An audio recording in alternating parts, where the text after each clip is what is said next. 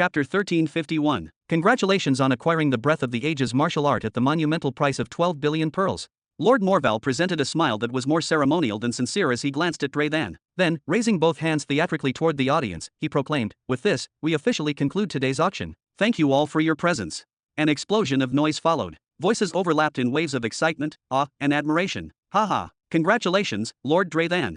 No one else could have earned that art. It was always meant for you.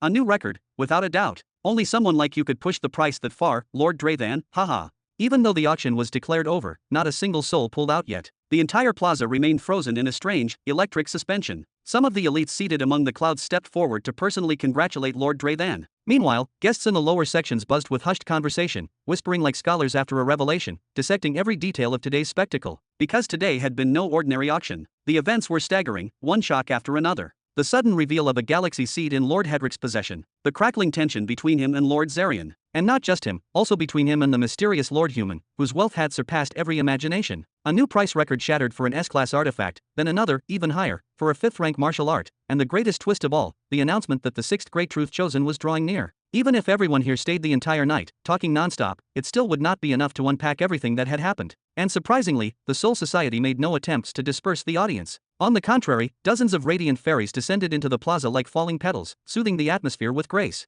They set up tables, summoned comfortable lounges, offered refreshments, everything to make the attendees feel welcome to stay longer. "Eleanor, let us leave." Renara's voice was calm, her tone cool like someone who had already weighed all consequences. "Just like that? Should we not go down and congratulate our little friend?" Eleanor did not look convinced. In fact, she took a step forward, as if her instincts were pulling her toward the crowd. "No, if we approach him now, from the middle of this ocean of people, it will raise suspicion. If he pretends not to know us, we will be humiliated. If he acknowledges us, the consequences might be even worse." Renara's head swayed from side to side. "We do not know anyone named Human. Erase the name from your mind, but we will reach out to our dear Robin soon. That, I promise. Now let us go." And with that final note, Renara's avatar shimmered and faded into the air, as though she had never been there. "Heh." Eleanor gave a cute, momentary pout, but then her expression slowly twisted into a mischievous smile. "Yes, we definitely need to speak with our little friend soon." And she too vanished, her presence swallowed up behind her sisters. In a quiet corner of the arena, the old man with the dog's head slowly raised his tired eyes toward cloud number 100. The folds of age made it hard to keep his eyelids open, but his gaze, despite the years, was sharp, piercing, and even unsettling. He stared for a full minute without blinking. Then, at last, his stern face softened, and a low chuckle rumbled from his throat. "Ho ho ho, well then, that settles it." The metal-faced man was not bluffing with that threat. "We better cover our backs while we still can." He turned to his side, expecting a reply, but the spot beside him was now empty. The spiked head had vanished. Looks like his pride took a blow. Young blood is always volatile. Let us hope he does not do something reckless, ha. The old man sighed, then slowly tilted his head, giving a final wave before he too disappeared. Ba-dump. Robin's heart thundered like a war drum inside his chest. The cheering crowds, the thunderous applause, the congratulations for Lord Draythan, all of it had faded into background noise. To him, the world had gone silent. Because right now, he was struggling to breathe. Whoa. He let out a long exhale, as if trying to breathe the weight off his shoulders, trying to ground himself, stabilize his trembling mind. But nothing worked. He was completely overwhelmed. 12 billion pearls. 12 billion pearls. For a martial art that he himself had created in just a few years. Lord Human, is everything truly alright? The spirit fairy floated gently in a slow arc around him, her small wings humming softly as she observed him with a mix of concern and curiosity. Robin finally looked up. His eyes, dark and sharp, radiated a cold intensity. 400 million pearls, really? His voice was low, clipped, and clearly bitter. Wait a second. Are you seriously assuming that this is the standard price for a 5th stage martial art? The fairy's calm demeanor faltered as she flitted back half a meter in surprise. What happened today was an extreme outlier. An anomaly in every sense of the word. Anomaly? So you are saying the entire crowd just woke up this morning and decided to hand charity money to poor little Human to improve his lifestyle? Robin's sarcasm was biting, and he punctuated his remark with a scoff, shaking his head as if he could not decide whether to laugh or fume. The fairy raised one glowing finger, regaining her composure. "Several unpredictable variables aligned today in your favor. In my humble opinion, fate, or perhaps something greater, was especially generous with you." She floated a little closer, speaking in a more deliberate tone. "The actual estimated market value of your martial art? Somewhere around 4.5 billion pearls. And that is already a high estimate, based solely on its foundation in major fundamental laws. But everything beyond that figure? That was pure luck, or maybe divine orchestration." She leaned in slightly, as if about to reveal a sacred secret. "First stroke of luck, Lord Hedrick. The moment he entered the bidding, the price jumped to double its expected value. He was not in his right mind, as something from his past clouded his judgment, pushing him to act out of emotion instead of logic. Robin nodded slowly, his gaze softening a fraction. Yes, he had seen the flicker of hesitation, of vulnerability, in Lord Hedrick's eyes. The fairy lifted a second finger. Second, the entry of Lord Morval. He never intended to evaluate your martial art on its merit. He planned to purchase it no matter what the cost. Not because of its potential in combat, but because of its value as a commodity. This is, after all, the first published 5th stage martial art of the man whispered to be the next great truth chosen, Robin Burton. If preserved carefully, it might one day be auctioned for hundreds of billions. Robin's pupils widened, his breath catching slightly. For just a second, he was genuinely speechless. The fairy floated upward, her tone lowering into something more confidential. Third point, and it is a big one. Sadly, Lord Morval had no choice but to reveal your identity as the technique's creator. It was the only way to counter Lord Drathan's vile accusation. And with that revelation, a shared thought took root among the nobles present: we must at least appear supportive of Lord Human. Whether by bidding or by praise, we must show respect. Robin's brow furrowed deeply. To think that all those titanic figures were playing a diplomatic game centered on him? He suddenly felt the weight of 1,000 invisible eyes bearing down on his name. Her tone darkened ever so slightly. Plus, the competitive tension between the Soul Society and the Tyrant Galaxy reached a peak today. Lord Drathan had just insulted the Soul Society publicly. Then suddenly, everyone else began bidding, and his pride could not allow that to stand. He was forced to win the art, no matter the cost, just to save face. And that is precisely why Lord Morval stepped aside. For your sake. She crossed her arms, hovering level with Robin's chest. He understood the danger. Better to let a proud man like Drathan walk away with his dignity intact, smiling, blessed by the crowd, than let him leave defeated, with his rage festering and his eyes seeking vengeance. Robin inhaled slowly, absorbing the avalanche of information. Then, he raised his eyes and gave her a sideways glare. Let me guess, Lord Morval asked you to feed me all this, did he not? Hee, maybe. The fairy spun in place, twirling in a playful circle as sparkles of soul energy trailed her. Just then, a new voice echoed from the side. Congratulations on your win, Lord Human. Chapter 1352. Congratulations on a successful bid, Lord Human. The events today were truly touching. We eagerly await what you will bring us next. Robin turned his head slowly, eyes glowing faintly beneath his metallic mask, and found one of the floating clouds drifting closer. Atop it stood a short, elderly figure clad in a flowing silver robe etched with starlight runes. Lord Amalek. Thank you, truly. Robin offered a respectful nod. His face revealed no emotion, but the tone of his voice held a steady warmth. Haha, you stunned us all today, Lord Human. Will we be blessed with more of your creations soon? In the blink of an eye, the space around him changed. It was as if the very gravity of the moment had shifted. Lords, nobles, and dignitaries, more than a dozen, suddenly surrounded him. Their gazes were fixed, their curiosity sharp. And still, more arrived. Robin had become the storm's eye. He raised his hands gently, offering a gracious bow of the head. Thank you all. I am honored. These were no mere officials. Every one of them was a true powerhouse of the middle planetary belt. Legendary cultivators, heads of ancient clans, and titans of influence and ambition. Any one of them could crush a city with a single gesture. But none dared to act arrogant. Not tonight. Not in front of him. Whether they believed he was protected by a higher force or was a master in disguise, none wanted to challenge him, someone they knew nothing about other than the fact that he might be a future great truth chosen. Whether they planned to ally with him, manipulate him, or betray him, all of that could wait. For now, they would smile. Lord Human. A booming, familiar voice called out as Lord Zarian approached, arms open in mock-exaggerated joy. You dazzled everyone today. Best buyer, best seller, and best at shoving certain inflated egos into the dirt. Truly, a performance for the ages. Robin could not help but chuckle softly, placing his hand over his chest. Your words are too generous, Lord Zarian, but they are appreciated. Words I have in abundance, Zarian grinned, leaning in, his voice lowering, but let's save them for a setting with fewer ears and less fanfare. I have a feeling this won't be our final encounter. He patted Robin's shoulder twice, not forcefully, but with the familiarity of someone planting a flag, staking a future claim. I'll be looking forward to it, Robin replied, his tone smooth yet unreadable, before turning to the rest of his circle. As long as there is value to share and respect to keep, Human will always be open for cooperation.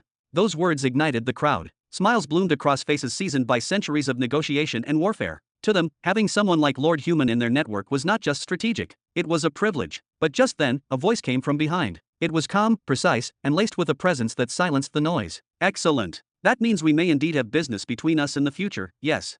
Robin turned instantly, his entire being sharpening with awareness. A new figure approached. He was tall, but not inhumanly so, standing just shy of 2 meters. He was dark-skinned, regal in bearing, with flowing jet-black hair and a strange, glowing white mark on his forehead that was half star, half cross. His eyes were deep wells of awareness, eyes that saw through everything. Robin had to steel himself. Just being looked at made his heartbeat falter. Before that man, he placed his hand over his chest and offered a respectful, firm nod. It would be my honor, Lord Drathan. Once Breath of the Ages reaches your hands and you experience its essence firsthand, I have little doubt you will find yourself reaching for me again. Of course, I'll definitely be in touch. A peculiar, unreadable smile curved on Drathan's face. Let's just hope that when that time comes, I happen to be in a generous mood. He leaned in slightly, lowering his voice. Who knows, maybe we'll gift you a planet, maybe we'll construct a portal just for you, maybe, just maybe, we'll even throw in a discount on the interstellar activation fees, hee. That final, teasing chuckle lingered faintly in the air as his figure began to shimmer, becoming translucent, then dissipating completely into a flicker of energy, gone without a trace, like a dream fading at dawn. Robin remained still, his gaze fixed on the empty spot where Draythan's cloud had floated just moments ago. After a long pause, he slowly shook his head and muttered, Lord Draythan, not the most comforting presence, is he? Ha ha ha, that's just how he is. Lord Draythan and the rest of Tyrant Galaxy's core members are always like that, enigmatic, proud, dramatic to the core. Lord Amalek's deep laughter echoed warmly as he clapped his hands together. Anyway, don't forget what I said. Anything you need related to soul cultivation or soul artifacts, reach out to me anytime. Until next time. And if it's anything about beasts, bloodlines, or ancient bestial inheritances, you know who to call. Lord Zarian raised a thumb, his grin wide. Looking to purify rare elements? I've got the best facilities in the belt, Lord Orion added with a gentlemanly nod. Want someone cursed into oblivion? Pay me a visit, I'll work my magic. A raspy voice chimed in from behind, clearly enjoying the theatrics. Yes, I'll keep that in mind. Robin chuckled lightly, nodding respectfully toward each departing noble. One by one, they vanished from the platform, their visit complete, leaving behind only impressions, promises, and looming possibilities. Finally, Robin exhaled deeply and allowed himself to collapse onto his cloud with a long, exhausted sigh. Ah, the glamorous life of a rising celebrity, more draining than I expected. With a flick of his finger, he opened his control interface, and a grin crept onto his face. Just as he had predicted, his popularity had exploded. The number of friend requests skyrocketed from a few dozen thousand to several million in mere minutes. Accept.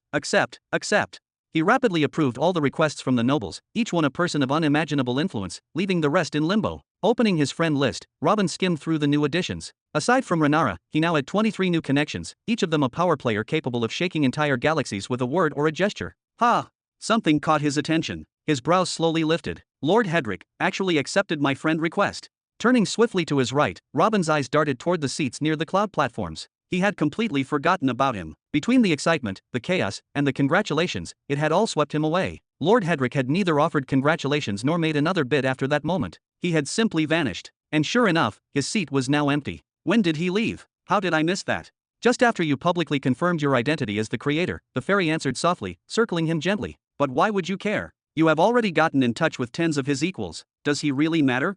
Those 20 don't know who I really am, Robin said quietly, frowning. There was something gnawing at him, something unsettling. Lord Hedrick had seemed ready to kill for that technique. That wasn't just desire, it was attachment. And yet, he had walked away. Just like that. Why? Was he disappointed? Heartbroken? Ashamed? Did he know something more? Was he going to speak? The only good sign was the fact that Hedrick had accepted the request. That meant communication was still possible, perhaps even reconciliation. Just as Robin was deep in thought, a voice called out behind him. Lord Human.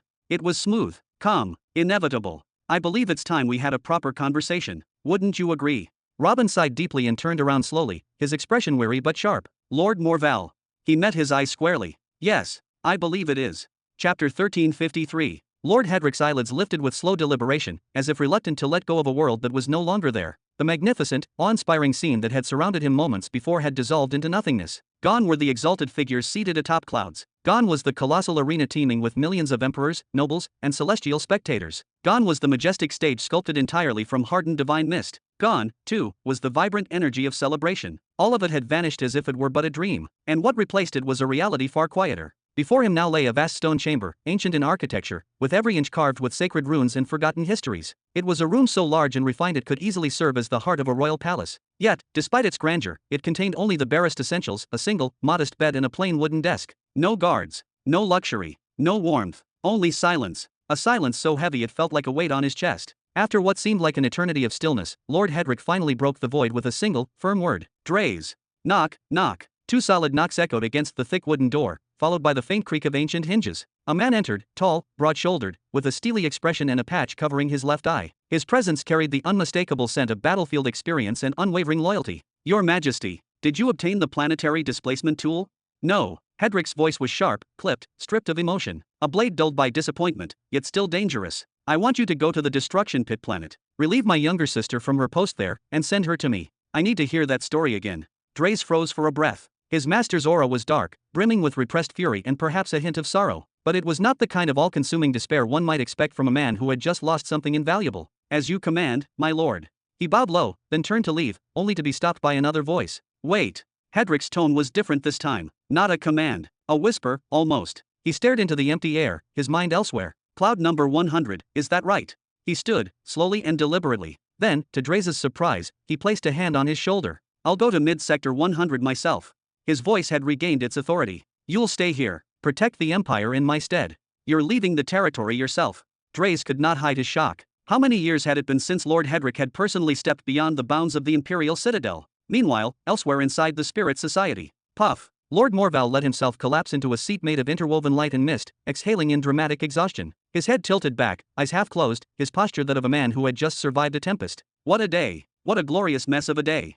You're telling me. Robin chuckled as he dropped into the seat across from him, a wide grin spreading across his face. I found myself dragged into the eye of every storm without warning. Lord Morval had approached him shortly after the auction ended, extending a rare invitation for a private discussion. No one had objected. Of course they didn't. When a major figure in the Soul Society asks for a moment, the world makes way. He had guided Robin to a secluded chamber tucked behind the grand auction stage. And the moment Robin stepped inside, the chaos of the auction vanished, replaced by a tranquil world unlike anything he had seen before. This was no ordinary room. This was a place woven from soul force, a space constructed not from stone and steel, but from imagination, intent, and boundless willpower. The moment he passed through the barrier, Robin found himself beside a glimmering waterfall cascading over crystal rocks. A gentle stream wound its way beneath his feet, impossibly clear, glowing faintly with soul light. A silk tent, open to the air, stood nearby atop a vibrant green meadow that stretched endlessly to the horizon. Small rabbits with silver fur bounded between flower patches, utterly unafraid. The air was warm. The sky above was tinged with the soft gold of an eternal dawn. This was not just a room, it was peace itself.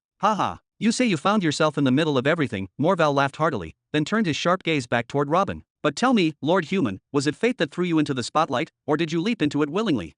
He straightened in his seat, his voice taking on a more serious tone. Much of what unfolded today could have been avoided. Oh. Robin smiled faintly, his eyes still closed as he listened to the tranquil murmur of the nearby waterfall. And how exactly could I have done that? You had plenty of options, in truth. Morval gestured casually. Regarding the planetary displacement tool, you could have built ties with one of the great powers and borrowed it quietly, discreetly. Who knows? You might have even ended up with a 6th-tier artifact, if fortune smiled on you. He motioned gently toward Robin. As for Breath of the Ages, you could have sold it to us directly. No fuss, no chaos. And that cloud, number 100, was it? Was that just a stubborn jab at the rumors? He shook his head slowly, a mix of amusement and disappointment in his expression. To think that someone who has reached the 4th stage of the Master Law of Truth would not have considered these possibilities, that would be insulting to your intellect. I know you thought about them. You simply cast them all aside, and by doing so, you created a saga, one that will undoubtedly be remembered for ages to come.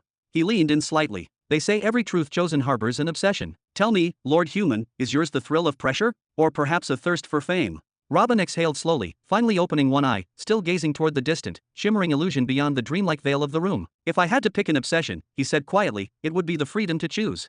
He let the words settle, then continued with a tinge of steel in his voice. If someone lends me a high-grade planetary artifact, they will soon want to dictate when I use it, how, and why. And more often than not, the price they ask in return is higher, sometimes far higher, than what I paid today. He gave a light shrug. As for Breath of the Ages, sure, the amount it sold for was a surprise. But that was not the goal. The goal was to plant my name into their minds, to associate it with absolute reliability. Whether I ever sell something of that caliber again does not matter. I have already achieved what I wanted.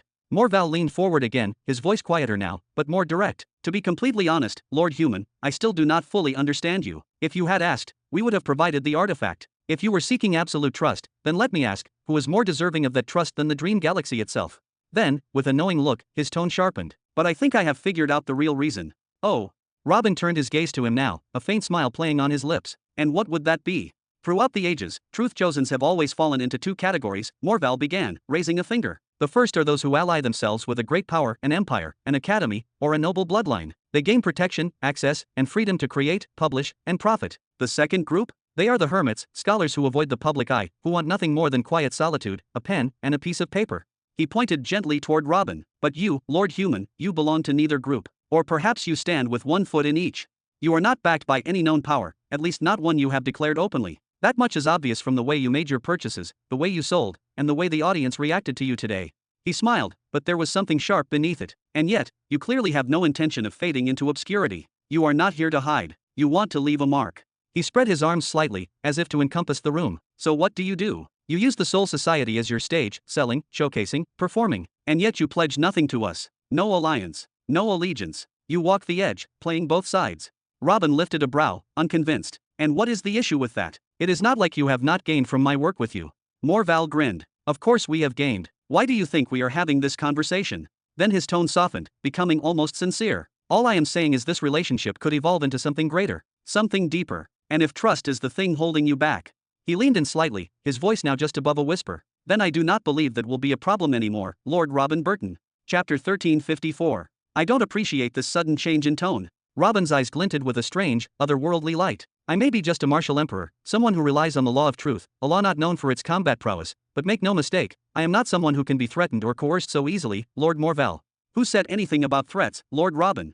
Morval tilted his head slightly, his tone calm, even amused. I merely stated a fact, you have nothing to fear from us. We've had full knowledge of your existence, movements, and growth for over 170 years now. So tell me, what difference does it truly make whether you deal with us directly, or through proxies and intermediaries? Robin's lips curled faintly in distaste as he responded, I don't like the idea of having to ask permission before making decisions that concern me. That's what it would come to, wouldn't it? If I accepted your offer and joined your system? Let's not sugarcoat it, Lord Morval. If I took your first offer, I'd be tying myself to your society, handing over full rights, giving you control over everything related to my creation.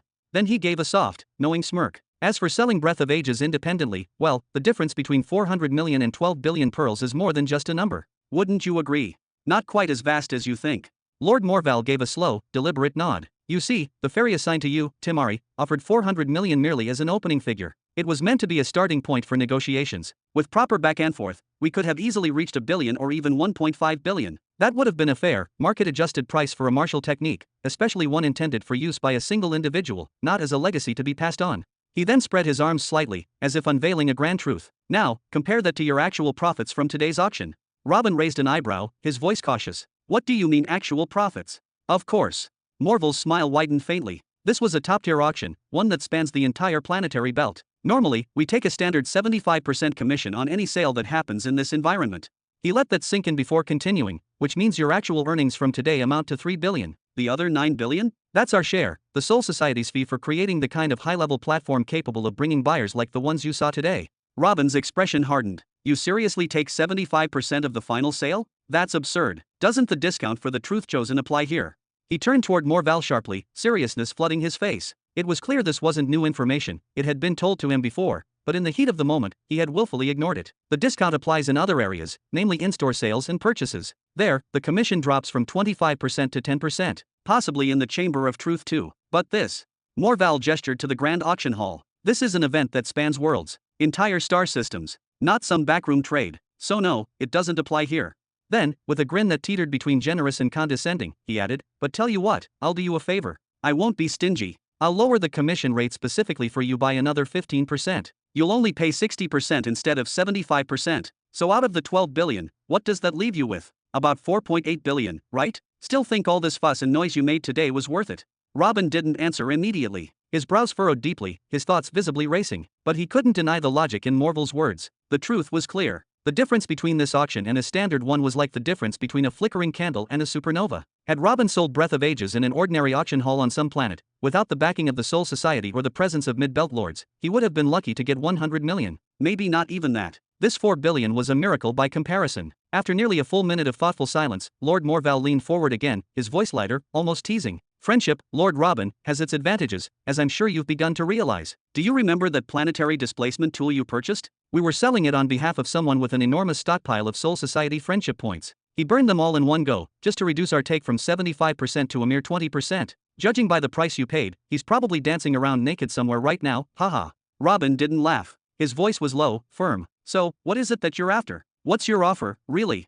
He looked Morval straight in the eyes. If this entire speech was just a setup to get me to travel to the Dreamer Galaxy, then please, save your breath. That's not my way.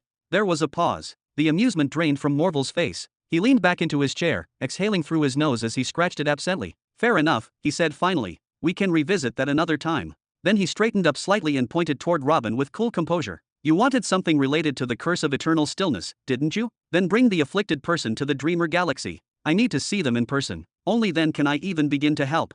There's no need. Robin raised a single finger, summoning a glowing white orb that pulsed gently with spiritual energy. With a calm, almost casual gesture, he tossed it toward Lord Morval. I never forget anything I've studied. Once my soul got stronger, I was finally able to construct a foundational blueprint of the curse's mechanism. I'd appreciate it if you took a look. Lord Morval made no move to resist. He allowed the orb to phase through his forehead, and then closed his eyes in concentration. Seconds ticked by in silence. Finally, he opened them again, the faintest smirk playing at the corners of his mouth. It's remarkably detailed. Thorough. Not bad at all. His expression grew more enigmatic. But even with all this, I'll still require a considerable amount of time to fully decrypt the curse's core structure, and more importantly, to locate its hidden key. And how long do you estimate that will take?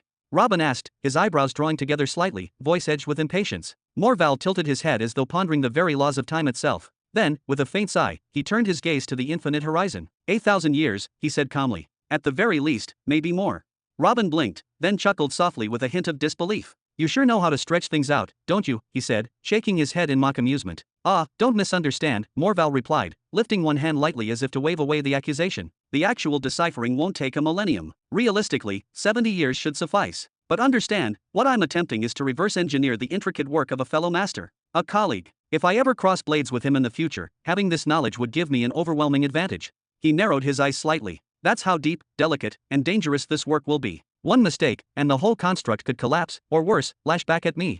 He gave a nonchalant shrug. But as for the rest of that 1,000 years, forgive me, I won't be locking myself away for 7 decades just for someone who doesn't even belong to the Dreamer Galaxy. I have other duties, other realms. I'll need to step out every now and then to manage my responsibilities. Then he added with a sly grin, and don't take it personally. This isn't about you, nor is it vengeance for your refusal earlier. Think about it. What royal soul master would chain themselves for 70 straight years to analyze something that brings them no benefit? To be honest, offering even 1,000 years in total is already uncharacteristically generous. Robin sighed lightly and scratched his head twice, his fingers pausing thoughtfully. 8,000 years, that's a steep price indeed. He smiled, though it was the kind of smile that didn't reach the eyes. Perhaps we should place this matter into stasis for now. Without hesitation, he extended his hand toward Morval. Now then, as repayment for halting your bidding against Lord Drathan, I'm willing to authorize you to pass down the martial art to 2 individuals of your choosing. Oh. Morval's brow lifted. I withdraw a single bid, and now I get the rights to share it with 2 people. That's rather generous of you, but tell me, aren't you gifting me something I already possess?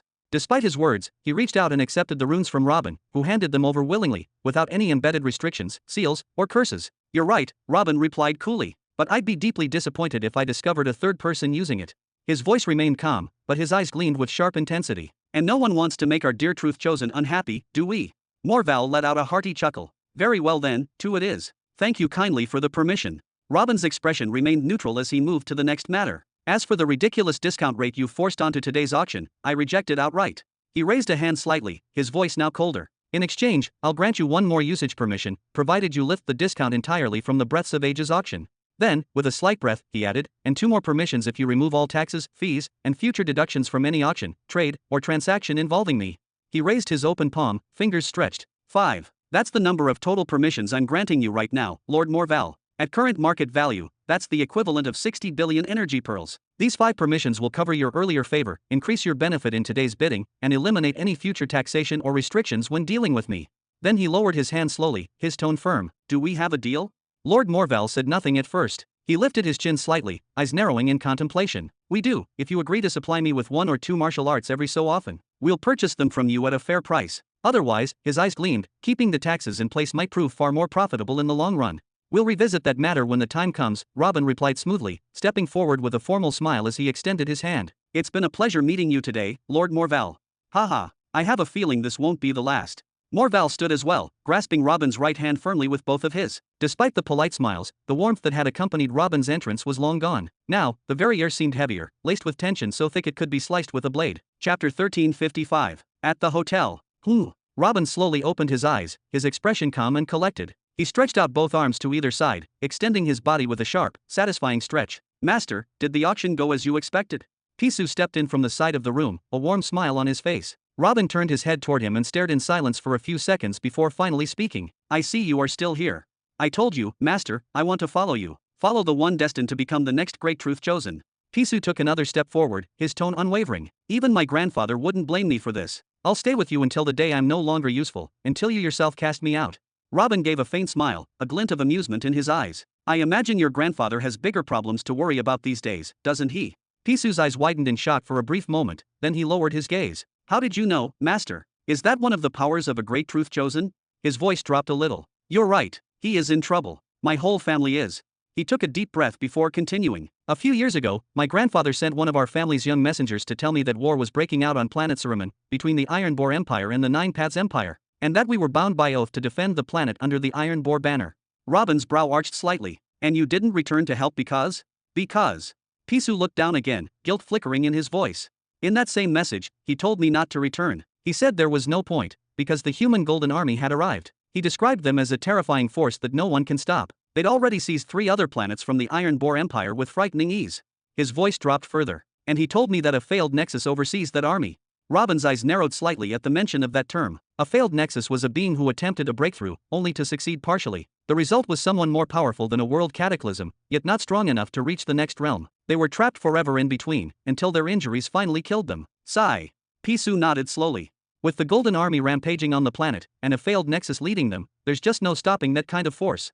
He shook his head in frustration. Even if the Iron Boar Empire sends reinforcements, the Nine Paths Empire counters with reinforcements of their own, except theirs come in the form of more world cataclysms. Then, a bitter laugh escaped his lips. My grandfather used to curse that Iron Boar Emperor day and night, asking why he had to provoke a semi-centennial empire like the Nine Paths Empire in the first place, just because they looked weakened after their war with the Twilight Spectrum Empire. But had he never heard the saying? A lion remains a lion, even if forced to eat grass. Robin chuckled faintly, the edge of a grin playing at his lips. Your grandfather sounds like a wise man. So, what happened to them in the end? As expected, Planet Suraman was overrun within just a few short years, Pisu said with a resigned sigh. My grandfather, along with the rest of our family, had to evacuate. They fled to another planet still under Iron Boar control. He shook his head. But life there isn't exactly better. Robin raised an eyebrow again. Why not? Aren't they loyal citizens of the Iron Boar Empire? My grandfather was accused as the reason for the defeat. Pisu's voice was quiet but heavy, carrying the weight of frustration and guilt. Besides him, there are 12 members in our family who possess a naturally high affinity with the minor law of sound, one that stems from the essential path of vibration. Out of those 12, 5 have already reached the level of world cataclysm, while the rest are still in the early stages, young and inexperienced, taking their time to explore and awaken the full potential of their affinity. He cast his gaze downward, hands clenched tightly at his sides. And because we had this strength, because we are human, the wretched commanders of the Iron Boar Empire saw us as nothing more than tools. They didn't care about our heritage, or our sacrifice. They just threw us into the front lines like we were expendable. We were to be the first wall, the shield that breaks before the sword.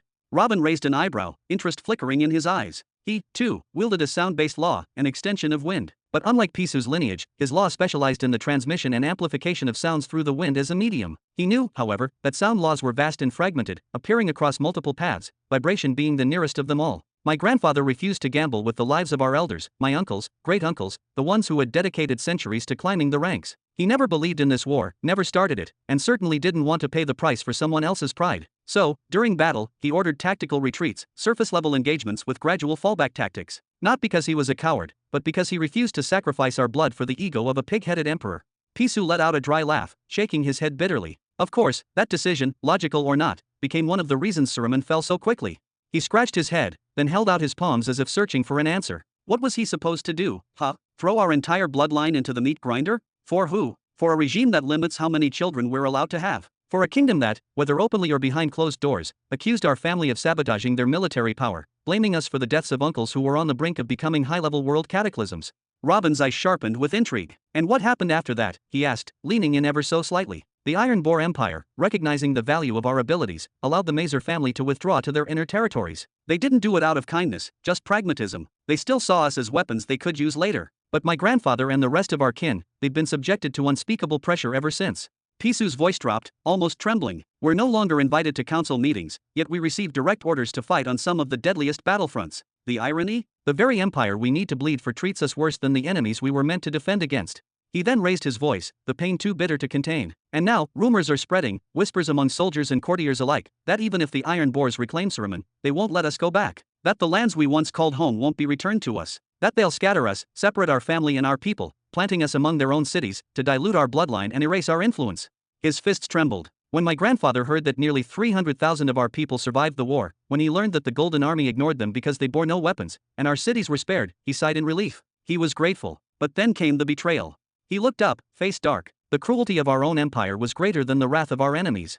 Robin was silent for a few seconds, processing the weight of that statement. That's heavy. So what's your grandfather planning now? From the sound of it, things aren't looking very bright for him. He hasn't declared anything yet, not officially. But the last word I received from my third cousin suggests he's contemplating two drastic paths, both painful. Pisu looked down again, as if it hurt to say it. The first is to swallow his pride and beg the Human Power Consortium to offer us sanctuary. The second, he hesitated, voice almost a whisper, is to reach out to the Nine Paths Empire in secret, and try to negotiate our return to planet Suraman, even if it means serving under our former enemies. Chapter 1356. Oh. A wide, almost mischievous smile spread across Robin's face, but he quickly suppressed it, raising an eyebrow with feigned curiosity. So, what exactly is this so-called Human Powers Consortium? Just a loose gathering, really, Pisu replied, waving his hand dismissively a few times. It is a meeting ground for representatives of various human factions, those who seek foreign relations or interfactional diplomacy. He snorted. But let's not kid ourselves. It's nothing more than a glorified bazaar. The consortium holds no executive power, the representatives almost never gather together in one place, and there's never any actual decision-making happening. It started with noble intentions, trying to resist the systemic oppression of humans in mid-sector 100, but in the end, it devolved into something closer to a marketplace or an expo.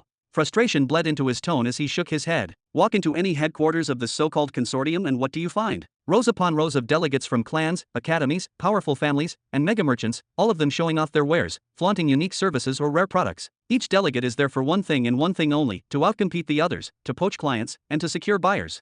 His voice rose slightly. You could stand in the center and scream, my clan is on the brink of extinction, and not a single head would turn. But whisper that you're in the market for some rare, canned blue cheese, and suddenly you've got 3 or 4 powers fighting to shove it into your hands. Robin couldn't hold back his amusement any longer. A short chuckle escaped his lips, followed by a full laugh. That's just too perfect. So human. He leaned back slightly, his eyes distant as he processed what he had heard. It all made perfect sense. Human factions had always been inward-looking. Each one was consumed by its own internal crises, including territorial disputes, financial shortages, and political rivalries. Their focus was narrow and survival-oriented. And in that mindset, the suffering of their neighbors didn't register. If an adjacent human world was on the verge of annihilation, too bad, I've got problems of my own. If a prestigious academy was besieged, sorry, my water pressure pipelines are corroding, so I need to fix them first. Who had the time, energy, or resources to fight for someone else's ideals? For humanity as a whole? That was a romantic notion, both unrealistic and unaffordable. And that is why the very concept of a union, a unified front for human powers, was flawed from its inception. Without a central force to enforce unity, without a true seat of power capable of imposing its will, the idea of collective action was a fantasy. In a twisted way, Robin actually admired that the consortium had turned into a bustling trade hub. At least those delegates weren't completely useless. They had found a way to be productive. And your grandfather, Robin said slowly, his tone now more skeptical, he wants to seek refuge among such merchants in disguise. Pisu let out a long sigh. Honestly, if he were to hint, even slightly, that the Mazer family was open to joining another power, every single faction would line up for a chance to take us in, without a second's hesitation. Think about it, aside from my grandfather, we have 6 active world cataclysms and another 6 in the making. That's a dream come true for any power. But then his voice dipped into something heavier and more bitter. But my grandfather knows better. He knows they wouldn't welcome us out of kindness. They wouldn't let us keep our lands. They wouldn't let us remain the Mazer family. He clenched a fist. The moment we joined, we'd be absorbed, devoured from the inside. Our identity would vanish. Our long, proud, storied legacy would be erased, replaced by someone else's banner. And that is something no one in our family could ever bear.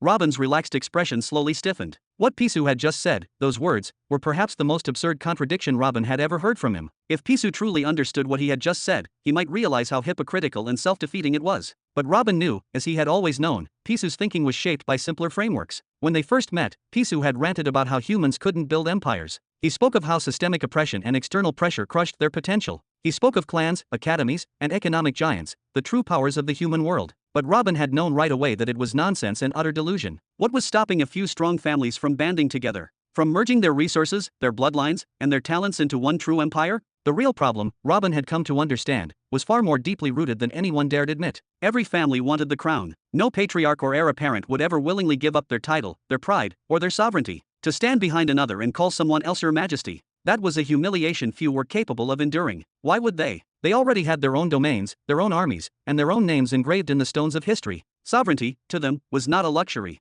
It was a birthright. And even when fate struck down a few families, leaving them landless, defeated, and clinging to survival, those who dared to merge usually did so out of desperation, not vision. The result? It was not an empire. It was not even a kingdom. It was just a patchwork clan with a shiny new name and an oversized council full of bickering elders. Each one was pulling strings in the shadows, each had old grudges, and each had sons, nephews, and cousins who deserved a voice. Robin had seen it unfold before. The Nitari Union sect was a living fossil of that dysfunction. Unity without a singular will was not unity at all. If all the human factions, the noble families, the ancient clans, the scholarly academies, and the trading syndicates could bend the knee to a single will, and if they could truly rally under a monarch with the strength and ambition of someone like Lord Hedrick, then, yes, a human empire could rise. It would be an empire not to be dismissed, one mighty enough to become a millennial empire, one that could reclaim the dignity humanity had lost. But that, Robin knew, was a delusion. No one would unite of their own will. Because every man thinks he should be the king. And that is why, after everything Robin had seen, after every betrayal, every negotiation that ended in ashes, and every plea ignored out of pride, he finally understood that only war can unify.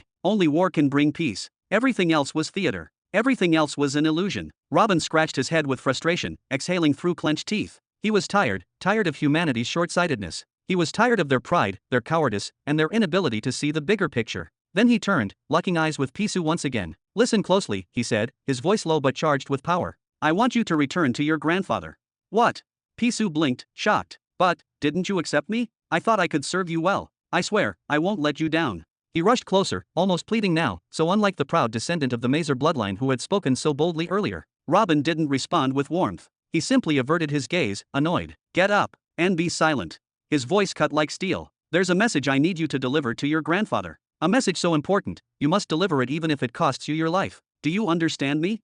Pisu's expression shifted. He swallowed hard. "Why yes. What message?" But Robin didn't answer immediately. Instead, he raised a single finger. From its tip, golden white energy spiraled out like stardust, condensing slowly into the shape of an ancient, rune tome, hovering in the air and glowing with celestial light. Robin opened his mouth, and his voice dropped in tone. "Before I say anything, you must place your soul sense into this oath book. Swear loyalty to me, complete, unquestioning loyalty. If you're serious about following me, then this is your beginning." Pisu didn't hesitate. His soul moved with lightning speed, diving into the oath book. His body flinched, just slightly, when the ancient energy seared his oath into being. It was a soul brand, a covenant. He exhaled. "Done. My loyalty is yours. Now, what's the message?" Robin stared at him for a heartbeat, then chuckled softly, almost in disbelief. "I didn't think my first world cataclysm would swear allegiance to me in this way." He waved his hand, recalling the oath book into his essence. In its place, a new artifact appeared, a tablet unlike any Pisu had seen, sleek, dark, and edged with shimmering silver runes. Robin handed it over. Then he pointed a finger at Pisu's chest, his voice dead serious. "You will contact him, not publicly, and not through channels, but privately. And tell him this, there exists a path for him to return to Suruman. And not just return to his homeland, but to rule it, alone, as its one true monarch." Robin stepped closer, now looking Pisu dead in the eyes. "Listen to what I'm about to say, and remember every word as if your life depends on it, because it will." Chapter 1357. 2 hours later. In the vast solitude of his grand chamber, Robin sat alone. His gaze was fixed on the cold, polished floor beneath him, the silence so thick it could shatter. He was not meditating, nor was he resting, but rather thinking. He was thinking with the weight of centuries pressing against his mind. But such silence rarely lasted long. A familiar voice rang in his thoughts, soft, perceptive, and ever vigilant. "If you ask me, I think you acted a bit too rashly with the Mazer family. What if they decide to continue siding with the Iron Boar Empire and end up exposing the fact that you, human, have secret ties to the Nine Paths Empire?" Neri's tone carried a trace of concern. It was not fear, but strategy, a cold, calculating concern. Robin lifted an eyebrow, his voice calm, yet laced with conviction. "Didn't you hear what that kid said about his grandfather's mindset? Their options are simple, either join a force aligned with that consortium or return to their old lives on planet Suruman by surrendering to the Nine Paths Empire. I offered them the impossible, a whole planet to govern. That is something they could never even dream of achieving by themselves. Why would they say no?" He raised a hand and brushed the matter aside like dust on his sleeve. "Besides, even if they do say no, what is so scandalous about me, a human, trying to save other humans? Giving them a home, land, and protection under the rule of another fellow human? If anything, it is poetic." Then his tone shifted, becoming more focused, his eyes narrowing. "One of my main reasons for wanting to claim a few planets in the Midbelt is to nurture native world cataclysms before the deadline. And now that I have found 6 of them just lying there, how can I not bow down and gather them into the fold?" A dry laugh escaped his lips. "Speaking of world cataclysms, Neri, tell the Shadow Swords where I am." "Oh, are you sure?" Neri's voice carried a touch of amusement. "They have been pestering me and Evergreen nonstop, demanding to know your whereabouts. Once this news breaks, there will be a tidal wave across the Empire. So, are you finally making a real move?" "Almost." Robin smiled faintly, like a man watching the pieces of a grand puzzle fall into place. "It has been 270 years since the coronation. If we do not initiate the next phase of the Empire's development now, we risk losing precious momentum. Time is the cruelest thief." Then, with a sardonic grin, he added, "Also, I need a new hiding place. Sector 100 has already been picked apart by search parties hunting me like a ghost. And after that little stunt I pulled, cloud number 100, I would bet my crown that all other searches in the remaining sectors have come to a halt." Cloud number 100. Neri frowned, confusion in her voice. Clearly, she had missed something that stirred the Soul Society. Yeah, that happened." Robin's grin widened into mischief. With theatrical flair, he launched into the full story. A few minutes later. "You what?" Neri's voice exploded in his head like a whip crack. "You arrogant, reckless lunatic. Have you completely lost your mind? As if your missions were not suicidal enough, now you are inviting death by flaunting that ego of yours. Haha, I sound proud and reckless, don't I?" Robin slapped his thigh with a smirk. "Perfect. That means no one will suspect a thing. Suspect what, exactly? Her voice was colder now, more calculating. That I am leaving mid-sector 100, of course. Robin shrugged nonchalantly, as if it were the most obvious move in the universe. You don't actually think I am stupid enough to stay after all that, do you? He chuckled darkly. Most of them will fall for the bait, convinced that the arrogant, prideful, destined great truth chosen is challenging them. And even if someone does see through it, well, I would be long gone, and there are still 999 other sectors to search. So, are you heading back to the Young Belt? Neri exhaled slowly, almost in relief. Maybe her master still valued survival after all. No, the lack of fifth stage laws there suffocates my progress. I'll be moving to another sector in the mid-belt. He tapped his fingers on the edge of his bed, each tap echoing with anticipation. I just haven't decided where yet. That leaves you with two options, sectors 99 and 101. I don't see any third path here. Neri offered her tactical input. Traveling between adjacent sectors already takes years, and the farther the sector, the longer the journey. You don't want to waste what little time you have left on travel, do you? Robin kept his head lowered for several moments, deep in thought, his breath steady but his mind swirling with decisions yet to be made. Finally, he gave a subtle nod. While I wait for the arrival of the shadow swords, I'll spend some time preparing. I need to acquire a few essential items for the journey. Notify me the moment one of them makes contact. I might also take this opportunity to investigate mid-sectors 99 and 101 more thoroughly. If either proves suitable, I'll shift operations there and have the planetary displacement tool and the scythe of dimming delivered directly to the new location. Can't we just stay here and wait until they arrive? Neri tilted her head slightly, her tone laced with reasonable concern. Robin gave a faint scoff. No, we can't afford to idle here. Transferring my techniques to clients is relatively easy, as they are just intricate runes encoded into information packets, transmittable across vast distances in an instant. But these two artifacts, they are physical. Most likely they are sitting in storage vaults halfway across the universe, sectors away. There is no telling how many years, how many decades, it might take for them to arrive if I just sit here waiting. His gaze darkened slightly with memory. Take Renara, for example. It took her 30 years just to gather the necessary components to build a fleet of Starseeker scouts for me. 30 years. I don't intend to waste that kind of time again. With a slow, calm motion, he adjusted his seated posture, then closed his eyes again. The soft hum of energy around him signaled his intent. He was ready to re-enter the Soul Society once more. A few days later, the atmosphere within the trade hall shimmered with energy. Light displays shifted constantly, showcasing some of the rarest artifacts known to civilization. Robin stood among them, silent and observant, but always calculating. Epic-grade mid-tier artifact. A bow paired with a quiver of reinforced arrows. Price, 170,000 pearls. He rubbed his chin thoughtfully, analyzing its stats, construction, and resonance. Then, without hesitation, he tapped purchase. Perfect gift for Alexander. He has earned something worthy. He scrolled down. 10 jars of royal beast blood, Santiras, the earth dragon. Blood harvested while it was still within the world cataclysm realm. Price, 1.1 million pearls. Robin's brows lifted slightly. Oh, this could serve Arrow well. Purchase confirmed. Further down, the eternal pulse scepter, 90,000 pearls. He leaned in with a small smirk. Looks like a solid amplification tool for the life-based forces, and definitely useful for the botanical divisions. You are coming with me too.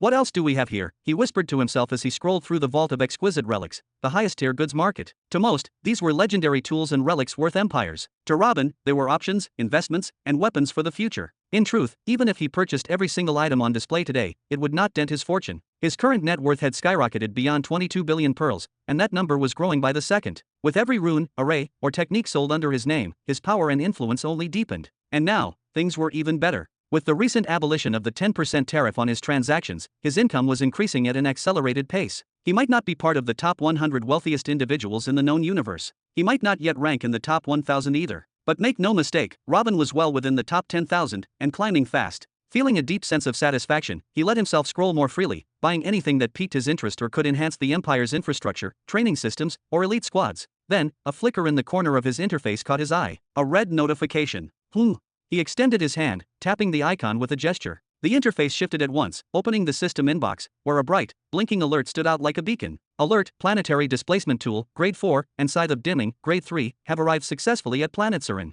Ready for pickup or intersectoral delivery. Robin's breath caught in his throat. His face lost color. How long have I been inside the Soul Society this time? He whispered, astonished. Chapter 1358. Timari, what is going on here?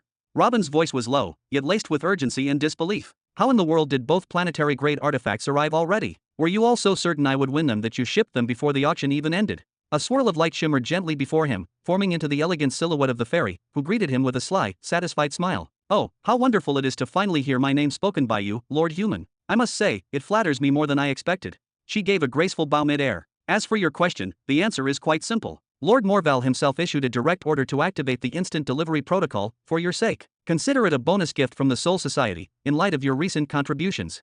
Robin narrowed his eyes. Instant delivery, he repeated slowly. Are you telling me you people can send physical, planetary-grade artifacts across sectors just like that? Effortlessly.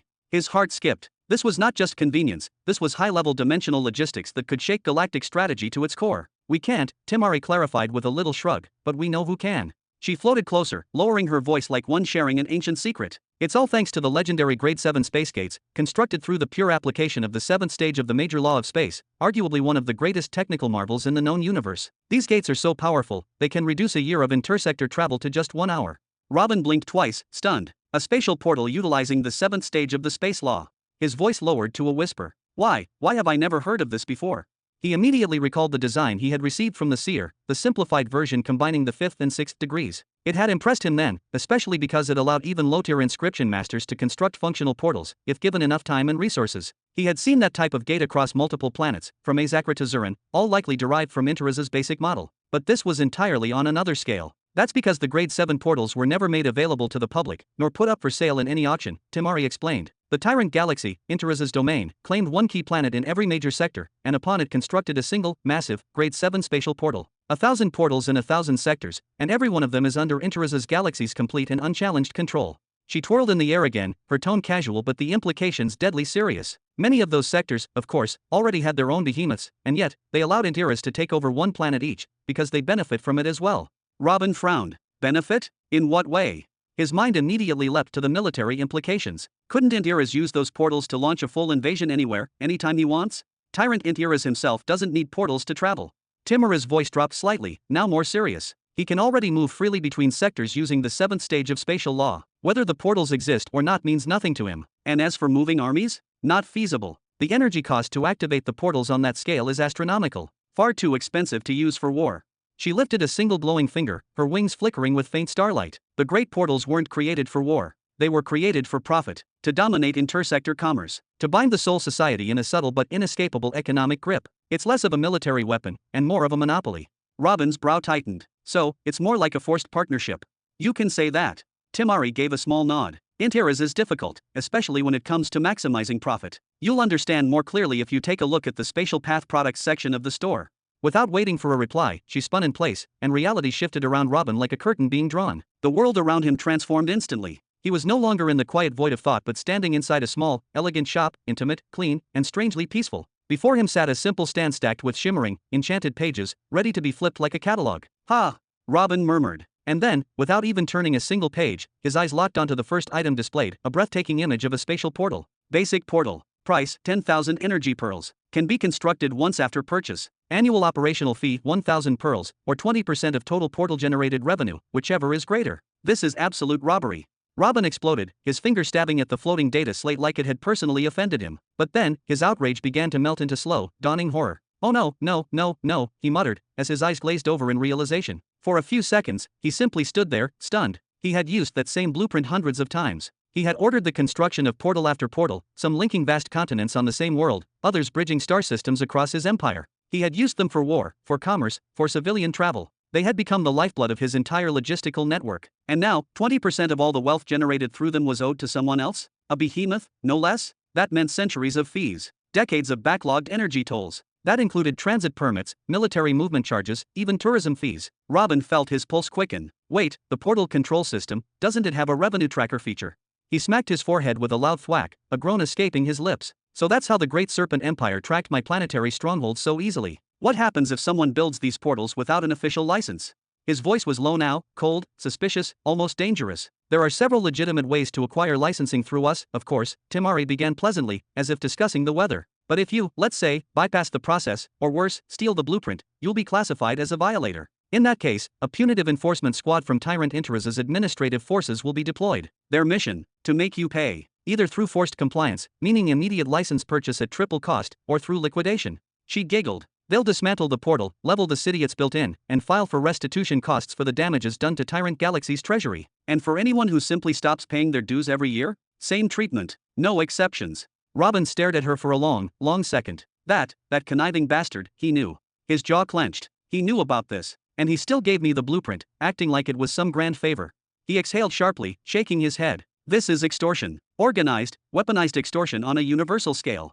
Robin grit his teeth and flipped to the next page in the catalog, praying for mercy but expecting more madness. Fleet bundle includes 1 mother-class flagship, 10 escort-class ships, and 500 combat frigates. Purchase options: 10 million pearls upfront plus 10% of the force's total annual earnings, or a one-time payment of 100 million pearls. Robin's voice cracked. 10% of my entire empire's revenue, just for a fleet.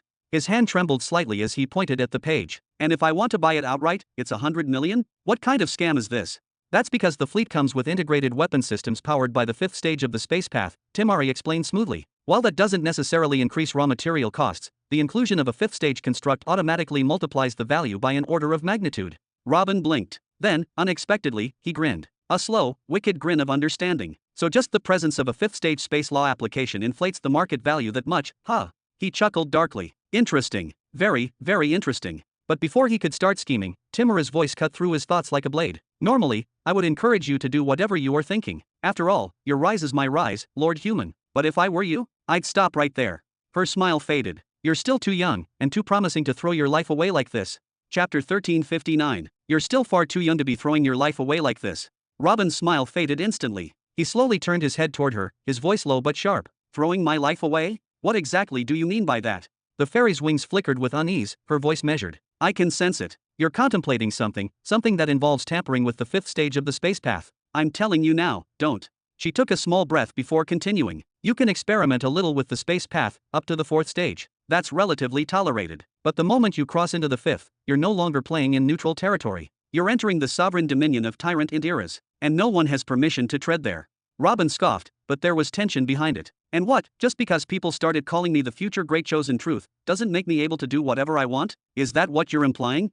I'm saying it won't protect you. The fairy's voice turned grave. You're not the first truth chosen to challenge Indiras. Millions of years ago, there was another, Antikers. Even he clashed with Indiras over this very path. And do you know what happened? He was forced to retreat. Not just him, but his entire alliance had to back down. Robin's eyes narrowed as he muttered through gritted teeth. So he's monopolizing the 5th through 7th stages? He really thinks the space path was carved out for his convenience? What kind of absurd tyranny is this? His voice rose slightly at the end, but he caught himself, drawing a slow breath. He was starting to understand why they called him tyrant. It wasn't always this good, the fairy continued. Back during the age of Antikers, Indiras had complete control over anything even remotely related to the space path. No one could sell, develop, or teach anything about it without going through his systems.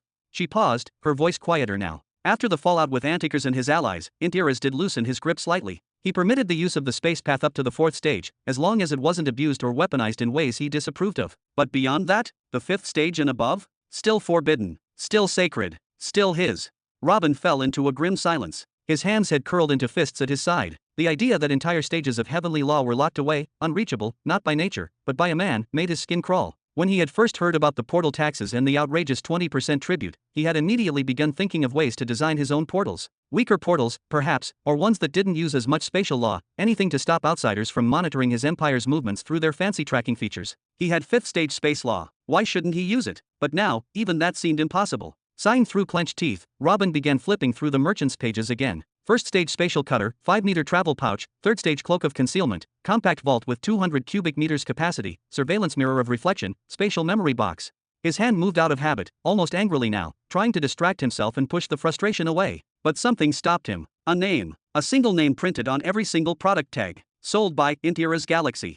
Robin's eyes froze. He flipped the next page. Then the next. And the next. Same tag. Same seller. Same dominating presence. What the hell is this? He growled. All of these products are under Indiras' name? Even the ones below the 4th stage? What, is there no other truth chosen in the entire universe who has dared to touch this path? Or am I just stuck in a corner of the shop that's entirely owned by him? The fairy hesitated before answering. Her voice was barely above a whisper now. Even if others have discovered insights into the space path, none are willing to show it. Not after what's happened in the past.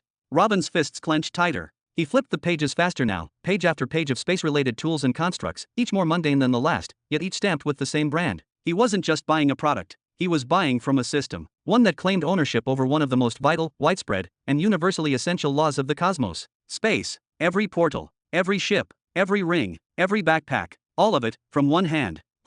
Robin narrowed his eyes, sensing something peculiar. He had finally scrolled down to the item that had triggered all the frustration and outrage in the first place. What appeared before him was an image of a colossal structure, a hollow triangular frame standing tall like a forgotten monument from a more advanced civilization. When compared to the buildings and tiny silhouettes of people at its base, the sheer monumentality of the structure became undeniable, as it was easily the size of a small city, towering in silence as though it defied gravity itself. Beneath the image, a simple caption was displayed in sleek golden letters. Grand Space Portal Transit Service, one-way ticket, 100,000 pearls. Fixed price across all sectors. 100,000 pearls for a single ticket.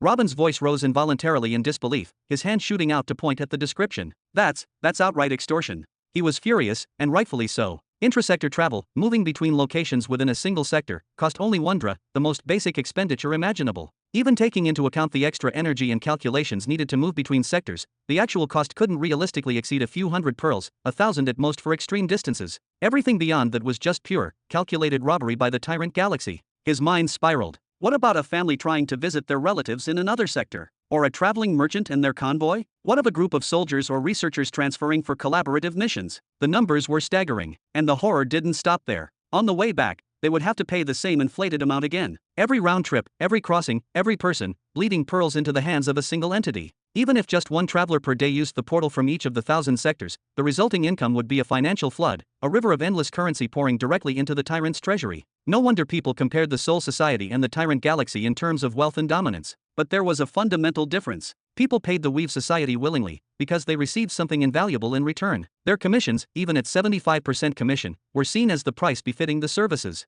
But the tyrant galaxy? They weren't offering, they were imposing. This wasn't trade. This was tribute to a celestial emperor who ruled not by honor, but by monopoly. Then a realization struck him like lightning through the brain. Wait. Robin's breath caught in his throat. Did you use these grand portals to deliver my planetary tools here? He turned toward the fairy with wide, almost panicked eyes. The fairy tilted her head slightly, as if this question had been anticipated. Her voice was calm, even cheerful. If you're concerned about your location being exposed, you can rest easy. These portals are used daily for high-priority logistical transfers all across the mid-belt. As for your items, they were sealed with multi-layered cloaking enchantments and wrapped in traceproof shielding, completely untraceable. It's just one more routine operation for us. Robin sighed in visible relief. Good, very good. He leaned back slightly, then rubbed his chin in thought. Still, that means roughly 200,000 pearls were spent just to rush those 2 items to me. He smirked. I suppose I'll have to find some proper way to thank Lord Morval. The man really does have a nose for business. Then, half mocking, he added with a chuckle, tell me, does everything else I bought get the same express, VIP shipping too? The fairy blinked, not understanding the sarcasm. Not really, however, if you're busy or traveling often, you can assign a fixed delivery location and authorize someone you trust to receive packages on your behalf. Just provide them with your 16-digit identity code, and they'll be able to claim anything addressed to you. Robin raised both eyebrows, impressed by the simplicity of the system. He was about to ask another question, the beginnings of his next thought already forming. Oh, that's actually quite useful. What about, excellent. But his words were cut short. Suddenly, he felt it. A ripple, no, a stirring in his soul domain. A familiar presence had entered his range, silent, precise, lethal. A shadow sword had arrived. Chapter 1360. Blink, blink. Robin slowly opened his eyes, his vision adjusting to the light. A gentle smile formed across his face as he immediately recognized the figure before him. Well, would you look at that? Who do we have here? He said warmly, amusement dancing in his tone. Father, Theo replied with calm reverence, bowing in formal greeting. Robin's expression lit up with joy. Come here, boy. Haha, he laughed heartily as he stepped down from the bed and pulled Theo into a tight embrace, one hand gripping his shoulder. It's been far too long. Indeed, too long, 170 years. Theo exhaled, his voice tinged with reflection. Since then, I was purchased into your service, led campaigns and conquered numerous kingdoms, ventured to other planets, returned to establish the empire of the true beginning. After that, we launched countless invasions and expanded for many decades. Eventually, you completed your coronation, and you entered deep seclusion. And somehow, all of that unfolded in less than 170 years. Robin chuckled and gave his son a knowing pat on the shoulder. You'll have to get used to numbers like that, my boy. At the peak of the Emperor realm, our strength and vitality grant us lifespans that stretch across millennia. In the grand scheme of the cosmos, we're still barely toddlers. He. With a gesture, Robin guided Theo toward a nearby chamber furnished with a few simple yet elegant seats. He motioned for him to sit, then followed and settled into a chair with a soft sigh. Before we say another word, tell me honestly, is everything well within the Empire? Has anything significant happened in my absence?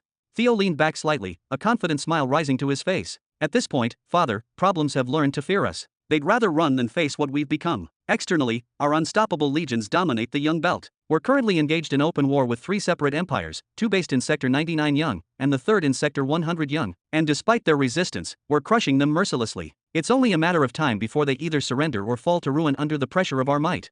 He paused, then gave a strange little chuckle. As for internal matters, the crazed Prime Minister is overseeing everything. He's, well, slightly unhinged, but I must admit, his reforms have reshaped the very soul of the empire. Robin arched an eyebrow, a glint of curiosity sparking in his gaze. A crazed prime minister, huh? Wait a second, don't tell me Kristen Burton took the reins. That's the one, Theo nodded. Little Richard appointed him out of nowhere, claiming you personally recommended him as well. At first, we all opposed the idea, monitored him closely, challenged every decision he made. But over time, we stopped resisting. Regardless of how bizarre he seems, one thing is undeniable, he knows exactly what he's doing. Robin leaned back with a satisfied smile. That's good to hear. But tell me, in what way is he crazed? Theo furrowed his brow, as if struggling to find the right words. It's hard to explain, he's erratic, utterly unpredictable. One moment, he's crafting mighty laws that subdue entire planetary systems, and the next, well, he's banning laundry on Fridays. Robin blinked. Ha! Yes, no laundry on Fridays, Theo repeated, half laughing. But then again, he also represents the Empire in interstellar negotiations with such skill that we managed to absorb an entire planetary nation with barely a drop of blood spilled. That kind of brilliance elevated his prestige beyond imagination. Theo raised two fingers, signaling another example. He's deeply invested in the upbringing of the Burton family's younger generation. Under his orders, we've established elite academies for spiritual cultivation, physical combat, energy manipulation, even training on riding Terra and Draco beasts, plus education in administration, leadership, and commerce. The children of the family are growing in an environment perfectly engineered to forge future rulers and visionaries. He paused, then added with a wry smile, and yet, at the same time, he randomly issued a law that all Burton children must wear soft, fuzzy red shoes until the age of 10. No explanation, just fuzzy red shoes. Then Theo let out a loud, unrestrained laugh, his shoulders shaking from the force of it. 80 years ago, he began, eyes sparkling with amusement, that lunatic inaugurated a military-grade industrial facility, one entirely dedicated to manufacturing mid-tier epic-grade armaments. The event was nothing short of grandiose, with full ceremonial processions and a media broadcast that reached every corner of our vast dominion. He leaned in slightly, lowering his voice as if sharing a juicy secret. And once it was all over, right after the ribbon was cut and the speeches ended, he took off his clothes, all of them, and ran through the city streets stark naked, laughing like a child as confused guards and officials scrambled in panic. Theo raised an eyebrow and gave a wry smile. And his eccentricities don't end there. He has some truly bizarre personal habits. For one, he snacks on ice cubes, constantly crunching on them under his teeth mid-gatherings. And the way he dresses. He shook his head. He insists on wearing this ridiculously tight necktie that grips his throat so hard the veins in his neck bulge visibly. It's unsettling to look at, honestly. Robin's lips twitched, barely able to hold in his laughter. The mental image forming in his head was far too vivid, far too absurd. He raised a hand to his face, pressing it against his mouth as he tried desperately to stifle the grin. Unpredictable? That man wasn't just unpredictable, he was a walking anomaly. Clearly, something deep within his psyche had been tampered with. Robin could practically see the damaged pieces of Kristen's mind, fragments warped and twisted, likely as a result of whatever experiment or ritual Richard had subjected him to. And yet, to think that after all that, the man was still capable of speech, of coherent thought, even of governance, that in itself bordered on a miracle. Robin cleared his throat, stealing his expression into something more formal. Ahem. In any case, does anyone keep him in check? Because if he keeps operating like this, one day his randomness might not be so harmless. It could throw us into serious danger. Theo gave a light shrug, his voice calm. He's not alone. The senior members of the Burton family stand around him like a protective council, they serve as his ministers and advisors. And Lady Emily has her eyes locked on him. She doesn't let anything slip through her fingers. I'd say any major decision passes through multiple filters before it ever takes effect. Robin nodded in approval and tapped his hand lightly against his thigh, drawing it close to the topic. Good. He narrowed his eyes slightly, his expression shifting back into curiosity. Now, tell me something important. He leaned forward, the question escaping his lips with sharpened clarity. How the hell did you manage to get here in just a few hours?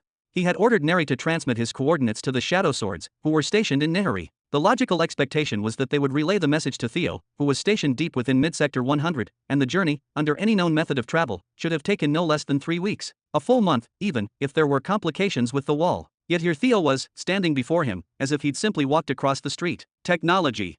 An almost childlike excitement spread across Theo's face, an expression rarely seen on the stoic strategist. He wasn't usually the one explaining mechanisms or artifacts, but now he looked genuinely thrilled. With a quick motion, he slipped off a bracelet and a pendant, and handed them to Robin. Here, see for yourself. Robin arched a brow, accepting the items carefully with both hands. He turned them over in his palms, examining the subtle energy flowing through their engravings. Theo began to explain with a clarity that suggested this wasn't just theory, he had used these items himself. That's a rapid phase bracelet, forged using the 6th stage of the path of space. Its core function is to accelerate travel through space corridors by lowering the friction between dimensional layers. To put it in simpler terms, it's like pouring oil beneath a stuck object. It doesn't create a new path, it just lets your body slide through the path faster.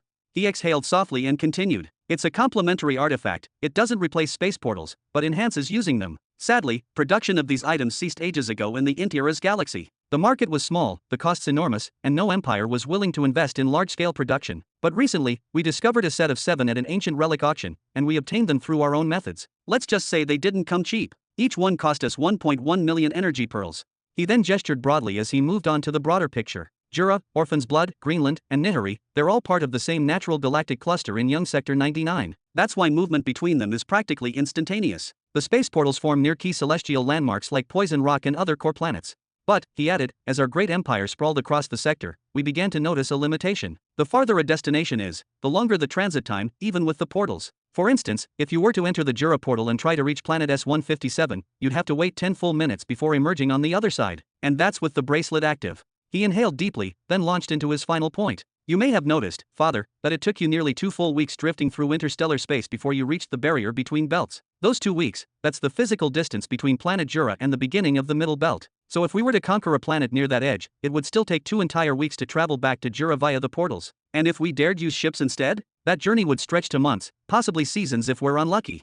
Chapter 1361. Then Theo gestured toward the bracelet on his wrist. This bracelet, he began, his voice steady and precise, drastically shortens that 2-week delay. With it, the delay becomes merely 2 to 3 hours at most. Yes, it is outrageously expensive, but its value is undeniable. We had no choice but to purchase them. The need for swift data and personnel exchange between planets was already urgent, but more so, we needed seamless communication between the young belt and the mid belt. Imagine a catastrophe erupting in Jura, and we wouldn't even hear about it, nor reach for help, until a month had passed. That is a risk we couldn't afford. Robin nodded slowly, wordless, but inwardly overwhelmed by the implications. The sheer vastness of space between planets, and the unimaginable scale of even a single sector, was overwhelming. Frightening, even. As he absorbed Theo's explanation, a sigh escaped Robin's lips. This was precisely one of the unmatched advantages of owning a galactic seed. It didn't matter how colossal the sector was, nor did it matter if it contained hundreds of millions of celestial bodies. So long as the galactic seed was under your control, all of that could be simplified. You could scan the entire region once. You could pinpoint, extract, and pull every major or strategically valuable planet to orbit around a single star system. And just like that, interstellar war logistics collapse into nothingness. No more exhausting multi-front campaigns. No more war fleets stretched across entire quadrants, like what had happened with the Nine Paths Empire. Everything would become centralized, and even without teleportation devices, traveling between those clustered planets would take mere minutes, not months. Robin's fingers curled around a pendant now glowing with a soft, unfamiliar aura. And what about this? He asked, lifting it slightly. The pendant's halo pulsed softly, no less potent than the bracelet, if not more. Theo replied without hesitation. That's a safe passage pendant, crafted by the artisans of the galaxy of radiance. It incorporates laws of the 6th stage of the purity path. Its function is simple, but vital. It manipulates the laws governing the barrier wall between belts, making it dramatically easier to pass through. Where once it took us 10 grueling days to cross, we can now complete the journey in just a few hours. The wall still scans us, of course, both entering and exiting, but the harmful side effects of exposure are almost entirely neutralized, thanks to the pendant. A sheepish grin found its way onto Theo's face. Each one costs 150,000 pearls. We bought a handful of them to support our operations. I know it's still excessive, but it's a necessity, not a luxury. Robin's eyes narrowed, flickering between the two artifacts. Both of them are built using 6th stage applications of fundamental laws. The bracelet costs 1.1 million, the pendant just 150,000. That's nearly a tenfold difference. Tell me, does Intiras not worry about exploding from all his gluttony? He scoffed, shaking his head. Veins bulged slightly across his temples, irritation leaking from his every word. In truth, Robin could nearly swear that solving the travel bottleneck between sectors wasn't even difficult for someone who had reached the 7th stage of space. Creating the famous triangular portals shouldn't be this expensive, nor this rare. But Intheraz's monopoly on the technology had locked everyone else in place, anchoring each sector's powers where they stood. Only he and his inner circle enjoyed freedom of movement, as if they alone deserved to walk the stars unbound. Robin forced a strained smile, searching for levity. Anyway, the Imperial Treasury must have fainted dead away at the sight of your radiant shopping list, huh? Theo raised his chin slightly, pride flashing in his eyes. Actually, all of it was financed by the Shadow Swords network in the mid-belt. He stood a little straighter, his voice taking on the tone of a report well delivered. As you commanded, Father, we established an intelligence guild spanning sectors 99 and 100. A full structure, including tracking, intel gathering, infiltration, planting spies, and assassination missions. Over the past 150 years, give or take, we've expanded exponentially. We now have hundreds of hidden and public outposts across both sectors, and our profits have never stopped growing. We've already amassed nearly 40 million pearls.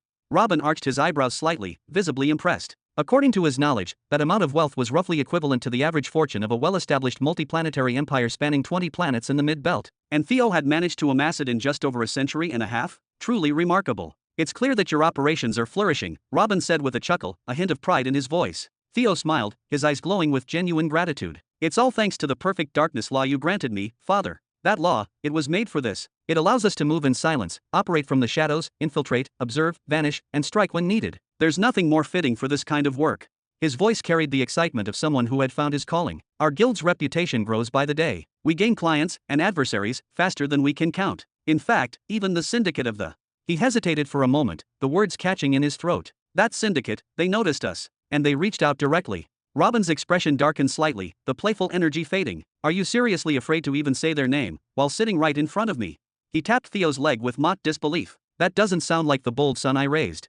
Theo gave a knowing, uneasy smile and shook his head. No matter how powerful we become, there are still entities out there that you simply don't provoke. For some powers, obeying their laws and customs isn't weakness, it's survival. Robin narrowed his eyes. Sensing the tension, Theo quickly clapped his hands and shifted the mood. Anyway, they praised us. Apparently, they'd been watching our growth and were impressed. They proposed a permanent intel sharing agreement, along with a modest portion of our profits. He laughed nervously. That kind of arrangement usually only gets offered to syndicates backed by world cataclysm cultivators. We're kind of breaking the mold, I guess. Robin scoffed. You mean to tell me they're extorting you, forcing you to give up your information and taking a cut of your earnings? That's not partnership, that's pressure. Who exactly do they think they are to intimidate the shadow swords like this? His eyes sharpened. Even a behemoth wouldn't dare recklessly challenge your expansion. If someone tried to destroy a planet just to drive you out, would they really flatten an entire sector? No, you just need to spread, and clearly, you are. Theo gave a half smile and waved his hand dismissively. It's fine, really. Nothing to lose sleep over. Most of the intel we gather isn't even sensitive, just reports we sell for a few dras here and there. The only information we truly protect is anything related to the true beginning empire. Everything else? Disposable. And if it ever gets important, we run it by you before we act. Robin went quiet for several seconds, his gaze thoughtful, reading every flicker of hesitation on Theo's face. Eventually, he nodded, slowly. All right, as long as you're staying safe, that's what matters to me. Still, tell me, is there anything I can do to help you grow faster? Expand your reach even further. Theo's face lit up. Honestly, everything is moving at an excellent, steady pace. Among the world cataclysm level syndicates, I don't think any of them match our network or volume of operations. He grinned mischievously. But if you really want to help, maybe send a few world cataclysm cultivators our way? Just a handful. Robin burst out laughing and gave Theo another playful slap on the thigh. Trying to provoke me now, are you? If I could buy world cataclysms like snacks, I'd have shipped you a dozen already. Theo raised an eyebrow, grinning. Oh, actually, we can buy some of them. They're on the market. We just don't have the coin yet. Chapter 1362. What are you talking about? Robin raised a single brow, his voice tinged with incredulity. One of the first things I searched for in the Soul Society's market was slaves. And yet, nothing, not a single trace. Theo responded with a calm, knowing smile, one that carried the weight of old secrets. The Soul Society used to deal in slavery, once upon a time. It used to be a den of every kind of sin and indulgence money could buy, slaves, cursed arts, forbidden pleasures, and everything in between. But all that changed when Lord Morval took over the leadership a few million years ago. He leaned slightly forward, lowering his voice as if speaking of a sacred transformation. Since then, the Soul Society has remade itself into a beacon of righteousness, at least on the surface. It became a center for noble trade, a symbol of fair exchange, law, and stability. Didn't it strike you as odd that, despite browsing through the wares of countless merchants, you never found anything off? That's because of their ironclad surveillance protocols. Nothing escapes their gaze. He paused just long enough for Robin's expression to tighten, then continued. As for the darker trades, slavery, blood-based cultivation, corpse dealing, black arts, even the supply chains for cannibal cultivators, those have all been pushed underground, hidden, shielded beneath layers of shadow enforced by the underworld powers. Theo's smile sharpened into something between pride and caution. You've heard of such networks, I'm sure. My own organization, the Shadow Swords, is one of them now. Robin's gaze narrowed. So, you're involved in all of this? Theo gave a relaxed shrug, entirely unbothered. More or less. We don't hunt for these goods directly, but when we eliminate targets, most of whom are criminal cultivators or rogue warlords, we inherit their vaults. Those vaults often contain cursed relics, bloodbound scrolls, or forbidden items. We can't use them, but we know how to sell them discreetly. That's one of our many revenue streams. Robin stroked his chin with interest now, curiosity overtaking concern. I see. Tell me more about the slave trade. All of it. Theo nodded, eyes sharpening with the eagerness of someone explaining a dark science. The slave trade, like everything else, is layered. Let's start with the lowest tier, mass sale. Millions of humans or demi-humans are captured and sold in bulk. These poor souls are usually fed to the beast gardens. Ever heard of a noble raising 1,000 abyssal serpents in a valley made of screaming flesh? That's where the food comes from. Others buy in bulk to forcibly evolve new bloodlines. Using racial transformation devices, they merge captives into new breeds. It's cheaper than waiting for volunteers and faster than selective breeding, and it gives results, fast. Some just want people. Literal civilians. Cultivators at the World Cataclysm realm who want to settle down and play king will often buy entire populations, move them to a planet, and build a kingdom from scratch. They want to be gods over mortals. And they pay for it. Theo's voice was clinical now, carrying the dark familiarity of someone who has read the ledgers and seen the chains. Of course, this kind of business doesn't cost the suppliers much. They land on some poor backwater planet and gather up the entire population. Sometimes they don't even bother killing anyone, they just sedate them. The only expense is the fuel it takes to land the ships. Then, he raised two fingers. The second tier is more personalized, targeted procurement. Let's say you want a girl with a specific bone structure, or a man with a rare affinity to the law of fire. You make the request and pay a premium. The slavers dig through their inventory. If they don't find a match, you leave your specifications and a deposit. Then, they scour the galaxies to find it. Finally, he raised a third finger, his face now more serious. The final tier. The most dangerous and secretive of them all. The trade of armies and powerhouses. He leaned forward, speaking slower now. For the price of 1,000 energy pearls, you can purchase an entire force, 1 martial emperor, 500 sages, 5,000 saints and knights. An army, not a metaphorical one. A literal, living, breathing army that could have taken down planet Jura before we took over. He shook his head faintly. Of course, they're broken. Most come stripped of all identity, sometimes even of their manhood. Some are mute. All are bound by soul-binding contracts so strict, so absolute, that even thinking of rebellion is suicide. You tell them to die, and they die. You tell them to kill, and they slaughter a city without blinking. Then Theo slowly raised a finger, his expression grave. But if someone seeks to purchase a slave ranked above a martial emperor, the cost rises drastically. A shadow passed over his face as he continued. You see, World Cataclysm cultivators are incredibly rare in the Middle Belt. In most cases, they're owned exclusively by ancient bloodlines or great imperial houses. The slaves of this caliber typically come from two grim sources. He extended a second finger, lowering his voice slightly. The first source is fallen noble families. When an entire lineage is crushed beneath the boots of an empire or obliterated by a rival clan, sometimes one or two of their strongest are captured alive. These unfortunate souls, world cataclysms who once stood proud, are shackled with soul-binding contracts, their freedom annihilated. Their captors may keep them to serve as war hounds, or, if resources are scarce, they're sold at exorbitant prices to recover the financial losses of war. A third finger rose. The second source is even darker, the free world cataclysms. These are independent monsters roaming the belt.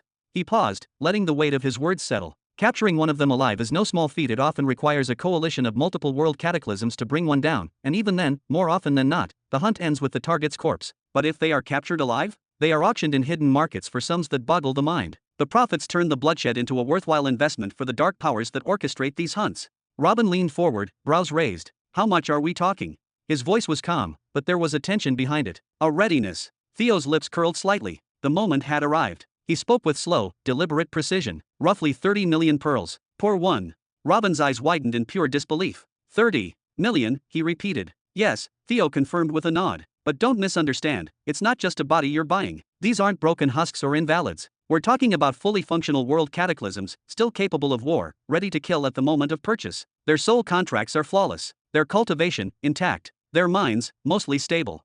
Robin leaned back, trying to process the magnitude. 30 million pearls, and they're still battle-ready. Yes, Theo said with a sigh. And that's just the starting price. A mid-tier cataclysm costs even more. A high tier. Add millions. Now imagine one aligned with a major law. That could drive the price to 90 million or more. He shook his head and crossed his arms. We're an underground force spanning 2 entire sectors. Our network is vast. Our reach is enormous. And yet, it took us 150 years to amass just 40 million pearls. Even if I had the full price in hand, I wouldn't spend it. It would take me another century just to recover it. Then his voice grew lower, tinged with frustration. And we've got financial troubles in the Empire, too. Right now, we have a foot in nearly 300 planets, but the vast majority don't generate high revenue. The Imperial Treasury has only just managed to crawl back to 400 million pearls after 170 years. And that's barely enough to fund the training of our ever-growing population, which has reached into the trillions. He clenched his fist slightly. This is not what the treasury of the true beginning empire should look like. Robin nodded in solemn understanding. When he had departed 170 years prior, there had been less than 150 million pearls left, drained by the relentless expansion. To see it rebound to 400 million despite even more expansion, that meant one thing: the new planets were not as barren. Still, anger crept into Theo's tone. The true beginning empire possesses untapped resources, brilliant inventions, and epic goods. I see that clearly now after observing the Middle Belt firsthand. But the Nine Paths Empire? They can no longer satisfy our hunger for wealth. They're lagging behind. We need new buyers. His voice dropped to a growl. But who can we trust? Whose hands are clean enough to take our treasures without staining them? He shook his head, scowling. I refuse to sell through those filthy black markets. Feeding the underground filth, creatures who don't even deserve the air they breathe, is beneath us. Robin paused. A small smile touched his lips as he looked at Theo. So, tell me, son, In your opinion, what's the number? What would it take to fix all of this? Chapter 1363. How much do we need to resolve the financial crisis? Theo furrowed his brows slightly, his gaze drifting away as he sank into silence for several long, tense minutes. Eventually, he let out a heavy sigh, as if the weight of the entire empire pressed against his chest. To be honest, spending a full billion pearls on the luxury and beautification of planet Jura was, admittedly, an extreme extravagance. Some might even call it madness, but I would argue it was necessary. After all, it is the capital, the birthplace of the emperor himself. And now, at least, it finally looks like a capital worthy of such a title. He then shrugged, his voice softening. As for the other planets, I estimate another $1 billion should be enough to stabilize and sustain them. No need to go overboard again. Then he turned slightly and added in a quieter tone, but please, do not let my words weigh on you too much. This is nothing more than a rough approximation. I suggest you speak with Emily. She will give you something far more accurate and grounded in real numbers. 1 billion pearls. Robin shook his head slowly, as if he had just heard the most absurd thing. That will not work. Not even close. Theo said nothing for a moment, only nodding a few times in silent understanding. He could see the tension behind Robin's eyes. After working in the mid-belt for so long, he had come to realize how blessed they had been with Nihari, and how wasteful they had been without even noticing. At his current pace of income, it would take thousands of uninterrupted, peaceful years to gather that kind of money for the very first time. And if he were to be completely honest, he did not even know if he could ever reach that number. Every day, one of their bases was destroyed. Every week, more of their people were lost. Who could possibly guarantee stability across millennia in such chaos? That billion was not just a number. It was a wall, a nearly impossible threshold. Truth be told, Theo continued, in order to gather enough resources, I was actually planning to squeeze the empire of the Nine Paths a little. And I even considered launching a raid on the Destruction Pit Empire to plunder whatever was left of their broken holdings, if, of course, there is anything left worth taking. But before I acted, I stopped myself and decided to consult you first. What? Robin nearly jumped from his seat, his voice sharp with alarm. Erase that entire thought from your head. Wipe the Destruction Pit Empire from your plans entirely, understood? Forget it ever existed. But father.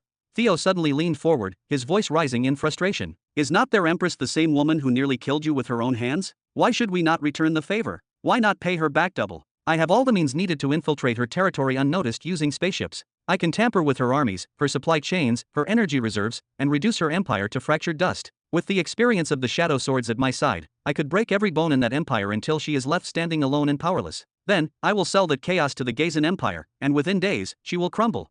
He slammed his hand against the side of the chair. Or better yet, I will plant a few strains of the Red Plague across her planets and leak the information. Once the plague is reported, the response is always swift and merciless. Even if her worlds survive, they will be quarantined, invaded, and searched down to the last atom, humiliated. Enough. Robin raised both hands to stop him. Theo only knew that Helen ruled the Destruction Pit Empire because of what she let slip during her conversation with Rhaenyra on that cursed day, but he had no idea who she truly was. He had no idea she was the daughter of Helmr the Destroyer. What is done, alright? I have another method in motion to deal with her. Just leave it alone. Drop it. As you wish, father.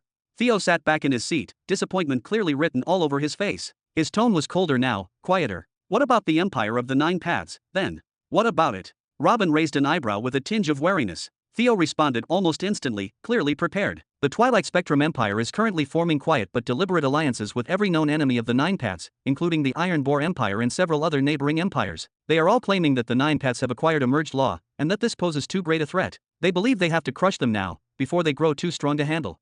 He leaned forward slightly. All those forces are now gathering their armies in complete secrecy, mobilizing across multiple fronts. They are preparing to launch a massive coordinated assault, and it is coming very soon. This is happening. Robin furrowed his brows, concern beginning to creep into his voice. But what does any of this have to do with us?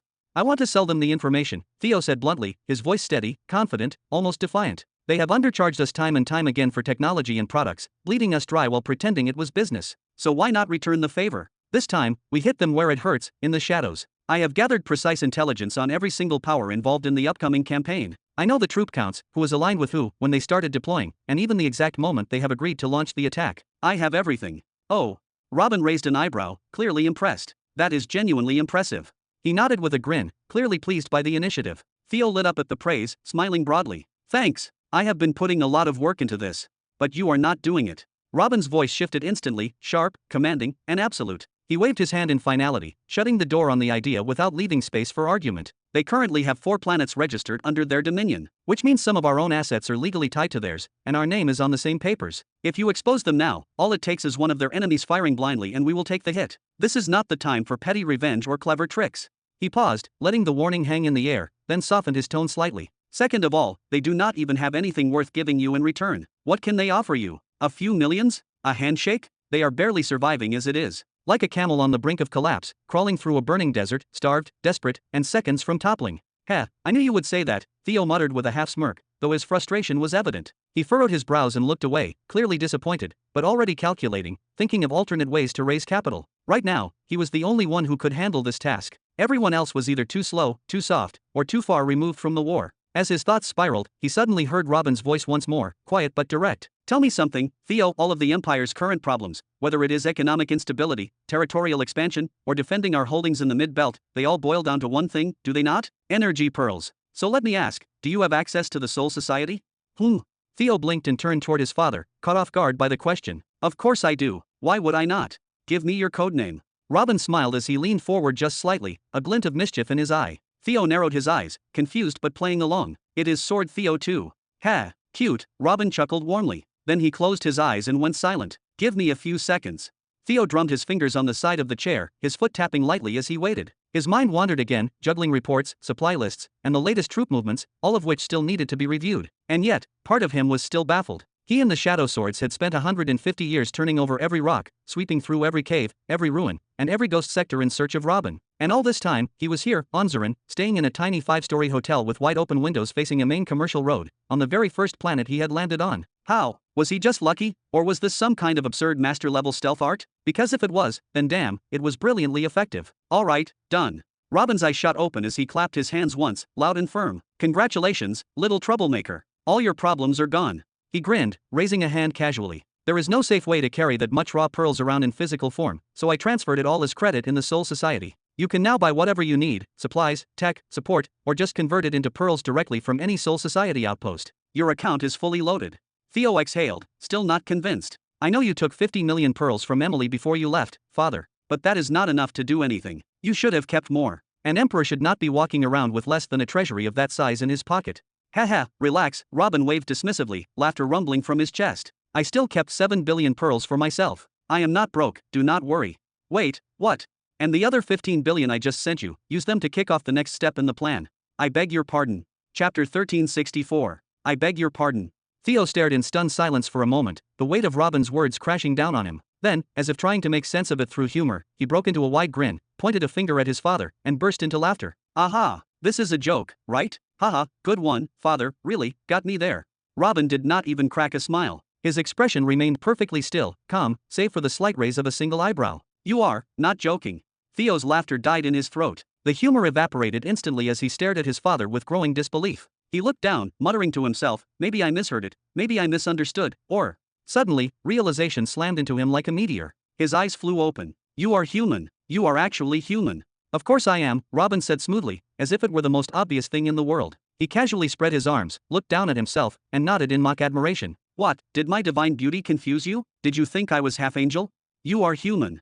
Theo placed both hands on the sides of his head, spinning in disbelief. The auction only ended a few hours ago and already your name is flooding every commline in the entire mid-belt. You are, without a doubt, one of the hottest, most controversial figures of this entire era. He jumped to his feet, pacing back and forth in agitation. When you first emerged, I suspected something. A human with that kind of timing, it matched too perfectly with your arrival in the belt. I genuinely believed you were him, and that you were using the code name to obscure your identity.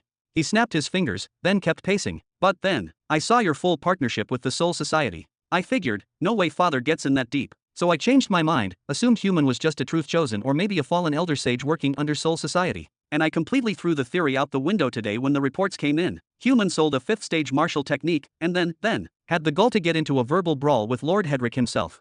Theo suddenly stopped, turned, and pointed directly at Robin, his face a mixture of amazement and frustration. All of that, was you. Robin crossed his arms and raised his chin, the expression of a man entirely unapologetic. What is the problem? Can I not shout at a few self-important lords? I am your emperor, after all. Your wealth. Theo practically shouted, flailing his hands. Once we calculate the value of your assets, even after factoring in the Soul Society taxes and deduction fees, you are sitting on billions, father. This changes everything. We are not just stable anymore, we are rich. We are monumental. Robin raised an eyebrow and gave a sly smirk. Correction, I am rich. He leaned back slightly. What is this? Are you trying to inherit me while I am still breathing? He gestured toward the chair Theo had been sitting in. Sit down. We have got serious matters to discuss. Right, yes, of course. Theo dropped back into the chair almost instantly, straightening his posture, his mind racing. His eyes, usually sunken in darkness and exhaustion, now gleamed faintly, dark, but lit with a flickering, unfamiliar joy. But the euphoria did not last. Wait, Theo murmured, his excitement beginning to dim. The demand for information about human is at an all-time high. The intelligence networks across Sector 100 are going crazy. Everyone wants a piece of you. We might not be able to stop the fallout. Do not worry about that, Robin interrupted smoothly, waving his hand as if brushing the problem out of the air. One of the reasons I called you here today was to ask for intel on sectors 99 and 101. I need to relocate soon, very soon, and I want to make that decision with all the facts in hand. Theo paused, then rubbed his chin, thinking quickly. Sector 101 is currently under the influence of a behemoth that has kept the entire region in a kind of forced peace. No major power dares make a move there right now. So, if you are looking for isolation, peace, secrecy, and quiet, Sector 101 is perfect. But if you plan on launching any significant operations, building networks, or attracting attention, that place is a dead zone. Nothing grows there except silence. He leaned forward slightly. Plus, Richard is there. Richard. Robin raised both eyebrows. What on earth is he doing there? After things stabilized in the Empire and the new Prime Minister officially took over, Theo began. Richard was originally assigned to Sector 100, but he did not appreciate how closely we were monitoring his movements. He ended up clashing with the last Shadow Sword I stationed to keep an eye on him, and eventually stormed off to Sector 101. I think he chose it because we also have a presence in Sector 99, so he figured he would stay within striking distance if needed. The distance between 100 and 101 is not that far, so he definitely arrived there a few years ago. But beyond that, we have not heard a word from him. That stubborn child. Robin clenched his jaw for a moment, then let out a slow sigh. As for Sector 99, Theo continued, there is no tyrant currently inhabiting it, but it is crawling with 100-year and 1,000-year-old empires, countless clans, and an overwhelming presence of specters and ghost-type life forms. Soul arts and curses run rampant there. It is basically a massive jungle, a perfect playground for someone looking to stir up trouble. He chuckled. Also, there is a certain force that has been wreaking havoc across that sector for over a century. A force wreaking havoc across an entire sector. Robin furrowed his brow in disbelief. And no one has stopped them. They cannot, Theo replied, a sly smile curving on his lips. Because you made sure of that. Remember. Me. Robin blinked, puzzled, then his eyes suddenly widened in realization. The Imperial Guard. The very same.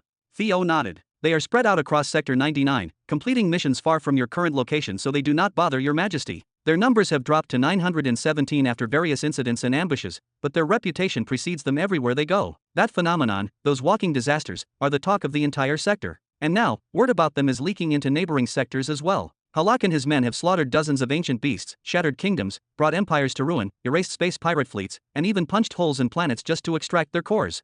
He then snapped his fingers, as if recalling something amusing. Oh, about 15 years ago, the 3 unit commanders made a bet to see who could destroy a planetary kingdom first. They all succeeded, at the exact same time. It ended in a draw. Arg, what the hell are those idiots doing? Has Halak cloned himself? Robin dropped his head into his hands in frustration. Honestly, I do not really see the problem, Theo shrugged with a half-smile. In fact, it has been working out in our favor. The Shadow Swords follow in their wake, harvesting the corpses of slain beasts, collecting resources from fallen kingdoms and collapsed empires, salvaging rare parts from wrecked starships. They have become one of our biggest sources of treasury income. Actually, today I was going to request your permission to officially claim a number of planets in Sector 99 using the Imperial Guards. Honestly, our situation there is far better than in Sector 100. Do not you dare. Robin snapped, his eyes flaring. If the guards ever gather in large numbers on a single planet, the entire mid-99 region will unite just to wipe them out after all the damage they have done. Let them stay spread out. It is safer that way. Then he looked downward, clearly annoyed. Halak, oh, Halak, what is going through that skull of yours? He stayed silent for a moment, then suddenly slapped his thigh with a resolute hand. All right, it is decided, I will head to mid-sector 99. I need to see for myself what is going on over there. Good choice, let us get to it, Theo nodded, rising to his feet, though his thoughts were clearly still scrambled by the discovery of his father's hidden fortune. Wait. Robin grabbed his wrist and pushed him back into the chair. How exactly do you plan to handle all those pearls? Chapter 1365. How will I spend it?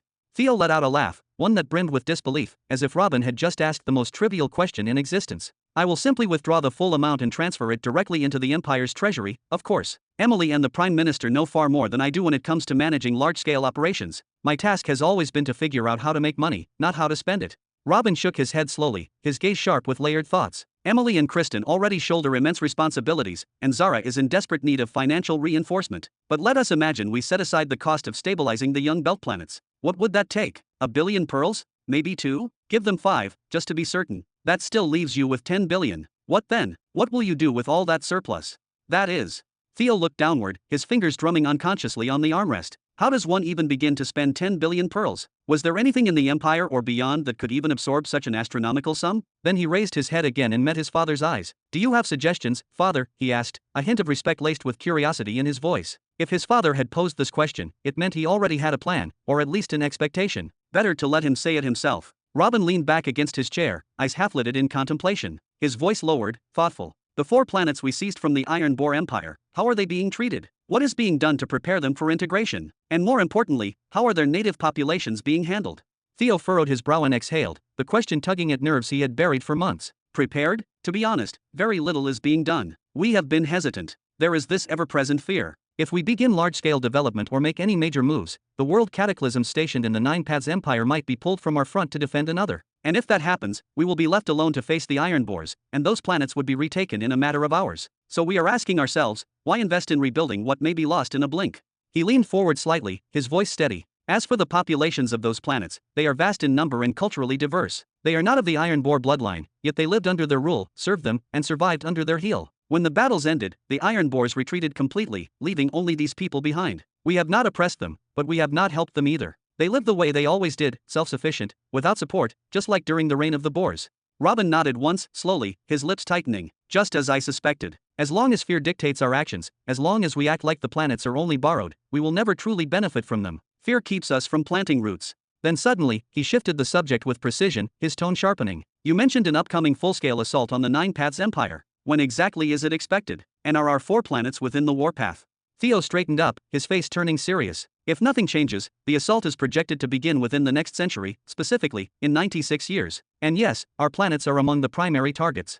He clenched his fist slightly. The Iron Boar Empire feels deeply humiliated, and they crave vengeance. Their strategy revolves around overwhelming force. They intend to send their entire army, alongside their world cataclysms, to retake one planet at a time. Once they reclaim one, they will move on to the next. It is a systematic purge. He hesitated, then continued, his voice tinged with grim weight. There are rumors that the planetary emperor himself will join the offensive, a Nexus state entity.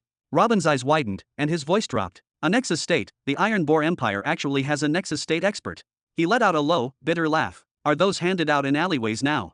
Father, Theo said with a composed tone, one that carried the weight of certainty, anytime you hear the term multiplanetary empire, know this. Without a single exception, their ruler is always a cultivator in the Nexus state. He leaned forward, his fingers interlocked, as if sharing a secret written into the laws of the universe. If a world cataclysm tries to build a government, the best they can manage is a planetary kingdom, something modest. They rule over a single sphere, and usually not even a prestigious one. Just some distant, underdeveloped world, filled with desolate terrain and artificial populations. They buy their citizens in bulk and scatter them across barren lands to make it feel like a real domain. He paused, letting the gravity of that sink in. But the Iron Boar Empire, they held 16 planets at the start of the war. 16 fully functioning worlds. It is only natural to assume they were backed by at least one powerhouse of the Nexus state. How else could they maintain so much territory without collapsing? Robin frowned, absorbing the implication. Theo pressed on. The Nine Paths Empire is another example. They have stabilized around 90 planets, give or take, and the only reason they can hold that many is because of their 2 trump cards, Empress Renara and her sister Eleanor. Both are women of legendary bloodlines. Each has a complete, fully awakened nine-tail lineage. They are in the lower tier of the Nexus state, yes, but Renara in particular is said to be standing on the threshold of the middle tier. Robin scoffed, his arms crossed. Then why are those 2 just sitting on their thrones? Why not launch a strike and eliminate the Iron Boar Emperor before he makes his move? End the war while they still have the advantage. Theo chuckled darkly. There is an old saying passed between rulers and generals, world cataclysms are fearless, Nexus states are cowards. He gestured vaguely toward the sky, as if pointing toward unseen beings beyond the atmosphere. There are so few of them, so few who have touched the edge of true cosmic authority. Once someone reaches the Nexus state, their priorities shift. They start to treat every move like it could be their last. They have poured thousands of years, mountains of resources, and countless near-deaths into reaching that level. They carry sacred weapons, protective seals, and relics older than civilizations. Every encounter is a potential gamble. He gave Robin a pointed look. If Renara or Eleanor misstep, even once, it could unravel the entire Nine Paths Empire. And who knows what techniques the Iron Boar Emperor has waiting? A sacrificial technique that drags his opponent into death with him? A forgotten formation that locks them down? Even a single loss among the 2 sisters would invite chaos. Theo's voice lowered. And if either of them falls, the Twilight Spectrum Empire would seize the moment. They have already surpassed expectations ever since they acquired that royal soulmaster. With 4 Nexus state entities now on their side, they are lurking, watching, and waiting for weakness. If Renara falls, Eleanor would not last the week. He spread his hands slowly. Every Nexus state cultivator is a cornerstone. They do not just carry power, they anchor entire empires. To see one of them take the battlefield personally is so rare, so shocking, that the entire universe feels the ripple.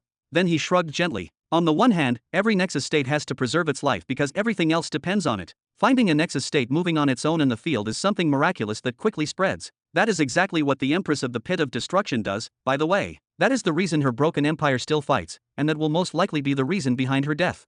That woman will not die from a few ambushes. Anyone waiting for her to die will have to sit around for a long time. Robin waved a few times to dismiss the thought. Anyway, according to what you are saying, we will never be safe on our planets without a world cataclysm. Relying on Rhaenyra's army alone is not enough. His voice sharpened, cutting through the air like a blade. Your first mission, Theo, is simple. Use whatever funds you need, purchase as many World Cataclysm Realm warriors as you can, and establish permanent garrisons on each of the 4 planets.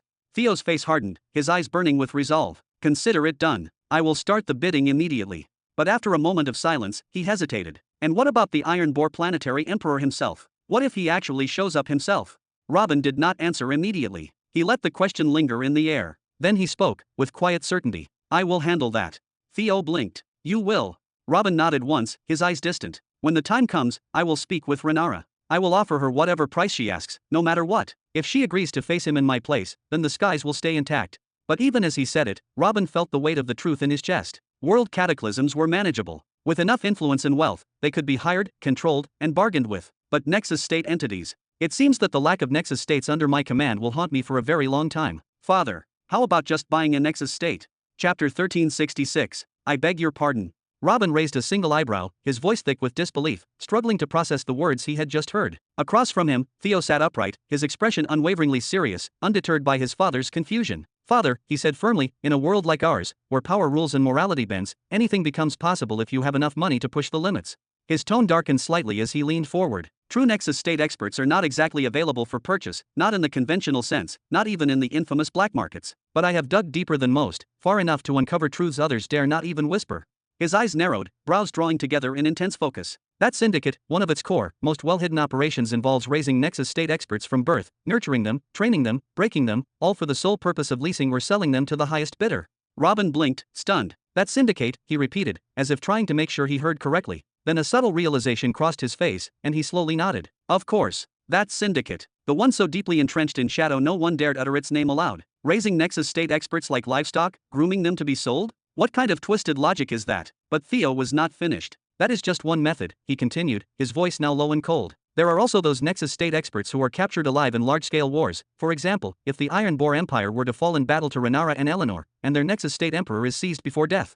He motioned upward with 2 fingers. Then there are the tragic ones, the broken. The ones who lose everything, their will, their families, their homes. With nothing left to live for, they sell themselves off as mercenaries, wandering weapons for hire, just wanting to find a purpose until death comes, not daring to take their own life. Robin shifted uncomfortably, a heaviness settling on his chest. Can someone like that truly be trusted? Can a Nexus even be controlled? That is exactly why Royal Soul Masters exist, Theo shot back without hesitation. Every Nexus state that is sold or leased is bound by unbreakable soul contracts, forged and overseen by strong Royal Soul Masters. It is one of the major reasons their price is so outrageously high. Robin nodded slowly, trying to keep pace. And how high are we talking? He asked, fingers idly drumming against his knee. Rental prices. Theo exhaled. Even the weakest among them will cost no less than 3 million pearls per year. And there is a minimum contract duration, 100 years. Non-negotiable.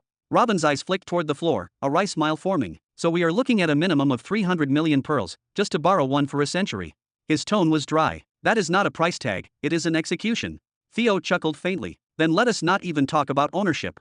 He tapped his fingers on the chair arm, his mind visibly calculating. Purchasing one outright is a rarity, an anomaly. Most owners treat Nexus states like living investments. Their strength, their presence, their contracts, they bring in regular income, like renting out a war machine that never complains. But still, he added, there are rare moments when someone decides to sell. Maybe the owner needs an enormous amount of capital fast. Maybe the Nexus is dying, broken. Or maybe, just maybe, the buyer makes an offer too absurd to refuse.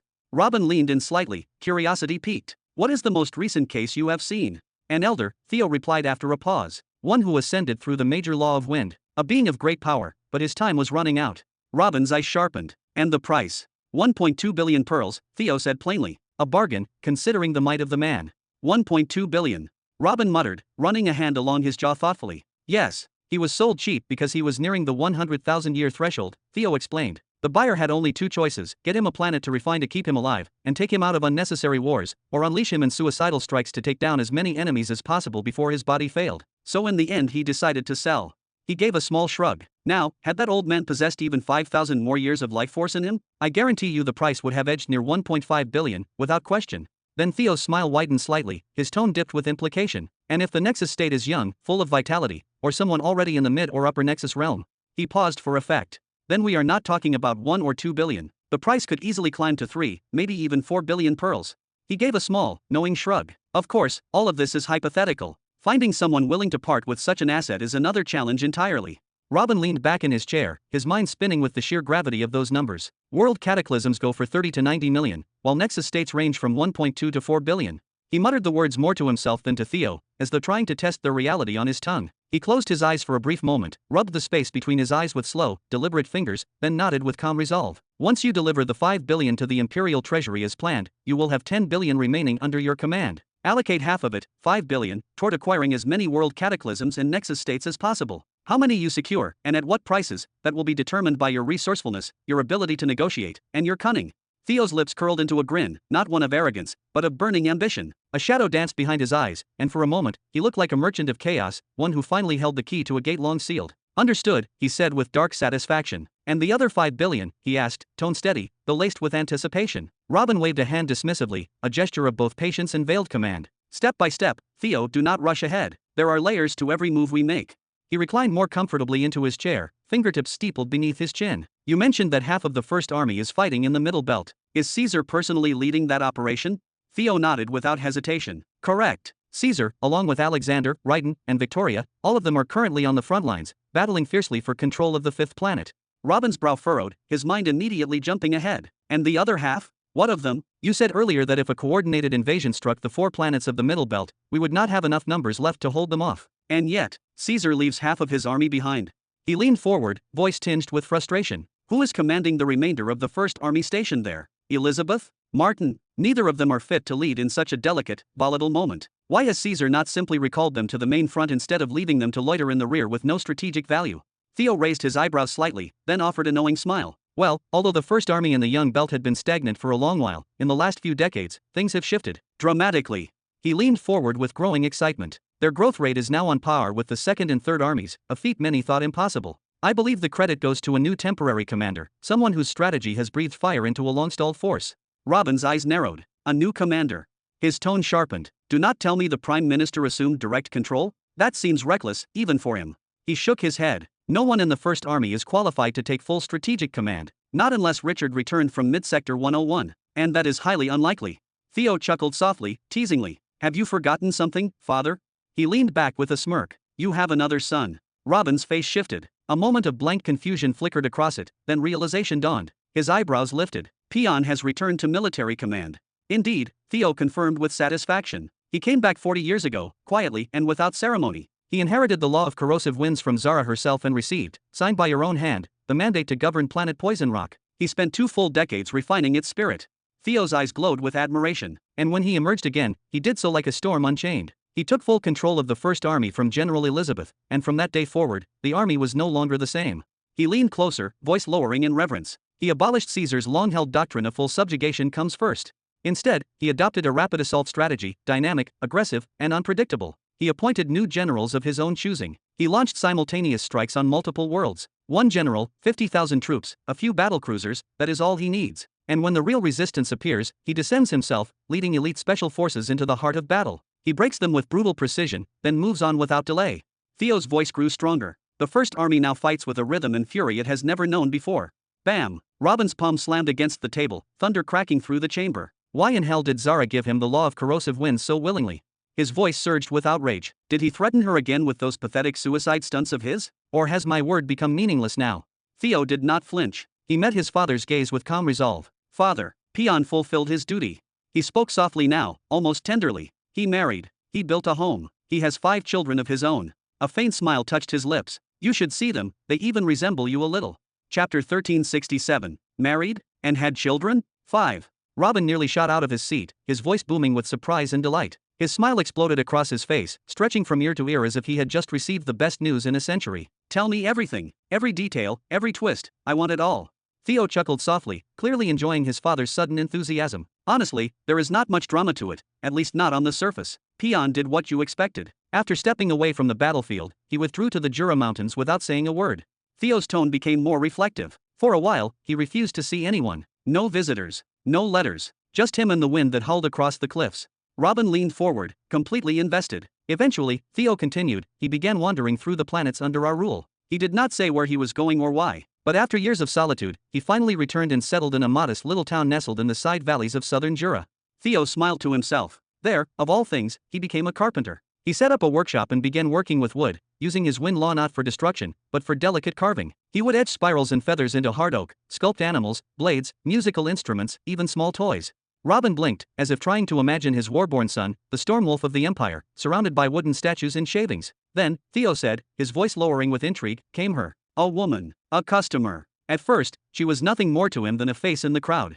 He smiled wistfully. She would visit every few days to buy a figurine or two. Sometimes something practical, sometimes art. Over time, she started coming more frequently. Once every few days became daily. Then, she stopped leaving immediately after buying something. She stayed. She talked. She listened. She watched him work in silence. Theo chuckled. And Peon, poor bastard, did not even notice he was falling for her. All he could see was how she always met his eyes, never looking away, never flinching. At first, he thought she was afraid to look at the half-burned wreck that was his face. She told him later that she was trying to do just that, but not because of how ugly he was. She was trying to give him the dignity of being looked at in the eyes as a man, not a monster. Theo leaned back with a soft sigh. Eventually, Peon realized her struggle. And when he did, he decided to make it easier for her. He fixed the worst of the scars. His left cheek, which had been shredded beyond recognition, was the first to go. He paused, then continued. 5 years passed. A quiet, beautiful sort of love. But then, one day, she stopped coming. Just like that. No explanation. No farewell. Theo's voice hardened slightly. Peon searched for her desperately. And that is when he discovered the truth. She was from the Burton family. In fact, she was the daughter of one of your cousins, father. And now, her father had begun preparing her for marriage to some king from a newly conquered planet, an arranged political alliance. Robin's expression darkened with rage. Theo nodded. But Peon did not sit still. He invoked his full name, his lineage, his title. He confronted the Burton family directly and dismantled the marriage. Then and there, he claimed her as his wife. He clapped once, smiling widely. And so, the tale ends in a happily ever after, or close enough. They married. She gave birth to 5 beautiful children, all of them blonde, like their mother. Like you, father. And Peon, slowly but surely, healed his remaining scars for his children, so they would not be afraid of him. He exhaled. And one day, I imagine after a quiet morning, a full breakfast, a kiss from his wife, and a hug from one of his sons, he looked out the window and realized he had fulfilled his vow. So he went to Zara, and the rest you already know. Robin did not speak for a moment. His smile had faded into something more thoughtful and contemplative. That is a bit too perfect to be random chance, he said finally, his brows drawn low. This sounds like something pulled straight from a romance novel, not real life. Ha! Theo laughed, slapping his thigh. You are not wrong. Peon himself asks that same question every day. He knows something is off. He feels it. He even fought me once, convinced I was behind it, that I had engineered the whole thing to manipulate him. He spent years trying to trace any sign of interference. Theo shrugged. But he never found anything. Eventually, he gave up. He loved his wife. He adored his children. He had peace. And he regained his position in the empire. That was enough. He stopped questioning it. Robin narrowed his eyes. Did you do it? Tell me the truth. Theo raised both hands. No, father. I swear. I would never risk my relationship with Peon like that. If he ever found out I tampered with his fate, he would never forgive me. He leaned forward. To be honest, if Richard had not already moved to the middle belt by then, I would have thought he did it. It feels like one of his setups, like how he kickstarted that movement of his. Everything about it feels orchestrated. Theo gave a knowing smile. But maybe this time it really was fate. Maybe the universe played a hand of its own. He leaned back. Whatever the case, Peon is back, and stronger than ever. A real commander. Even his infamous suicide tactics have evolved into surgical strikes with special forces. He is no longer a hammer, he is a scalpel. Robin's face shifted. A slow grin spread across it, not of joy, but something deeper. Fate, ha! He chuckled. There is only one person I know who can script a tragedy, twist it into a love story, and sell it to the universe as destiny. He tapped the table. I will owe Kristen a proper thanks when he returns. Maybe a statue this time. He exhaled slowly, then straightened. With this new surge of strength, Peon's power is closing in on Caesar's. I was considering sending Arrow and the Third Army into the Middle Belt, but now it seems unnecessary, at least for mid-sector 100. He pointed firmly at Theo. Tell Peon to prepare. He is to move into the Middle Belt with the full elite of the First Army. All those beneath Martial Emperor realm should remain, stationed across planetary zones as defenders and support units for our other legions. Understood, Theo nodded firmly, his voice steady, but his heart beginning to race. He could already see it. Once the new batch of elite slaves were acquired, handpicked with precision, and once Peon arrived with his handpicked reinforcements, the worries about the 4 planets in mid-sector 100 would vanish like morning mist under the sun. No, this was not just a defensive maneuver. With this kind of buildup, this kind of momentum, they were no longer just defending territory. They were building a civilization. Robin tapped the table, breaking Theo's thoughts. Now then, we can talk about how you will spend the other 5 billion pearls. He pointed directly at Theo, his voice calm, but sharp as a blade. I want you to start acquiring high-grade internal core stabilizers. Quality ones. And lots of them. Theo blinked, the word catching him slightly off guard. Stabilizers? You mean the kind you need to become a world cataclysm? Why? His brows furrowed. The high-grade ones are rare. And expensive beyond belief. He leaned back slightly in his chair, deep in thought. To call them expensive was putting it mildly. High-grade stabilizers, planetary cores and the like, were not items bought casually, nor were they commonly traded. Entire factions went to war for such resources. World cataclysms who cultivated with these stabilizers were notorious for being much stronger, more stable, and more focused, and far more dangerous than their counterparts. They have a higher chance of breaking into Nexus as well. And that was what terrified most up-and-coming powers, the gap. The monstrous, soul-crushing gap between ancient factions with access to such resources, and newly rising forces clawing their way up without them. It was a chasm so deep that few ever crossed it. To forge our own world cataclysms, of course, Robin said, giving a wolf smile. Then, his tone shifted, slow, deliberate, and calculating. Even now, while we are speaking, 6 world cataclysms are debating whether or not to align themselves with us. They are from the Mazer family. Heard of them? Theo's eyes widened instantly. The human Mazers? From planet Saramon. He sat forward, disbelief washing over his face. They have stayed neutral for millennia. How did you even reach them? Robin chuckled softly, lifting his shoulders with mock modesty. Fate, he said. Then he leaned forward, his voice low and heavy. I am convinced they will reach out to Caesar soon, to test the waters. When they do, they will find what they have been missing: momentum, purpose, strength. The Mazer family has 6, maybe 7 members who have been stuck just shy of a world cataclysm breakthrough for decades. If we provide them the right stabilizers, I believe they will take that final step. He paused, then added, and we will not stop there. Once they rise, we will make them our banner, give them a planet of their own, and parade them as the new nobility. And when other families see what we did for them, they will follow. No threat, no war, just ambition, envy, and inevitability. Robin's gaze turned razor sharp. I do not want it to stop with them. I want a cascade, one success story turning into 10, then 50, then 100. We will not buy world cataclysms anymore. We need to generate them. He narrowed his eyes, and Theo felt a chill. Even if no one else joins us, I refuse to believe we do not already possess hidden talents, candidates of our own in those 4 planets, and the new ones we will acquire. You told me earlier you could buy slaves with specific traits: high affinity, bloodline purity, rare mutations, soul resilience. Theo nodded slowly, his mind already racing. Then do it, Robin said coldly. Use part of the 5 billion to acquire a select handful, 10, 20, maybe 50. Focus on laws we have techniques for. Once the stabilizers arrive, we will give them what no one else will: a path, the resources to forge their legend. They will reach the world cataclysm realm under our banner. A long silence followed. Theo sat frozen, not from doubt, but from the weight of what had just been laid before him. This was not just strategy. This was doctrine. His father was not preparing for a war. He was preparing for a renaissance. Theo felt a strange thrill crawl down his spine. To draw families in, to forge world cataclysms, to change the hierarchy of power, not by storming the gates, but by replacing them entirely. He whispered to himself, we will not rise. We will redefine what rising even means. And for the first time in centuries, Theo was afraid of just how far his father wanted to go. Chapter 1368. Then, all of a sudden, Theo's eyes widened slightly, as if a bolt of realization had struck him mid-thought. Wait a moment, we are planning to create our own world cataclysms. Do you actually have the laws up to the 5th stage? Are they with you right now? Robin offered a faint, knowing smile. Without saying another word, he flicked his wrist and tossed a spatial ring toward Theo. The 5th stage level of every single heavenly law within the Empire, you will find them all in here. That includes the law of corrosive wind for Peon. This. Theo caught the ring using both hands with the utmost care, as if it were a divine artifact handed down from the stars themselves. Ever since arriving in the Middle Belt, his perception of value had shifted dramatically. The illusions of wealth he once held were shattered, and now he could see. He could sense the terrifying fortune enclosed within this small object. Billions upon billions, stacked atop more billions. The value of this ring was beyond calculation, beyond imagination. Robin continued calmly, his voice filled with both gravity and assurance. Inside, you will also find a comprehensive guide, a detailed, step-by-step methodology on how to achieve a breakthrough to the level of world cataclysm. It is a classified explanation I purchased from the Soul Society, covering everything from the types of anchors used during the process to how to interact with them properly. There are also several crucial precautions, strategies to avoid critical failures, soul collapse, or triggering dangerous backlash during the attempt. He exhaled slowly, almost as if recalling how costly and rare that information was. Naturally, the entire process revolves around individuals with unique affinities, and also the mutants, the deviants of talent and bloodline. While there are supplemental notes for those who follow the third path, the path of alchemy and elixirs, they all arrive at the same grim conclusion: never attempt the breakthrough without an extremely stable anchor stabilizer and good external support. And even then, the resulting world cataclysm may still be underwhelming. Theo was already flipping through the contents of the ring with a sharp gleam in his eye, scanning through the unimaginable resources. Can Raiden at least attempt this method? He has been at high level 50 for literal centuries. If we could forge a world cataclysm from one of our own bloodline, it would be an unparalleled addition to our strength. Robin's tone darkened slightly, his words dipped in caution. Firstly, Raiden is stuck in the middle belt, and the suppressive nature of that zone makes breakthrough exponentially more difficult. And if he tries to rely solely on cultivation techniques in an environment that lacks fifth stage laws altogether like back in Jura, then no, he is facing a near impossible wall.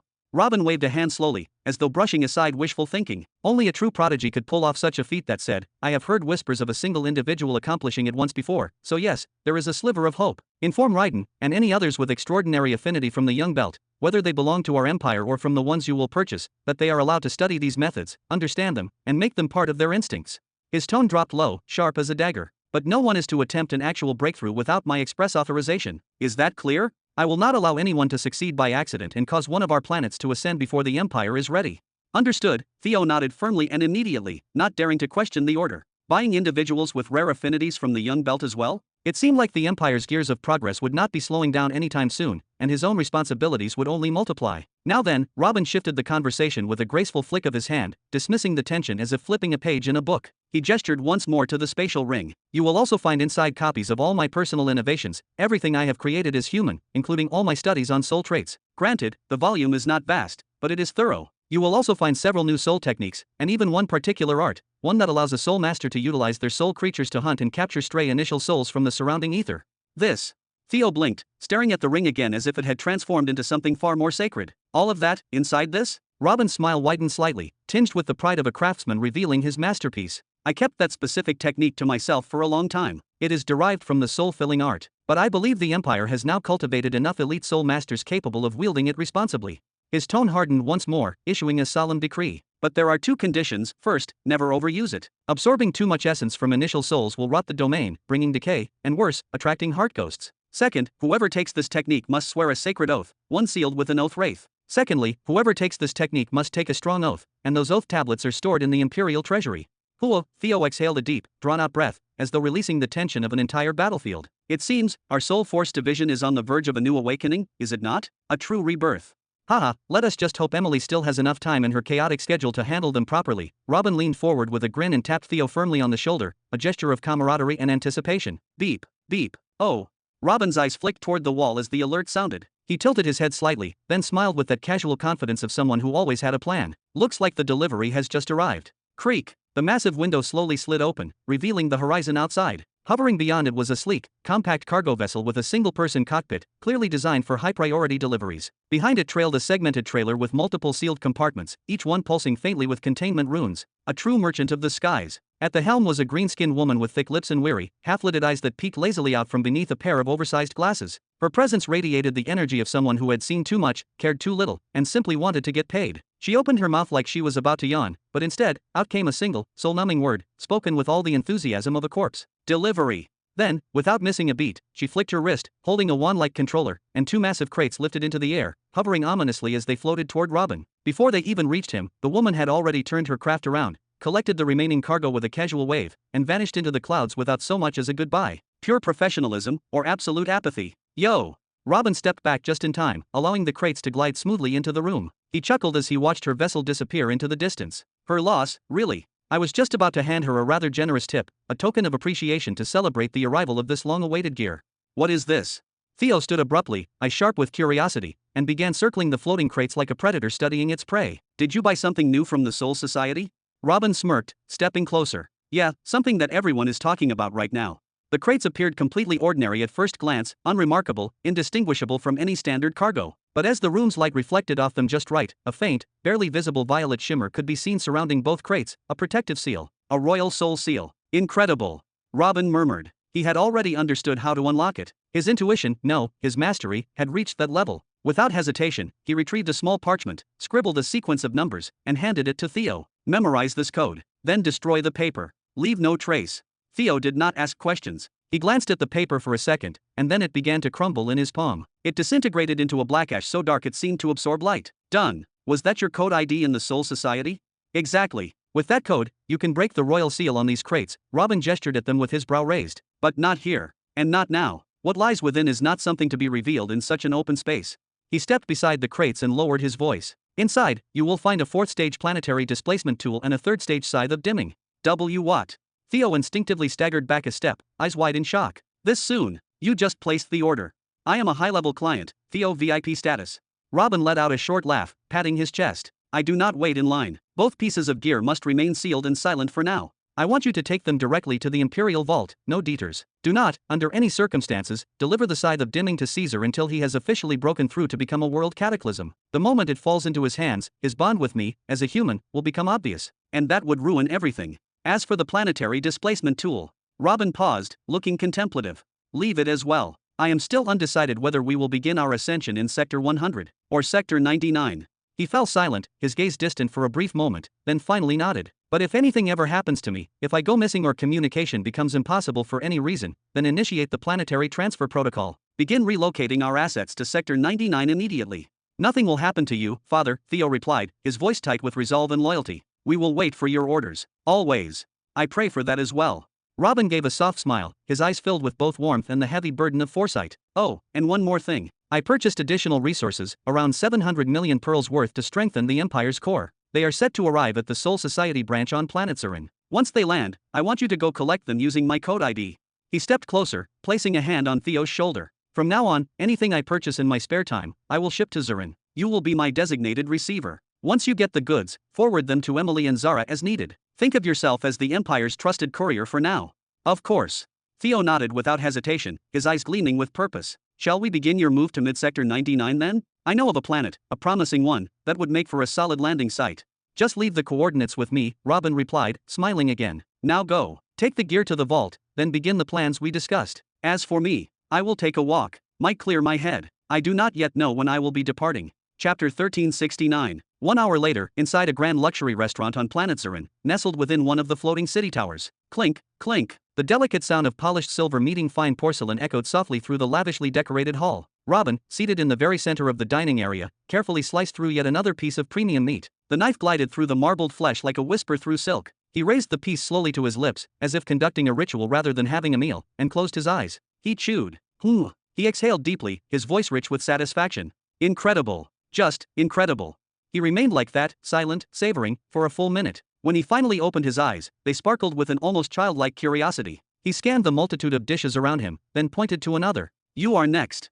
Robin stood up, walked with poise across the extravagant stretch of tables, and began carving into a different dish. This time, he tore into it with a hint more eagerness, chewing as though rediscovering the joy of existence through his taste buds. The rest of the restaurant had fallen into a stunned silence. Nobles, dignitaries, cultivators, mercenaries, all stopped mid-bite to stare at him. Their forks hovered in the air. Their mouths were slightly agape. Because Robin had not just ordered a few dishes like any sensible elite. He had ordered everything. Every dish on the menu. Every specialty from every region. Every delicacy, every rare meat, every soup, sauce, herb, and exotic ingredient this famed restaurant had spent decades perfecting. And he had not ordered samples. No, he had demanded full servings. If this dish contains duck, he had told the chef, bring me the entire duck. If this recipe calls for the thigh of a beast, bring me the whole thigh.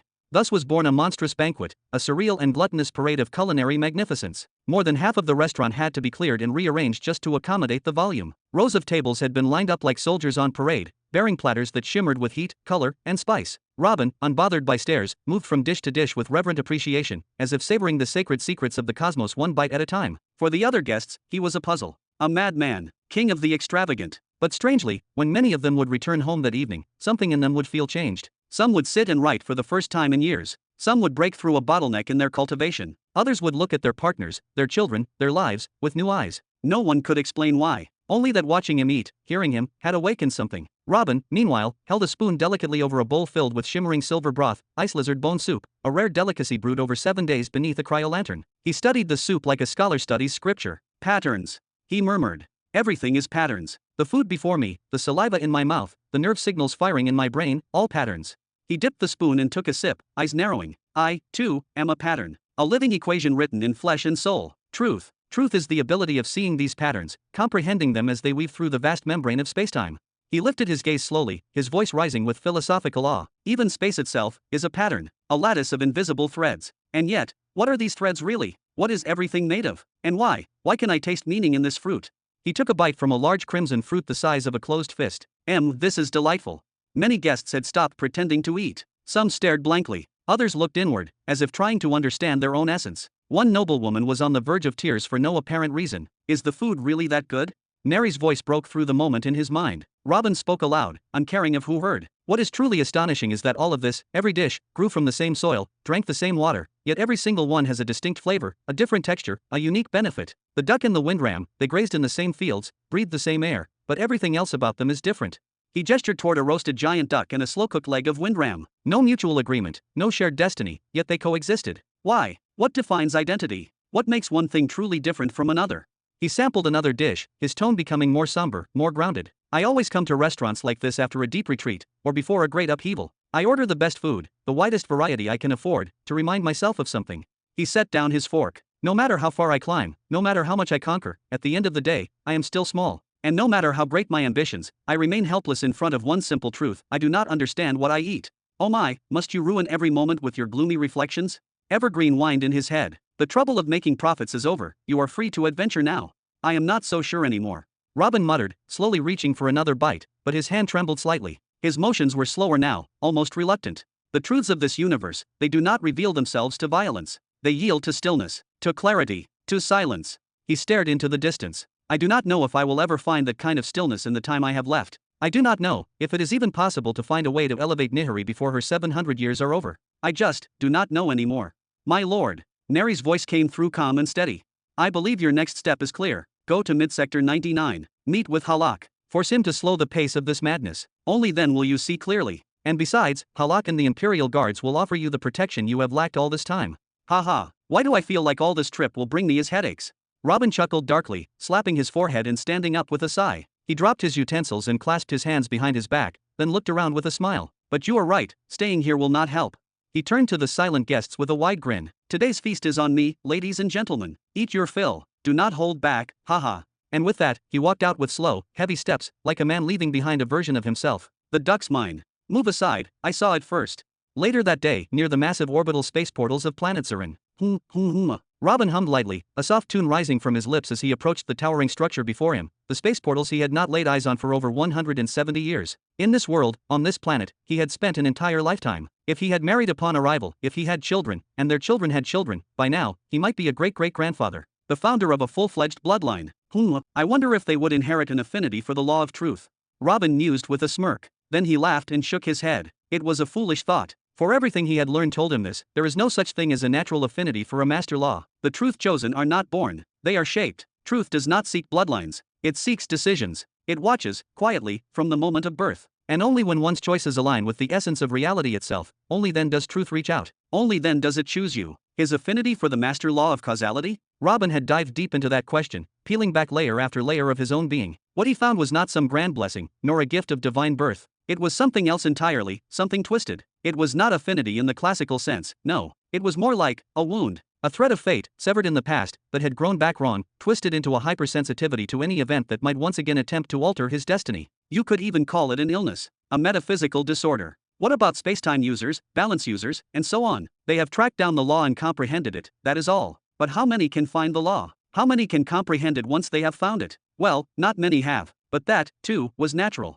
These were not ordinary cosmic forces, they were the 8 pillars that wove the material universe itself. Who could be born with a natural affinity toward creation, causality, or identity? What kind of creature would that be? Surely, it would not merely exist within the universe, it would stand above it, beyond it. A being like that would be terrifying, a thing to worship, or to fear. A creature that could cut the threads of cause and effect at will, or generate new realms with a flick of its hand. A being for whom the walls of reality were mere curtains to pull aside. Robin exhaled softly, shaking his head. Even one such existence, even just one, would be enough to topple the great balance of the multiverse. By the time he reached the stairway leading up to Zarin's grand space portals, the sky had shifted color slightly, hinting at the onset of dusk. Robin stood in line behind a crowd of travelers. From nobles and merchants to mercenaries and cultivators, the queue was filled with men and women chasing futures only they could see. He waited quietly. Eventually, he reached a bored-looking official, slouched behind a counter stacked high with old paper forms. The clerk barely looked up. I would like to book passage to another sector, Robin said kindly, handing him a chip. Sector 99. These are the planetary coordinates. The clerk nodded lazily. That will be 1,000 pearls. Of course, Robin replied, transferring the sum. Enjoy your travel.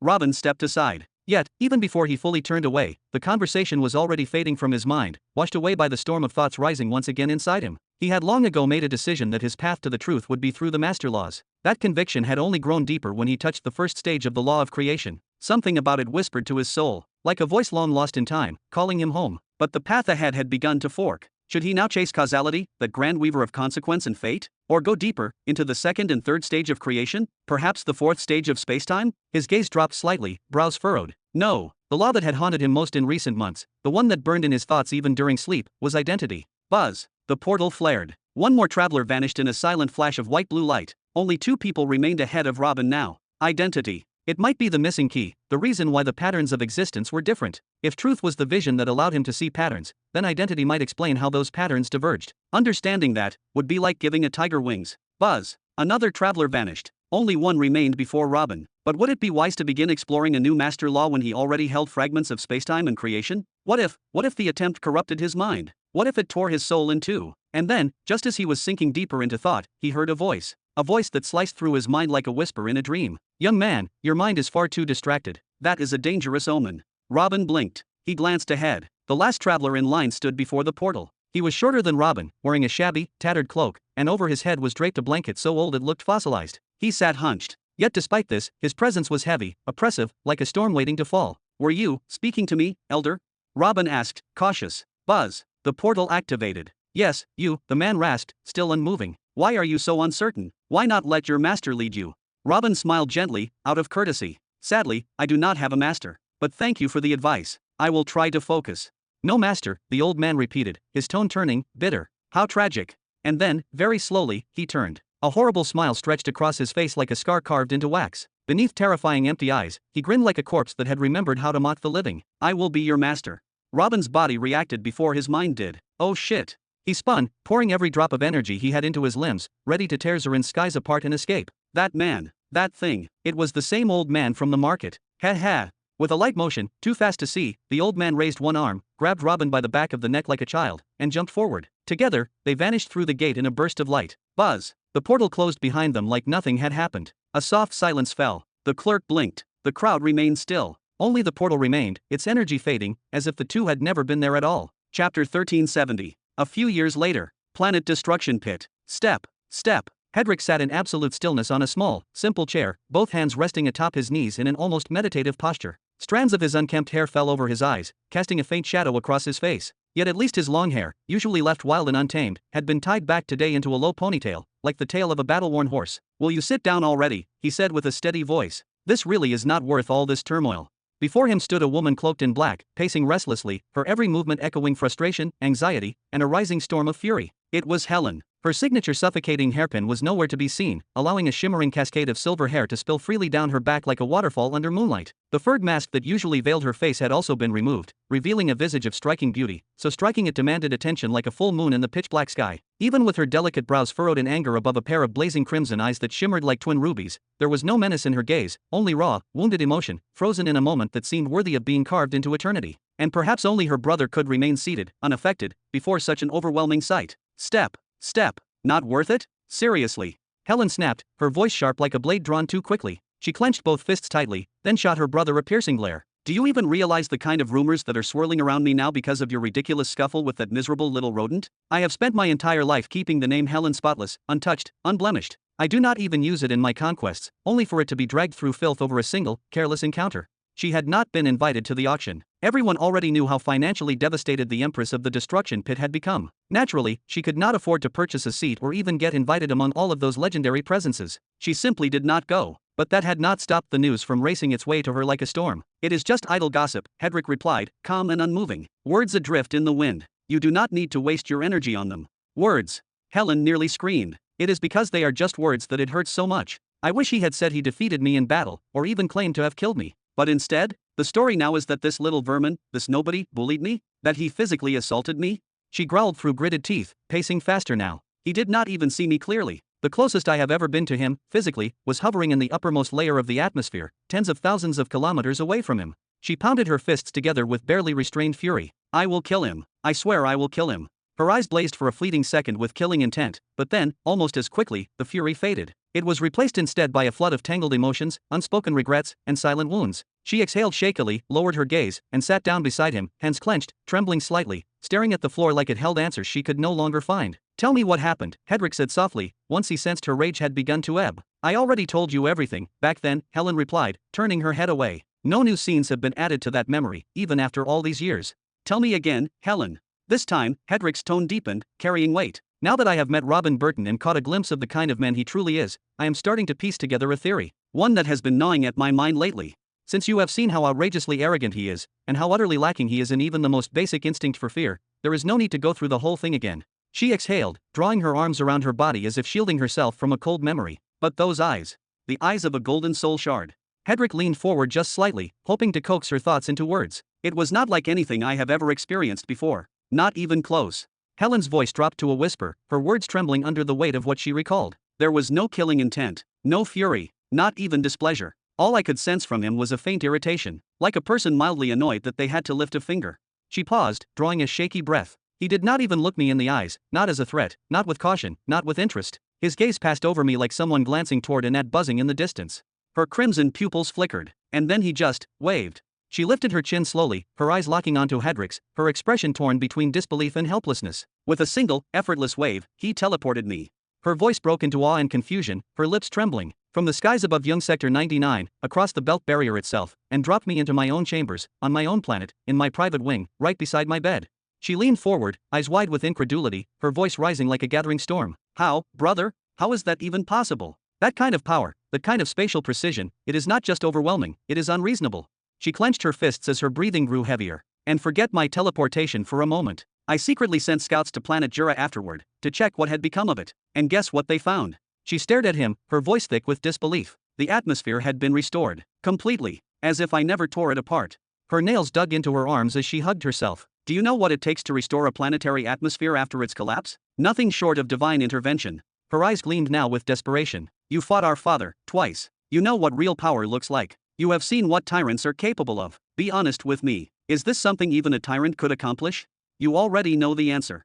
Hedrick's voice was calm, but heavy. "Even Interus could not do what he did. Not like that." Helen fell silent. Her gaze drifted downward like the weight of the truth had just dragged her soul with it. "Then why bring all this up again?" she murmured. "Do you just want to remind me how badly I lost? That I should never cross that rat again? If so, fine. You have made your point."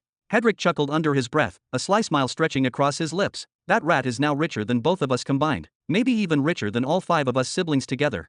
He pointed at her, eyes glinting mischievously. "You should be thanking him." Her eyes flared instantly. The mere idea of being grateful to Robin made her stomach churn. "Thank him? For what? For humiliating me? For crippling my influence in the youth belt? For costing me key supporters, entire planets, millennia of control?" Her voice cracked with suppressed rage. "He set me back thousands of years. And yet..." Hedrick raised a finger, speaking slowly and deliberately. "He proved that he can craft 5th-stage martial techniques. That alone makes him valuable beyond belief. And based on his pace, and the fact that he is still young, as you said yourself before, he is just getting started."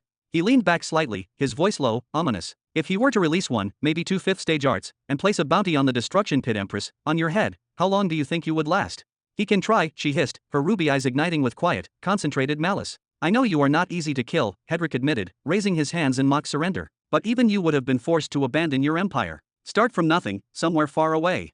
His smile widened. "Maybe even come live next to your darling older brother, eh?" Helen's fury evaporated slowly, and her gaze softened. She turned away, shame and bitterness mixing behind her eyes. "So that is why you came," she whispered. "To say I should be grateful that he forgot me." "No," Hedrick answered, and this time his tone shifted, grave and focused. "I came to confirm something I have suspected ever since the first time you told me about him. A suspicion I could not shake, and one that solidified after I met him, after I saw how he reacted to me."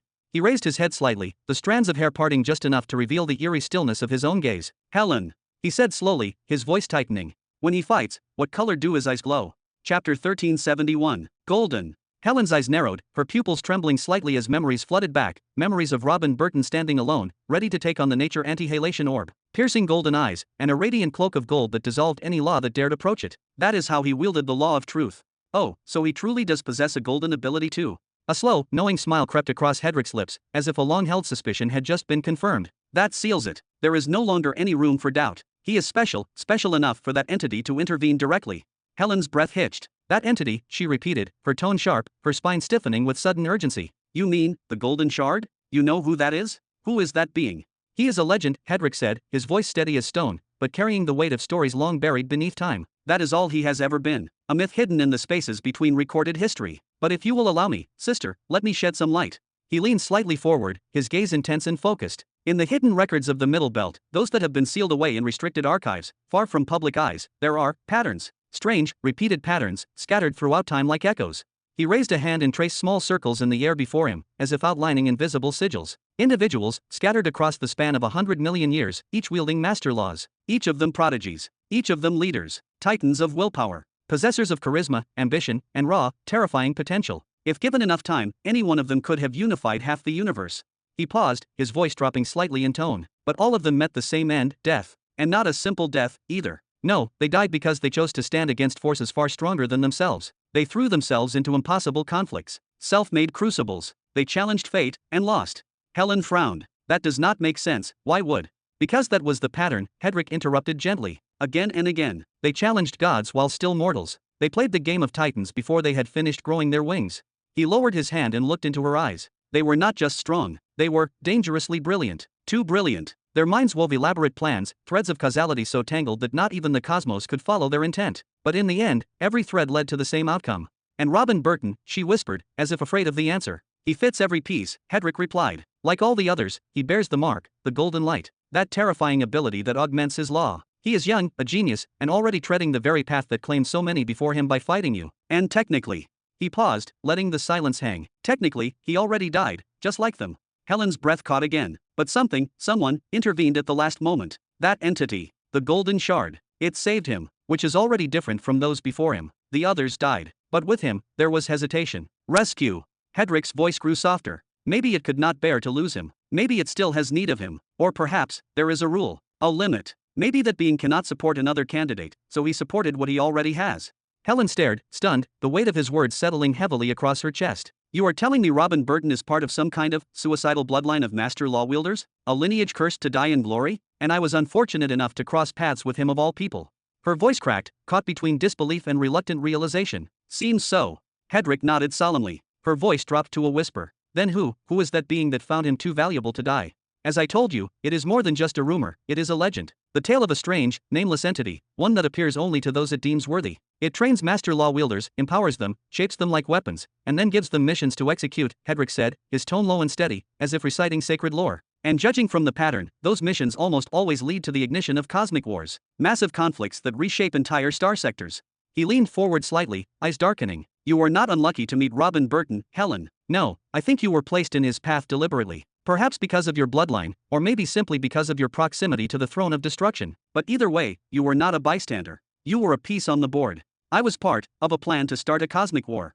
Helen's voice trembled as if the very idea was trying to crawl out of her body. Her hands shook slightly by her sides. Hedrick gave a small, grave nod. The good news? It is over. Or at least, your role in it is. The way that being removed you from the battlefield, subtly, suggests your chapter in that story has closed. He does not want you involved anymore. Maybe things did not go as planned, or maybe, his lips curled into a faint smirk, maybe he likes Robin Burton too much to let you interfere again. He turned slightly, gazing off into the horizon. His voice grew softer, reflective. Now the question is, has Robin Burton been given another mission? Or has he been allowed, at last, to live in peace?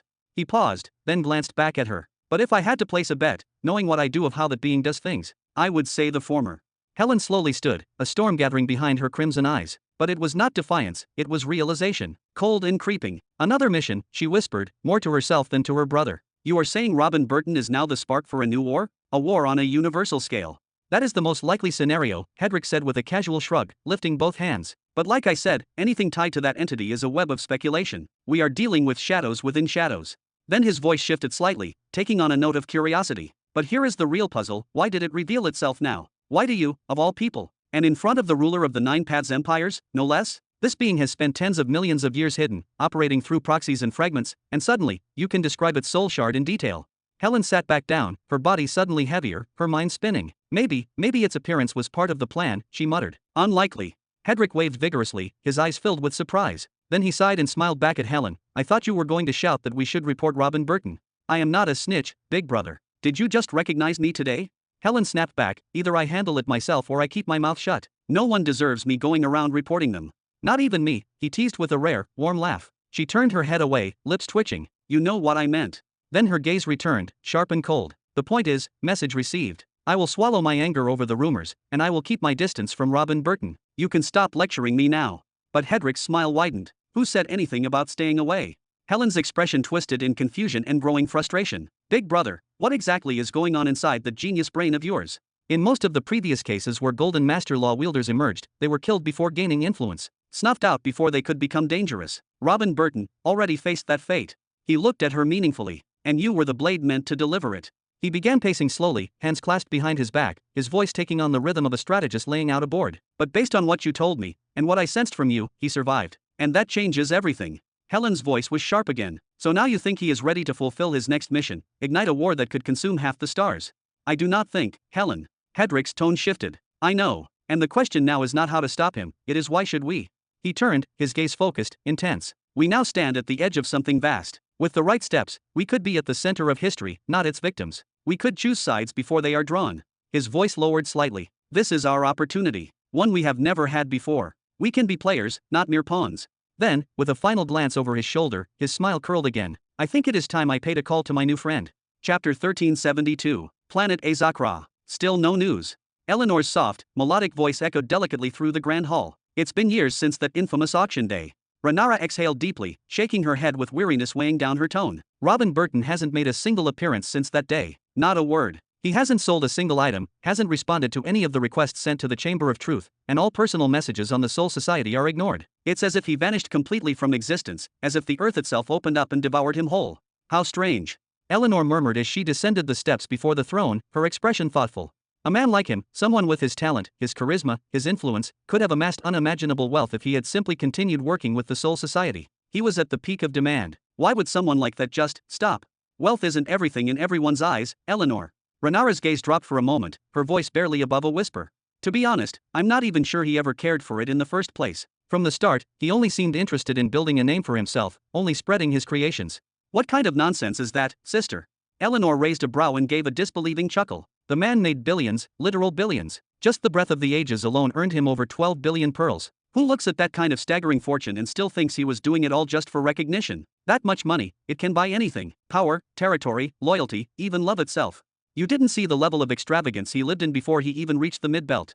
Renara's eyes widened with memory. At his coronation, I saw an entire city more majestic, more sophisticated, and more radiant than our empire's capital, the very capital we spent 7 million years constructing. I saw fleets of starships shimmering with untraceable alloys, arrays fueled by energy sources I couldn't even identify. I saw 3 beast kings seated calmly, observing the ceremony as if they were no more than domesticated pets. She paused, then shook her head slowly. Sometimes I wonder if he was born within the heart of an eternal vault, an unending reservoir of riches, technology, and magical resources. Everything about the way he speaks, the way he moves, the way he spends, it screams of someone who never had to worry about scarcity. Have you ever looked into the salaries he pays his soldiers?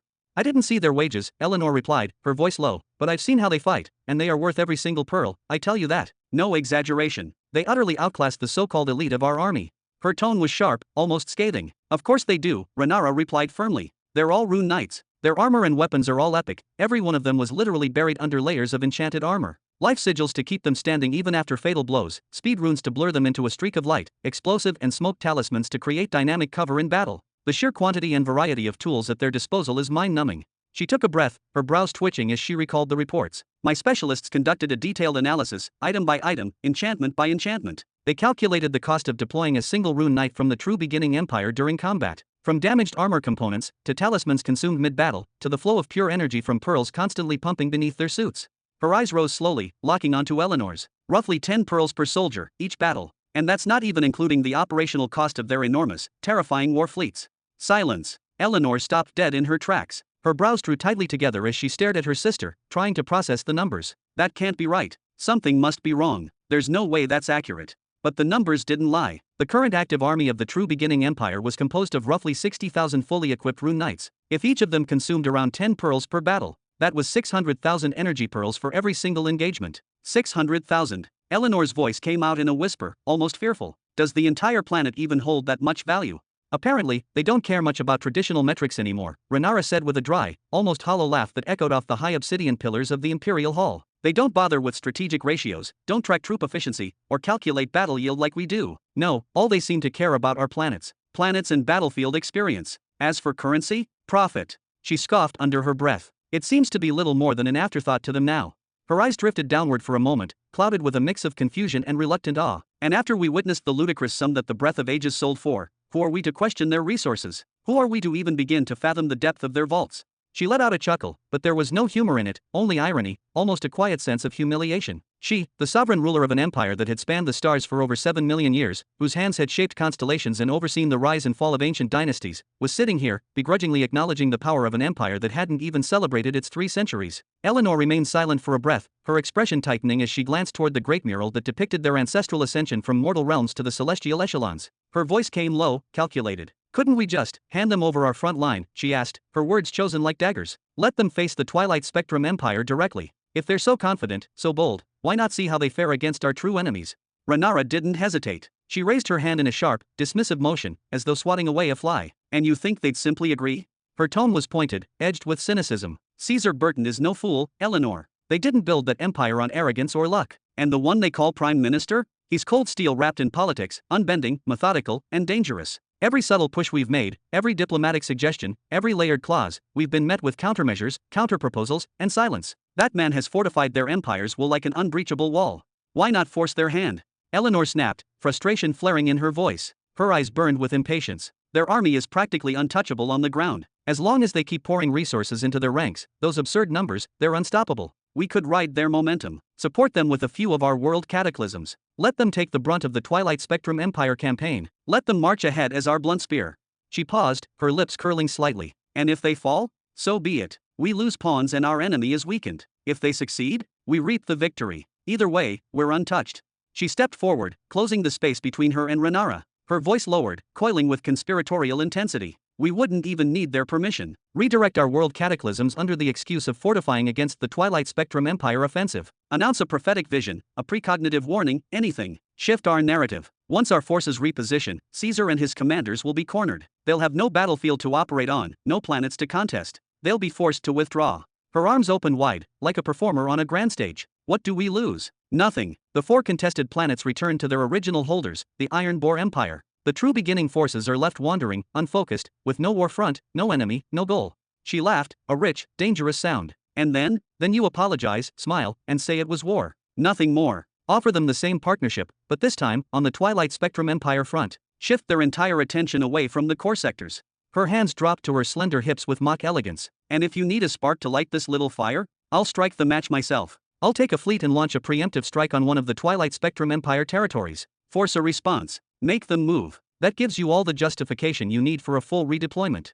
Rhaenyra tilted her head slightly, regarding her sister with the gaze of someone watching a storm gather in the distance. Perhaps that idea might have worked 3 or 4 decades ago. Back when they still relied on our strength. Back when we had leverage. But now. Her voice fell, tinged with resignation. They don't need us anymore. You overestimate them, Rhaenyra, Eleanor hissed. They're still just children. Their empire is little more than a flickering ember compared to our eternal flame. Their planets haven't even fully evolved yet. How could they possibly produce world cataclysms on their own? Even after planetary evolution, they'd need tens of thousands of years under our guidance, under protection, before they could ever birth a true cataclysm naturally. Her brow furrowed as her voice hardened. Why are we bending to them? Why are we allowing these upstarts to dictate the pace of our ancient empire? Rhaenyra exhaled through her nose, a sound more akin to surrender than breath. Her words were soft, but each syllable struck like a hammer. Because they've already moved beyond our grasp, Eleanor. We just refuse to see it. They haven't called upon our world cataclysms in over 2 years. Not one request. And the ones we did place there, the observers, the planted guardians, they've reported nothing. No summons. No deployments. Not even a whisper of need. Eleanor blinked, stunned. Then her voice rose, disbelieving, angry. That's madness. That's impossible. Just 3 months ago, I heard they established a fortified presence on their 5th planetary node, their 5th. And they're sweeping it clean, purging it. On whose authority? Under what protection? I don't know. Rhaenyra admitted, her voice faltering for the first time. Her regal poise cracked, ever so slightly. Her eyes shimmered with something rare, doubt. But what I do know, is that their army must now include world cataclysms. There's no other explanation for their rapid planetary consolidation. Eleanor recoiled, fury igniting behind her eyes. I refuse to believe it. Where would they get cataclysms? From who? Did they rent them from some galactic market? Rent them by the hour like mercenaries? Her voice shook with rising indignation. If we weren't already at war with the Iron Boar Empire, we would never have permitted this insanity to begin. Who else could have lent them such power, besides us? She turned violently, her cloak whipping through the air like a sword slash. She began storming toward the exit, her voice cutting through the hall like lightning. No more speculation, no more doubt. I'll see it with my own eyes. Chapter 1373. Planet Brava, Mid-Belt Sector 100. Ha! Bang! Are we done now yet? Bang! Do we have an agreement on this damn day or not? Caesar's voice thundered across the chamber, thick with ire and the unmistakable weight of authority. He leaned forward, bracing both hands against the edge of the round negotiation table, his knuckles whitening from pressure. The table, made from dense blackstone mined from the undercrust of Cravan 9, had withstood decades of war room debates, yet it creaked beneath Caesar's fury like glass beneath a hammer. On the opposite side sat an old man who, despite his stately appearance, now resembled a wilting monument. His thick white mustache twitched as he frowned. He stared down, not meeting Caesar's eyes. A few droplets of sweat beaded at the top of his scalp and slowly made their way down his temple. After several seconds of silence, the old man finally muttered in a voice barely louder than a whisper, I still believe we could forge a better arrangement.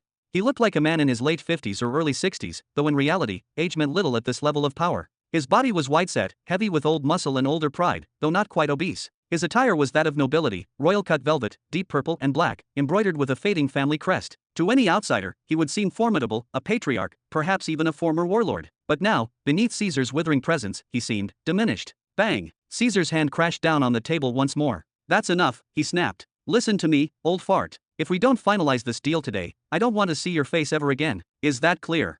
Before the elder could respond, a younger man stepped forward from behind him, his movements frantic, his voice almost pleading, wait. Please. Your Grace, Caesar.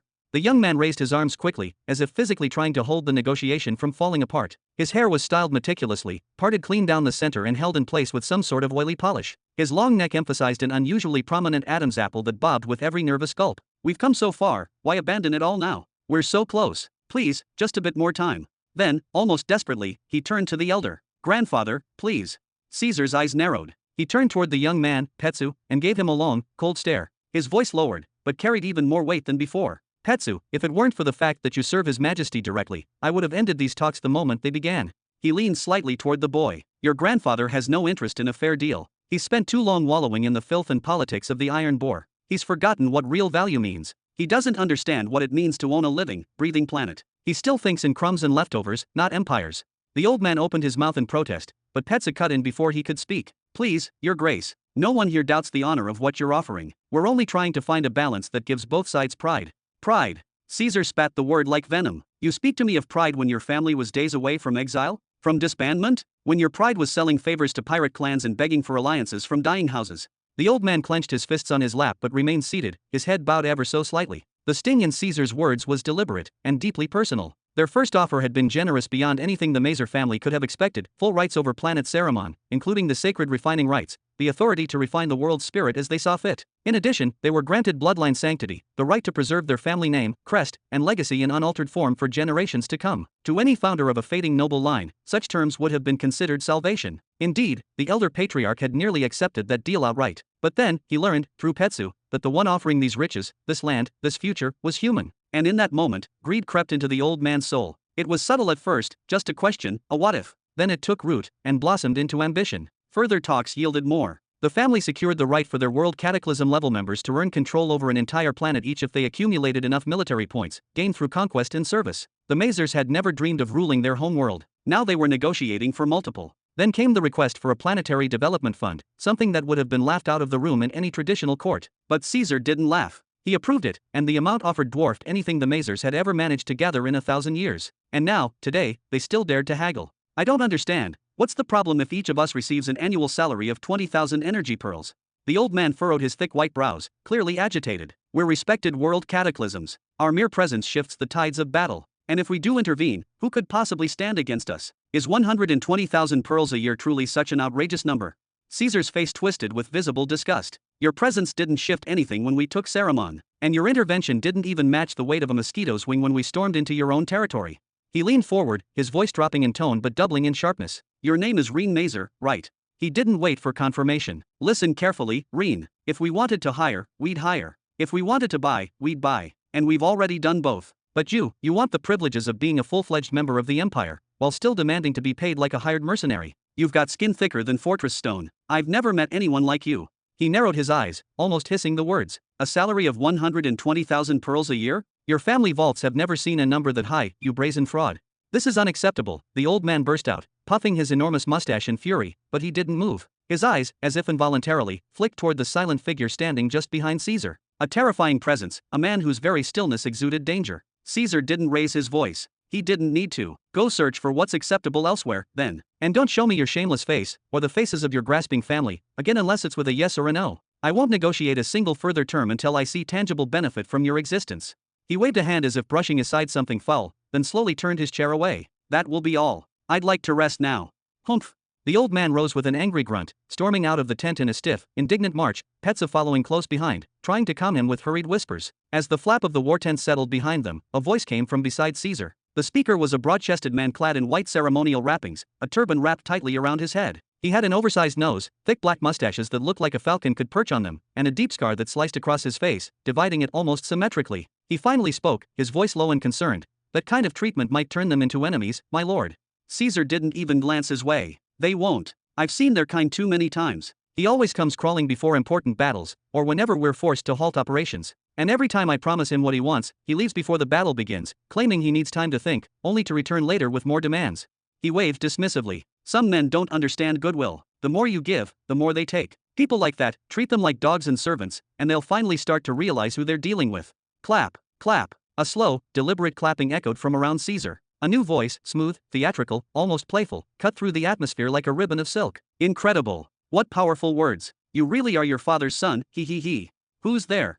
Caesar jumped slightly, his reflexes honed by war. His spiritual awareness surged to the ring on his hand, a spatial artifact, and for an instant, his fingers twitched, ready to draw something from it. Whoosh. In the blink of an eye, a third person was inside the tent. A woman, standing gracefully, her very presence like a gust of perfume and wind. Behind her danced 9 flowing tails, glowing with hues of fiery orange and sunset gold. She appeared directly in front of the scarred man, lowering her chin playfully onto 2 fingers. A mid-level world cataclysm, she said, her eyes glinting like firelight. No wonder you've stopped requesting additional support, Caesar Burton. So tell me, where exactly did you acquire this new backing of yours? Caesar didn't react with panic or surprise. Instead, he placed both hands behind his back and spoke with unnerving calm. Asher, go finalize the deployment settings. We move in 10 minutes. Yes, my lord. The man named Asher moved quickly, not even sparing the mysterious woman a glance. He had no desire to remain in the presence of someone stronger than himself. After the man exited the tent, Caesar turned slowly, his face expressionless. Then he said, in a flat voice with formal poise, Lady Eleanor, your visit has brightened my day, and illuminated this entire planet. Chapter 1374. Lady Eleanor, your visit has brightened my day and lit up the entire planet, I am truly honored. Caesar's words were poised like a sword in its sheath, polite on the surface, but honed just beneath. Eleanor pivoted gracefully, turning her entire body toward him. Her movement was feline, fluid and full of intent. She gently bit the tip of her index finger in mock flirtation. A simple smile would have convinced me. A faint smile, barely more than a twitch, formed on Caesar's lips. When one watches battlefields burn and inhales the scent of death daily, the eye loses its taste for beauty the moment it finds it. That's all, my lady. Tap, tap. Her heels echoed against the floor as she slowly circled him, her tails drifting behind her like trails of firelight through fog. Fascinating, she said softly. No fear, no awe, I sense only irritation. As if my presence is an inconvenience you're forced to tolerate. Then she brought her fingers to her lips and let out a quiet, mocking laugh. It seems war hasn't just scarred your taste for beauty, it's corroded your ability to feel at all. Are you implying that I should fear you, Lady Eleanor? Caesar tilted his head slightly, his eyes locked on hers without blinking. Why would I fear a supposed ally? As I recall, we were the ones who supplied you with vital intelligence regarding the coming storm. We continue to provide you with arms and resources. Even your world cataclysms, assigned to us by your own decree, still receive their generous salaries without lifting a blade. If anything, I expect gratitude. Eleanor's expression remained poised, but her gaze turned colder. As for the intelligence, we've yet to confirm whether it's anything more than an embellished rumor. Even I haven't detected the slightest ripple, so how would you know about it? As for your weapons, you've never sold us anything that matches what your own soldiers wield. Your surplus is always what you hand down to the desperate. And your resources? We pay for them. This isn't charity. Her 9 tails stirred more forcefully behind her. And those world cataclysms you speak of? They're the only reason your empire is in ashes. On the contrary, Caesar said, his voice now laced with an edge. If not for my father's excessive patience, you wouldn't have received a shred of that information. I wouldn't have shared it at all, especially not for free. And to be honest, he raised his chin slightly, a part of me hopes you ignore our warning. When the clock strikes midnight, I'd love to see whose rumors were closer to the truth. He took a step away from her, deliberately widening the space between them. As for the weapons, you choose lower grade gear because your warfront budgets are a shadow of what's required to maintain a force like ours. And the resources? We indeed sell you our excess, but we do it at half the market rate. Then he turned fully, his cape sweeping behind him like a banner. As for your world cataclysms, they have been thanked, paid, and treated better than most of our own officers. You're welcome to retrieve them with a kiss on top. A muscle twitched at the edge of Eleanor's jaw. Her blood simmered. A mortal. A child in the grand scheme of cosmic history. Barely at the edge of emperor class, and yet speaking to her like she was an irritant. That's not very kind, she said, her tone dropping an octave. You abandon your allies the moment a newer, shinier alliance comes knocking? Do you think your old ally won't take offense? Caesar cast a glance over his shoulder, a deep scowl on his face. And what about some accountability from your side? Since the day we launched this campaign against the Iron Boar Empire, we've been practically begging for additional support daily. Whether to hold the line or to push forward, all we requested was a few world calamities to stand in the backlines, snack on appetizers, and watch. Not to fight, just to watch. Yet how often did you answer? His voice rose slightly, filled with restrained fury. We've managed to conquer only 4 planets in 170 years, not for lack of strategy, not for lack of strength, but because of your chronic negligence. Every time we advanced, we were forced to pause for years, sometimes decades, just to wait for backup that never came. And when it finally did, they stayed a single day, then vanished. Every time we lost our gains overnight and paid for it with blood. Eleanor's gaze sharpened like a drawn blade. Her tail stilled. Her voice became frost. We have more important fronts. Or have you forgotten how many enemies we face? Are we expected to freeze all our operations because you want to expand your precious little empire, one that doesn't even belong to us? Nonsense. Do you take us for children who'll be pacified by such words? Caesar's voice thundered through the tent. We have detailed intel on every single world cataclysm under your banner, their positions, their assignments, your active fronts and campaigns. If you had lent us even half of your available forces when we needed them, we would have conquered at least 20 planets by now. The Iron Boar Empire would have been utterly crushed. We're not obligated to move at your whim, Eleanor snapped back, her tone tight with irritation. Any grand empire has its own hierarchy of priorities. And don't delude yourself into thinking the Iron Boar Empire will collapse so easily. The closer you push an empire like that to the brink, the more they'll unleash their hidden weapons. Corner even a gentle kitten long enough, and it'll bare its fangs. Seems to me, Caesar raised his voice, pride swelling in every syllable, that the top priority of the great Nine Paths Empire is to contain the growth of the true beginning empire. And secondly, what's the problem if they do unleash their hidden weapons or retaliate ferociously? We'll crush them regardless. I dare say, only an army sent by a behemoth could stand against ours, and even then, we would still emerge victorious. Eleanor exhaled slowly. Her eyes narrowed, studying him. That aura, it wasn't normal. Dominating. Heavy. Unnatural. A fourth-stage law wielder shouldn't be able to apply this kind of pressure, not to her. She had met his father once, speaking casually with her eldest sister as though they were old friends, even though her sister could erase him from existence with a mere gesture. But his arrogance made sense. He was on the cusp of being a great truth chosen. But this young man? Where was his overwhelming confidence coming from? Was it that black flame he once used to chase off a world cataclysm? Or is the source of his arrogance his father? Eleanor's voice turned cold. I actually came today to inquire about your new allies. The source of the world cataclysms that have been popping up among your ranks lately. But now I see your opinion of the Nine Paths Empire runs deeper than I thought. Her golden eyes glinted. That could be dangerous. As long as my father stands behind us, our allies are infinite. He favored you once, and chose you over many. That's all there is to it. You are not that special. Caesar responded with icy calm. And please, don't concern yourself with threats coming from our direction. In fact, this might be good news for you. Tell Her Majesty that we won't be requesting reinforcements ever again. She's free to refocus her efforts on other warfronts. As for us, we'll move forward at our own pace. Eleanor's brows drew together in clear displeasure. Bold words, but can you back them up? Her voice dripped with doubt. The fewer planets the Iron Boar Empire holds, the more world cataclysms they'll concentrate into each one. And the more planets you claim, the more you'll need to defend. I don't know who your new allies are, but no one gives unconditional support the way we have. The flaps of the command tent suddenly parted open. In stepped the bald old man, his posture now far more resolute. Your Highness Caesar, he declared, his voice loud and firm, I accept your terms. The Mazer family, with all 7 of our world cataclysms, is ready to pledge full allegiance under your banner. We await your orders. Chapter 1375. What? Eleanor's eyes widened to their fullest extent, her golden irises flaring with cold hostility. She scanned the old man from head to toe, her gaze laced with disbelief and latent contempt. The Mazer family, humans. Yes, she knew them. She knew them by name and shape. They had fought against her kind in countless campaigns over tens of thousands of years, always siding with the Iron Boar Empire. Them having several world cataclysms was not a secret. But to walk in and pledge fealty to Caesar Burton so casually, so brazenly, was this senile fool drunk on desperation? Did I arrive at a bad time? Rain Mazer's voice trembled slightly. The instant his eyes met Eleanor's, his knees nearly buckled. He had entered the tent boldly, trying to catch himself before doubt could slow his steps, before his cowardice returned, as it always did. But now, he regretted everything. Her presence was like standing before a collapsed star, drawing everything in with sheer gravity. And yet, on the other side of that tense silence, Caesar's smile bloomed like a sun rising over a battlefield. He didn't even turn to face the man. Reen, you've chosen well. And I, Caesar, son of the great Robin Burton, will reward your loyalty accordingly. After today's battle, I will personally present you with a welcome gift, 6 anchor stabilizers of planetary core grade. Are you satisfied? 6 planetary cores.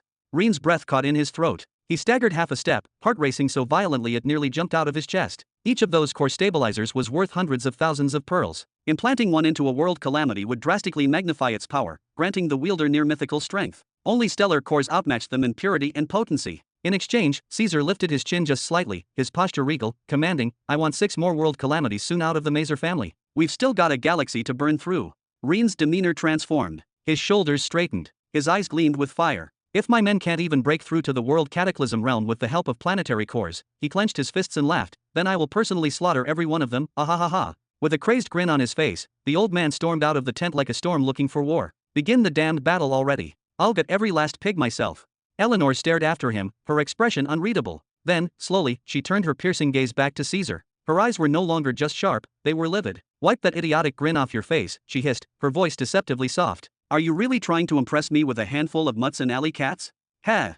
Caesar's grin faltered for a moment. He dropped his gaze momentarily, then looked up again, his tone smooth, unshaken. "Lady Eleanor, regarding the pact forged between my father and your queenly sister, I will honor it. Until it's violated from your side, it remains sacred. Your world cataclysms may continue loitering on our planets, drawing full pay without lifting a finger, just as always. But if you prefer to withdraw them, please, by all means. I'd consider that a relief."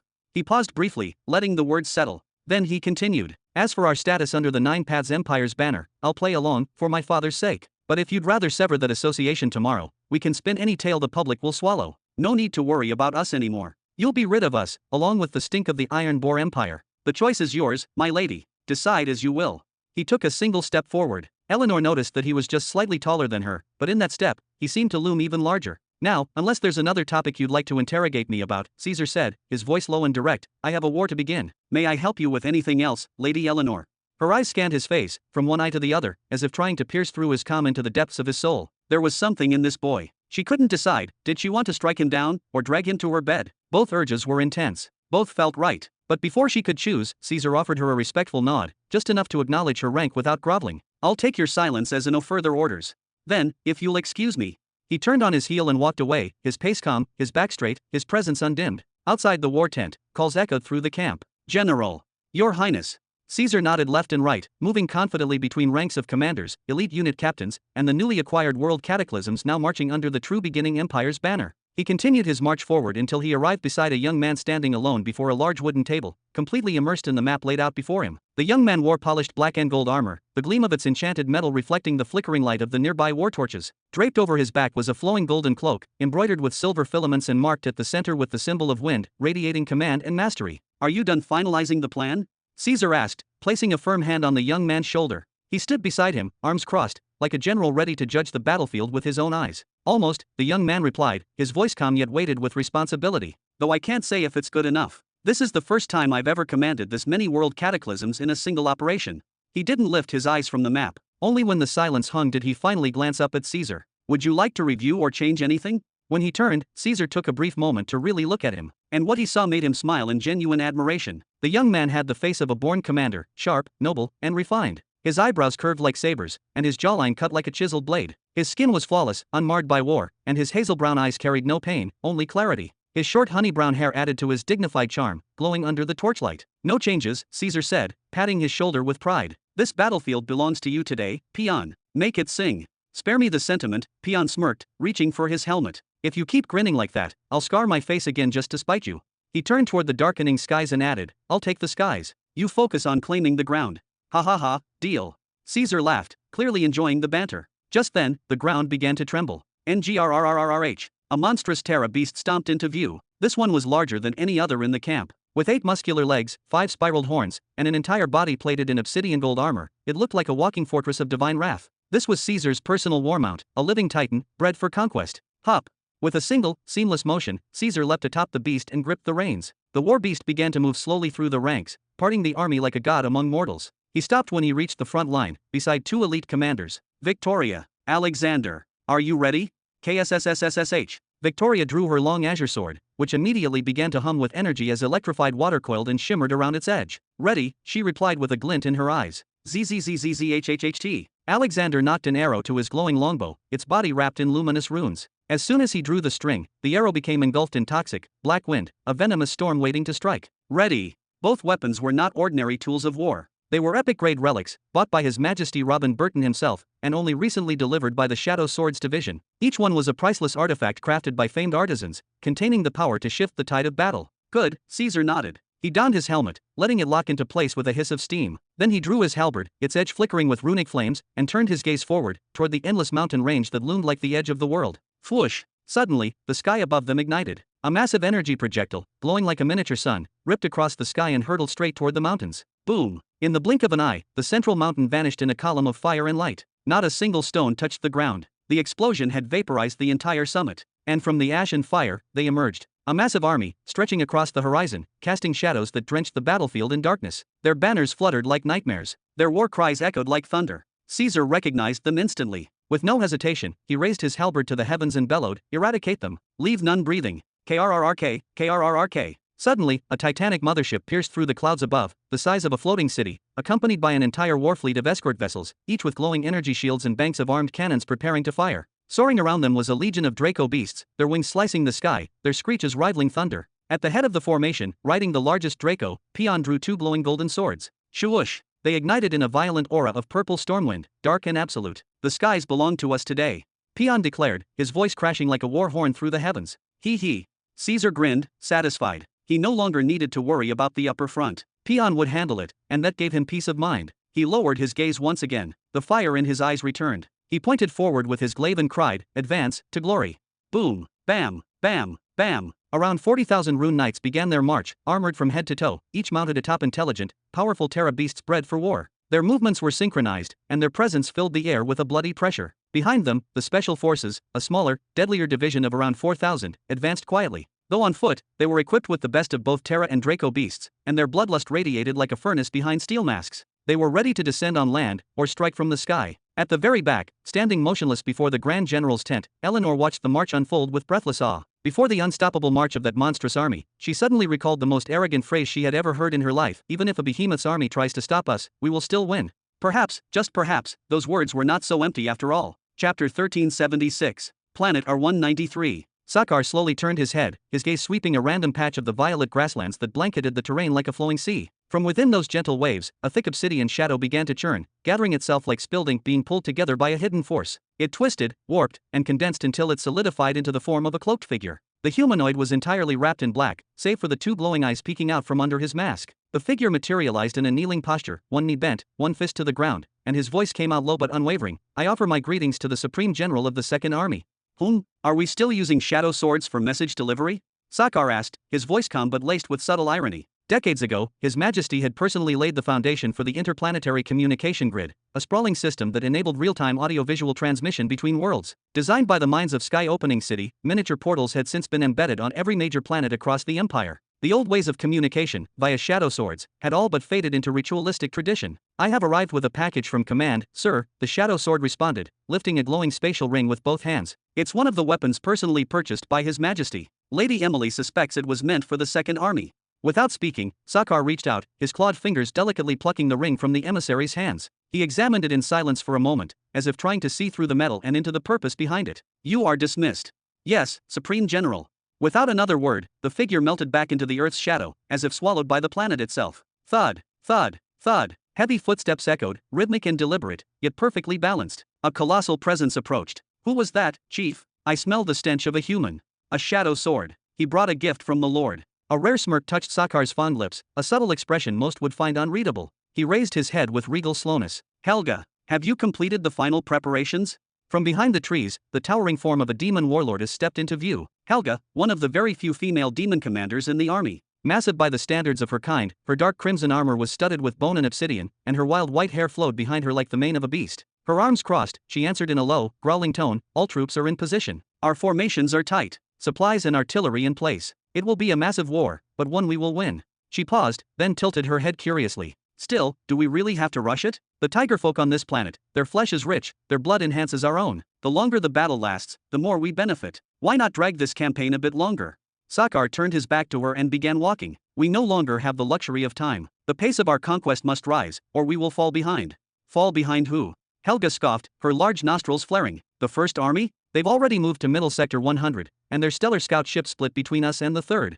She clenched a spiked gauntlet. "And the Third Army? Ever since His Majesty imposed his new limits on both our forces, we've been progressing neck and neck. We birth more soldiers than anyone, our reproduction is unmatched. Why should we rush? Sakar stopped walking and placed a clawed hand on the throne of Blackstone behind him. Then, in a quiet, solemn tone, he spoke. Because the danger isn't falling behind the third. It's in failing to satisfy the Lord. I don't understand. Helga shook her head. Sakar finally turned to her, the light of the twin suns burning on his scaled face. The First Army's move to Middle Sector 100 is only the first piece of a larger puzzle. My instincts tell me the Third Army will soon shift into Middle Sector 99. General Arrow will not allow the First to advance alone. His smile burned brighter. And that will leave us, here in the Young Belt, as the vanguard of the conquest era. We will carry the banner of expansion on our backs. Alone. Helga's fists tightened at her sides. And why should we bear that burden? Why not them? Our bloodline is pure, born from the wombs of war. We are the fangs of the empire, the claw in the master's hand. Her voice grew into a roar. We are worthy of such glory. We are owed it. Not now. Sakar raised his head slowly. Perhaps after the next wave of adjustments to our armor is complete, we'll finally be permitted to enter the larger theater. But unfortunately, even with enhancements, we still cannot reveal ourselves freely or engage with the liberty the First and Third Armies enjoy. It seems we were born to be shadows, Helga, to remain hidden, the unseen blade in His Majesty's hand. We are his silent ace, kept close, never drawn until the endgame.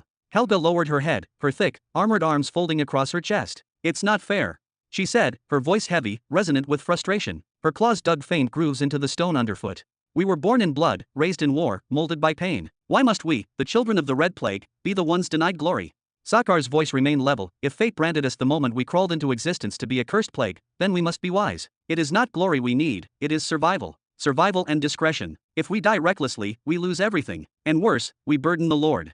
He turned toward her gently. By the way, how is Amon faring? Helga exhaled with something between a grunt and a scoff, still buried in his den, drinking blood like water and reading His Majesty's research about blood over and over again. His aura grows heavier. He may awaken and reach your level very soon. Sakar only chuckled under his breath. His path is his own. Yours is coming too. With a flick of his hand, he pulled out a spatial ring. A faint, silvery gleam pulsed as a weapon emerged from within, uncoiling like a serpent. This is for you. A personal selection from the Lord himself. He said it was ideal for your affinity. Helga's annoyance vanished. For me. From him. Her voice trembled for a heartbeat before she snatched the weapon, handling it with reverence and hunger. It was a whip, 5 meters long, forged from blackened star steel segments. Each plate had a glowing red core, pulsing like a living ember. It radiated heat and menace. She grasped the hilt. Shwa-a-a. A wave of sizzling, crimson energy erupted. Not fire, but boiling blood, superheated and writhing with malicious will. The air reeked of iron and sulfur. Crack! With one vicious swing, she cleaved a trench into the cave floor, splitting it down the middle. Steen hissed. Ah-ha-ha-ha. This is what I'm talking about. Finally, power. Sakar simply nodded, stepping back. Go test it. The subjugation of this planet must be completed today. We can't delay any longer. Helga, now trembling with excitement, leapt into the air like a missile. On it. He watched her vanish, then slowly turned to observe the destruction she left behind. The floor was split, his stone throne reduced to rubble. Looks like I'll need a new resting chamber.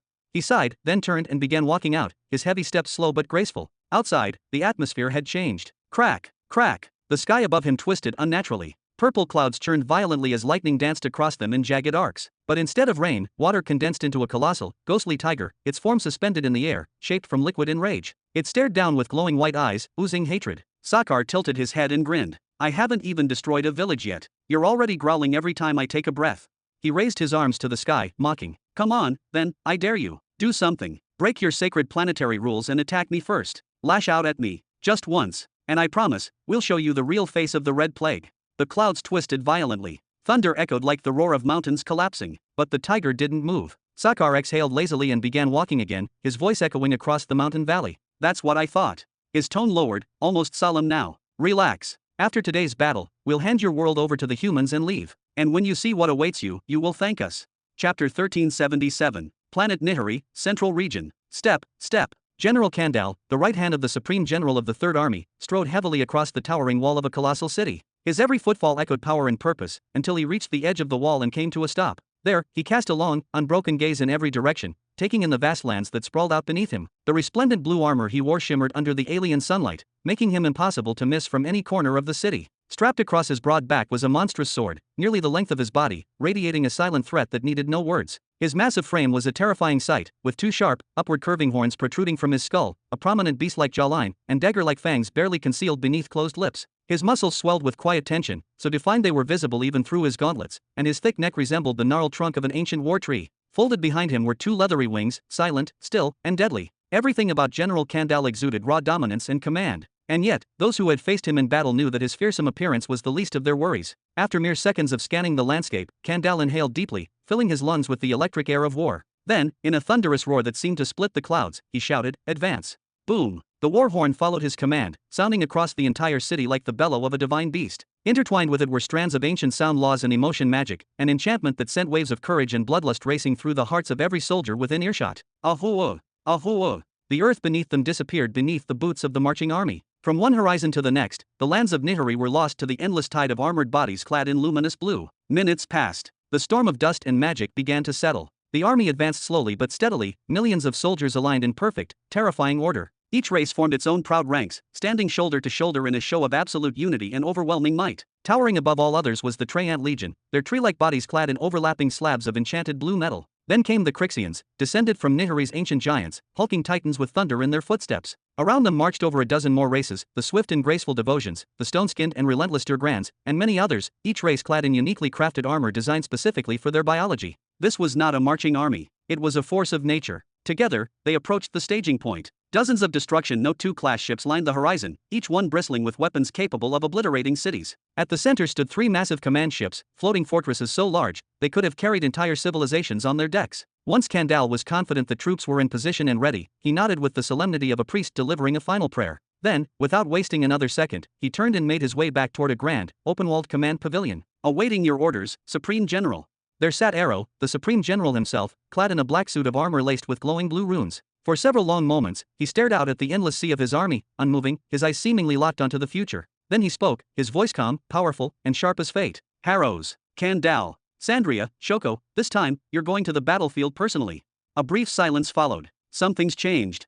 Harrow's brow furrowed with rare uncertainty. Even Kandal and the rest exchanged puzzled glances. Arrow's battle doctrine was well known: test a different general in every major conflict, then study the reports, analyze decisions, measure effectiveness, learn everything. From these detailed accounts, he improved the army, solving weaknesses, refining strategy, and replacing inefficiencies. If defenses failed, he restructured them. If terrain slowed them, he adapted. Over a century and a half of planetary warfare had forged him into a strategist of unmatched brilliance. Now, few worlds existed that he could not dissect and dominate after a single glance. His elite generals rarely left his side. They executed his vision from afar, stepping onto the battlefield only when the situation demanded something exceptional. "I've spoken again with Prime Minister Kristen and Lady Emily of Central Command. They no longer oppose it," Arrow said, his voice low but ironclad. "Now, all that remains is for Prince Theo to secure us a launch site in Sector 99. Once that happens..." He leaned forward slightly, his eyes glowing faintly. "We begin true conquest. No more mock battles. No more simulations. The time for legendary warfare is at hand. What we do next will reshape the balance of the Empire itself." Have we really reached that point? Harrows stood slowly, as though the weight of that truth was finally sinking in. His expression was filled with awe and anticipation. The birth of the Third Army was nothing short of a brutal struggle. In the early days, they teetered on the edge of extinction. More than once, their story almost ended before it began. Their survival was not a miracle, it was earned. It was carved into the cosmos by the unshakable will and razor-sharp mind of their supreme general. From scattered remnants and discarded warriors, a military titan was forged, one that would eventually eclipse the might of the Great Serpent Empire many times over, both in number and in ferocity. Harrows, once just another soul fighting to survive, had evolved. His ambitions grew in tandem with the army's conquests. At first, he only wished to see another day. Then, he longed to dominate every planet he set eyes on in the Young Belt. And now, after witnessing the fearless incursions of the First Army, a new hunger took root. Why not invade the Middle Belt, too? Why not do the unthinkable? Once, stepping foot into the Middle Belt meant groveling, bowing one's head, avoiding eye contact with its terrifying denizens. But now, he dared to look at it as prey, a prize yet to be claimed. "We're close," Arrow murmured, his tone low but filled with certainty as he paced slowly across the fortress wall.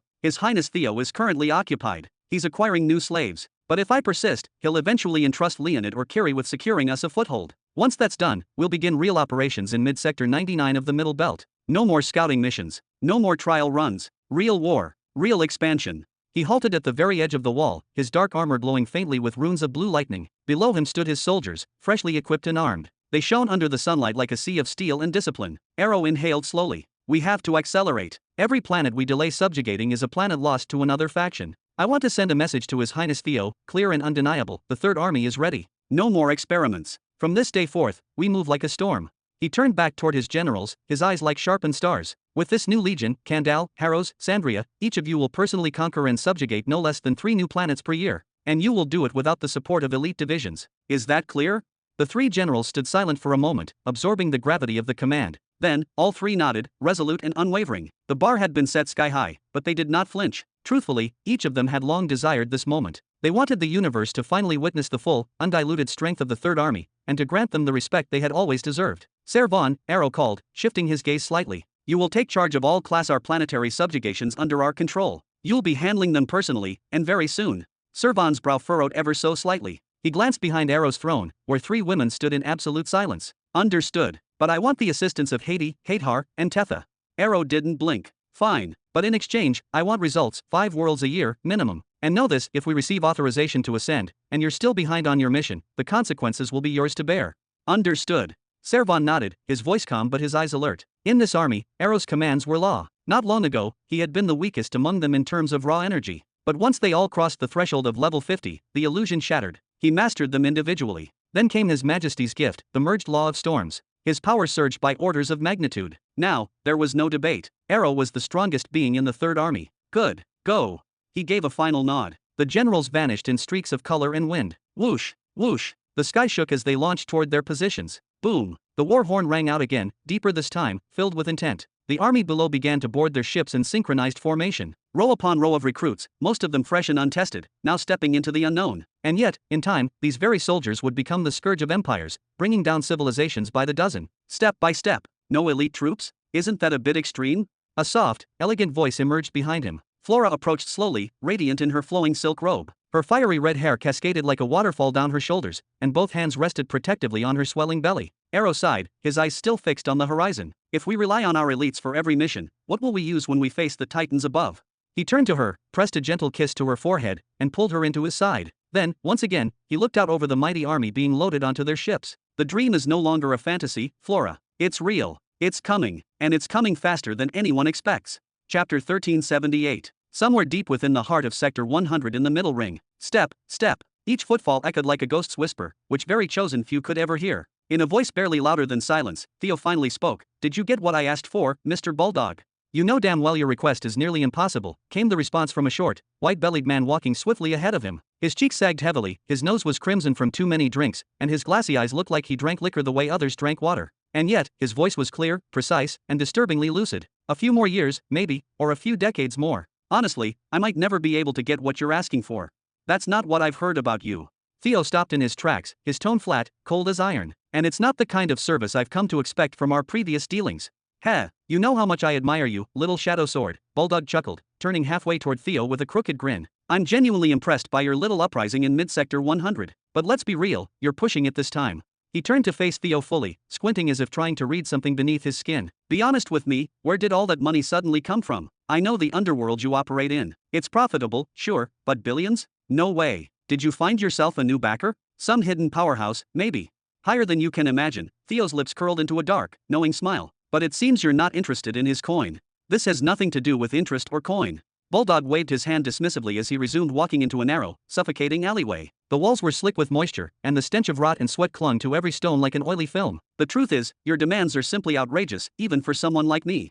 Who else would dare show up out of the blue and try to purchase dozens of world cataclysms and even a nexus state, he added, almost laughing at the absurdity. If you, Mr. Bulldog, the kingpin of the trade in this entire sector, can't provide them.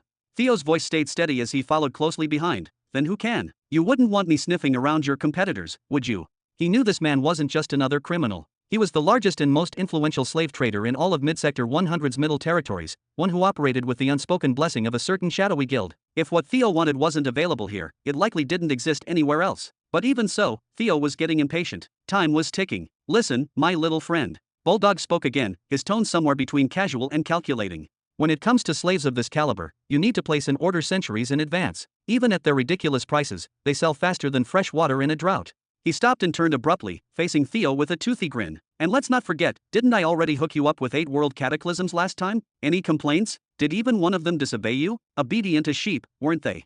They're not enough, Theo replied with unnerving calm. I need at least 3 times that number. Maybe more. Bulldog barked out a laugh, a deep and ugly sound that echoed down the damp corridor. What is this? Is your mysterious backer planning to declare war on mid-sector 100?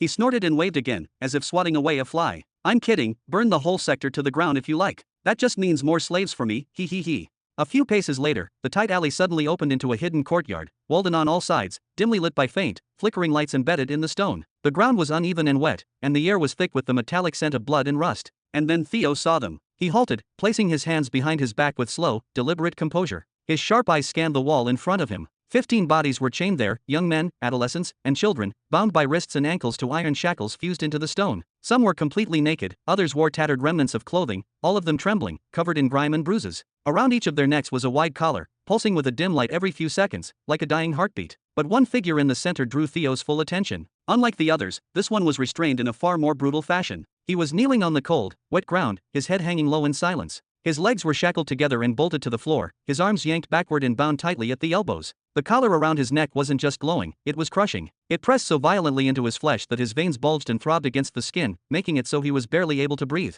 And his appearance. The figure was entirely black, so dark he seemed sculpted from pure shadow, as if the night itself had shaped him. His skin had a strange, unnatural sheen, and on his forehead, small ridges protruded like horns that had started to grow but never fully formed, muted echoes of something more monstrous beneath the surface. Theo narrowed his eyes slightly. Now that one was special. Bulldog, the stocky dwarf, took a few hasty steps toward the wall lined with chains, then turned abruptly to face Theo, his stubby fingers already gesturing animatedly. Exactly as your order specified, he declared proudly, as if presenting a masterpiece. Exceptional pure-blooded humans, untrained. I squeezed my warehouses dry looking for them, dug through every last reserve I had, and this right here is the first batch. Honestly, I'm not even sure I'll be able to find another 15 like them. Every single one of these has either a powerful natural affinity toward one of the laws, or a rare soul trait. He clapped his hands together with a sharp, echoing snap, his grin wide and oozing salesmanship. Normally, I charge a full million for each of the law-bound elites, and 500,000 for those with soul traits. That puts the price at 12.5 million pearls. But since you've become such a loyal, consistent customer. He gave an exaggerated wink and smirked. I'm feeling generous. Let's call it 12.4 million. A massive discount, just for you. What a grand act of selflessness, Theo replied dryly, stepping closer to the chained captives, his expression unreadable, cold, calculated. But don't you think those prices are a touch excessive? My friend, my little shadow sword, Bulldog said with a chuckle, slapping Theo lightly on the arm, you underestimate what you're looking at. Any one of these with a supreme law affinity could, with the right breeding strategy over a few hundred years, found an entire ruling dynasty in your name. And those with soul traits? Feed them, guide them, and with sufficient resources, which I doubt you're lacking, they'll be on the path to becoming royal soul masters in no time. He turned to the figure chained in the center, his eyes twinkling with mischief. And this is the real reason I invited you here today. Theo turned, eyeing the kneeling prisoner. A high-grade suppression collar encased the man's neck, so tightly wound with runes and soul locks that not even a whisper of energy escaped. Theo couldn't sense anything, no aura, no presence. It was as if the man didn't exist. You're not saying. Theo narrowed his eyes. You actually found me a Nexus state being. Don't get ahead of yourself, Bulldog said quickly, waving his hands. Those are still off the market, and you already rented one for 100 years, that was already difficult for you, wasn't it? Give me time, maybe next century I'll be able to sell you one instead. He walked behind the black-skinned figure and gave him a pat between the shoulders. But this one right here, he's the pinnacle of a world cataclysm. He has dual affinities, darkness and wind, a rare combination. I've kept him sealed away, untouched, just for you. Consider it a goodwill offering. Darkness and wind, pinnacle of a world cataclysm. Theo's voice dropped low as he took several deliberate steps forward, eyes locked on the prisoner. No, that can't be. You're not telling me, is this him? The legendary assassin, the one they called the Black Ray? He didn't die in that ambush. Haha, that's the one, Bulldog said proudly, puffing out his chest. The bastard who gave every noble with enemies insomnia. You wouldn't believe the operation it took to catch him. A coalition of factions came together just to set the trap. They mobilized not one, not two, but 3 Nexus state beings and a royal soulmaster just to bring him down. Bulldog rubbed his hands together, clearly savoring the moment. And once they had him, they sold him off to us, to cover the astronomical costs of that mission and inviting all those experts. On one condition, that we keep him under absolute control and don't use him against these factions ever again. Other than that, we are free to use him as we see fit, they just don't care about anyone else. Now, if you're willing to meet the price, he's yours. Theo didn't respond right away. He stared long and hard at the figure, who still knelt in silence, neck strained under the crushing weight of the collar. How much? Theo finally asked, his voice nearly a whisper. Bulldog closed his eyes, taking a deep breath like a man about to state the value of a priceless artifact. 600 million pearls, he said solemnly. And I know what you're going to say, but this time I won't. I'll take him. The dwarf blinked. What? I said, I'll take him. Theo's voice had no hesitation, no bargaining, no pause. 600 million? For the Black Ray? A steal. Just the rumor that this infamous ghost of death had joined the Shadow Blades would send shockwaves through the sector. Their reputation and profits would multiply overnight. Clang. The Black Ray slowly raised his head. His eyes, 2 pits of endless black, locked onto his new master. A primal instinct sparked in them, an attempt to intimidate, to assert dominance, to warn. But what he found staring back at him were eyes darker than his own. There was silence, a wordless exchange. Master, slave, bound without words. After several tense seconds, Theo turned to Bulldog and declared, "I'll take them all." Whoosh! A surge of fresh clothing shot out from Theo's spatial ring, floating toward the chained captives. Then he spoke, his tone even and unshakable, words he had heard before, words that never lost their gravity. "Cover yourselves. You belong to me now." Chapter 1379. Planet Jura, the beating heart of the Empire. Beneath the gentle shimmer of floating lights that adorned every street, square, and rooftop, a single figure moved steadily through the masses. The city was alive with joy, its people dancing between ribbons of color and bursts of laughter, but this man, old and hunched, cut against the tide like a shadow slipping through candlelight. Wrapped in a voluminous cloak that swept behind him like the wings of a forgotten beast, the old man gently pushed past celebrants. The thick fabric concealed his slumped back, exaggerated like the hump of a desert camel, and his hood drooped forward, hiding his face entirely. He looked like a relic of a different age, unassuming, unimportant, unnoticed. Ha! Reaching the base of a broad stairway leading to the ceremonial platform, a stage reserved for announcements of national magnitude, the man paused. He scanned his surroundings. His breath was shallow. No one seemed to pay him any mind. Then, with unexpected urgency, he began his ascent, one step, then another, faster and faster, despite his age. Whatever he carried beneath that cloak was clearly massive. The way his back bowed with effort betrayed its weight. But fate doesn't always let secrets pass in silence. Mama, look. A little girl, no older than 5, tugged on her mother's elegant gown and pointed upward with wide eyes full of innocent curiosity. The hunchy man is climbing the stairs. Trouble. The old man's eyes shot open, alarmed, as if a silent alarm had gone off. He gritted his teeth and started leaping up the steps 2, 3 at a time. What's he doing? Could that be him? The crowd began to stir. Heads turned. Voices overlapped, each filled with suspicion or excitement, trying to outguess one another. Then, with a loud ha, he reached the top. In a sudden, dramatic movement, the man spun around and flung his cloak open. The heavy garment fluttered in the wind, and beneath it stood a hulking cannon, mounted to a complex frame strapped across his back. It was massive, polished, humming softly with energy. "Are you ready?" A voice in the crowd cried out, "It's him. It's really him. Ha ha. Fooled you again, didn't I? Even after all these years." The old man cackled madly, then twisted and aimed the cannon skyward with both hands. Swoosh! Boom! The sky lit up as a massive bolt of flame burst forth, erupting into a cascade of shimmering lights that spread across the city dome like celestial fire. Let the festivities begin. Ah ha ha ha. I can't believe it's already been 275 years since His Majesty was crowned emperor. Long live the empire. Glory to the eternal throne. Across Jura's capital, its towers, plazas, and orbital layers, millions erupted in unified celebration. Fireworks of every color streaked into the skies. Holograms and lightforms danced through the air. Those with lovers embraced, those with children lifted them toward the heavens, and those alone smiled quietly beneath the warm explosion of colors. "We'll catch you at the 300th anniversary, old man. Don't you dare get cocky." A group of laughing children charged up the stairs, giving chase with the fire of determination in their tiny feet. "Ah, my poor bones." The old man began hobbling around the stage in exaggerated fear. Of course, he was laughing the whole way. It was the general, the researcher, old Gu. This tradition, this wild and unexpected start to the grand festival, had its roots in chaos. Decades ago, it was born from the mad whims of a long-retired prime minister, his idea of a joke. But the people had loved it. Since then, every celebration would secretly assign a prominent figure, noble or minister, to emerge from the crowd and ignite the celebration. It was a symbolic gesture, meant to remind the people that even the highest stood among them. Elsewhere, in a high balcony overlooking the grand square, a pair of women stood quietly, observing the storm of colors. 275 years. Zara exhaled gently, her lips curling into a faint smile. Her voice was calm, yet distant. You'd think that would feel more significant. Though she enjoyed watching planet Jura transform into a glowing sea of joy, something inside her remained detached. Recently, she had come to understand the true weight of numbers, money, especially. Before her father's generous donation arrived, almost everything going on in the sky-opening city had come to a halt. Judging from what I'm seeing tonight, I can only imagine what this quarter-century celebration cost. Emily, standing beside her in formal dress, gave a pained look and nearly teared up. My heart aches even more than yours, trust me. But unfortunately, this is all part of His Highness Caesar's Empire of Tomorrow initiative, and the Prime Minister, Kristen, has personally enforced it. High above, thousands of flying camera drones hovered like metallic fireflies. They recorded every joyous detail and streamed it in real time to hundreds of planets. Even the distant classar worlds were equipped with colossal display screens, broadcasting the grandeur of the true beginning empire, showing its citizens what awaited them, should they choose obedience. Then Emily furrowed her brow, as if a forgotten thread had returned to her mind. By the way, have you seen the Prime Minister today? Zara gave a noncommittal shrug. Emily turned her head back toward the festivities, anxiety knitting into her expression. Just what is he up to this time? Meanwhile, among the mountains of Jura, crackle, crackle. Under the pale glow of a waning moon, an old man gently dropped a bundle of firewood into the modest campfire before him. Sparks danced upward like fading memories as the flames began to stir once more. His eyes were sharp, wide, and filled with unspoken thoughts. Strands of white snaked through his black hair, and a thick beard veiled his neck like the mane of an aging lion. Had Robin been there, he would have recognized the man immediately. Kristen Burton. He sat in silence, watching the flames twist and tremble in the night breeze. Minutes passed, and the fire finally began to hum with warmth, spreading its heat like a soft whisper. At that moment, Kristen clapped his hands once. Well, the fire's ready. Now tell me, who was supposed to bring the meat?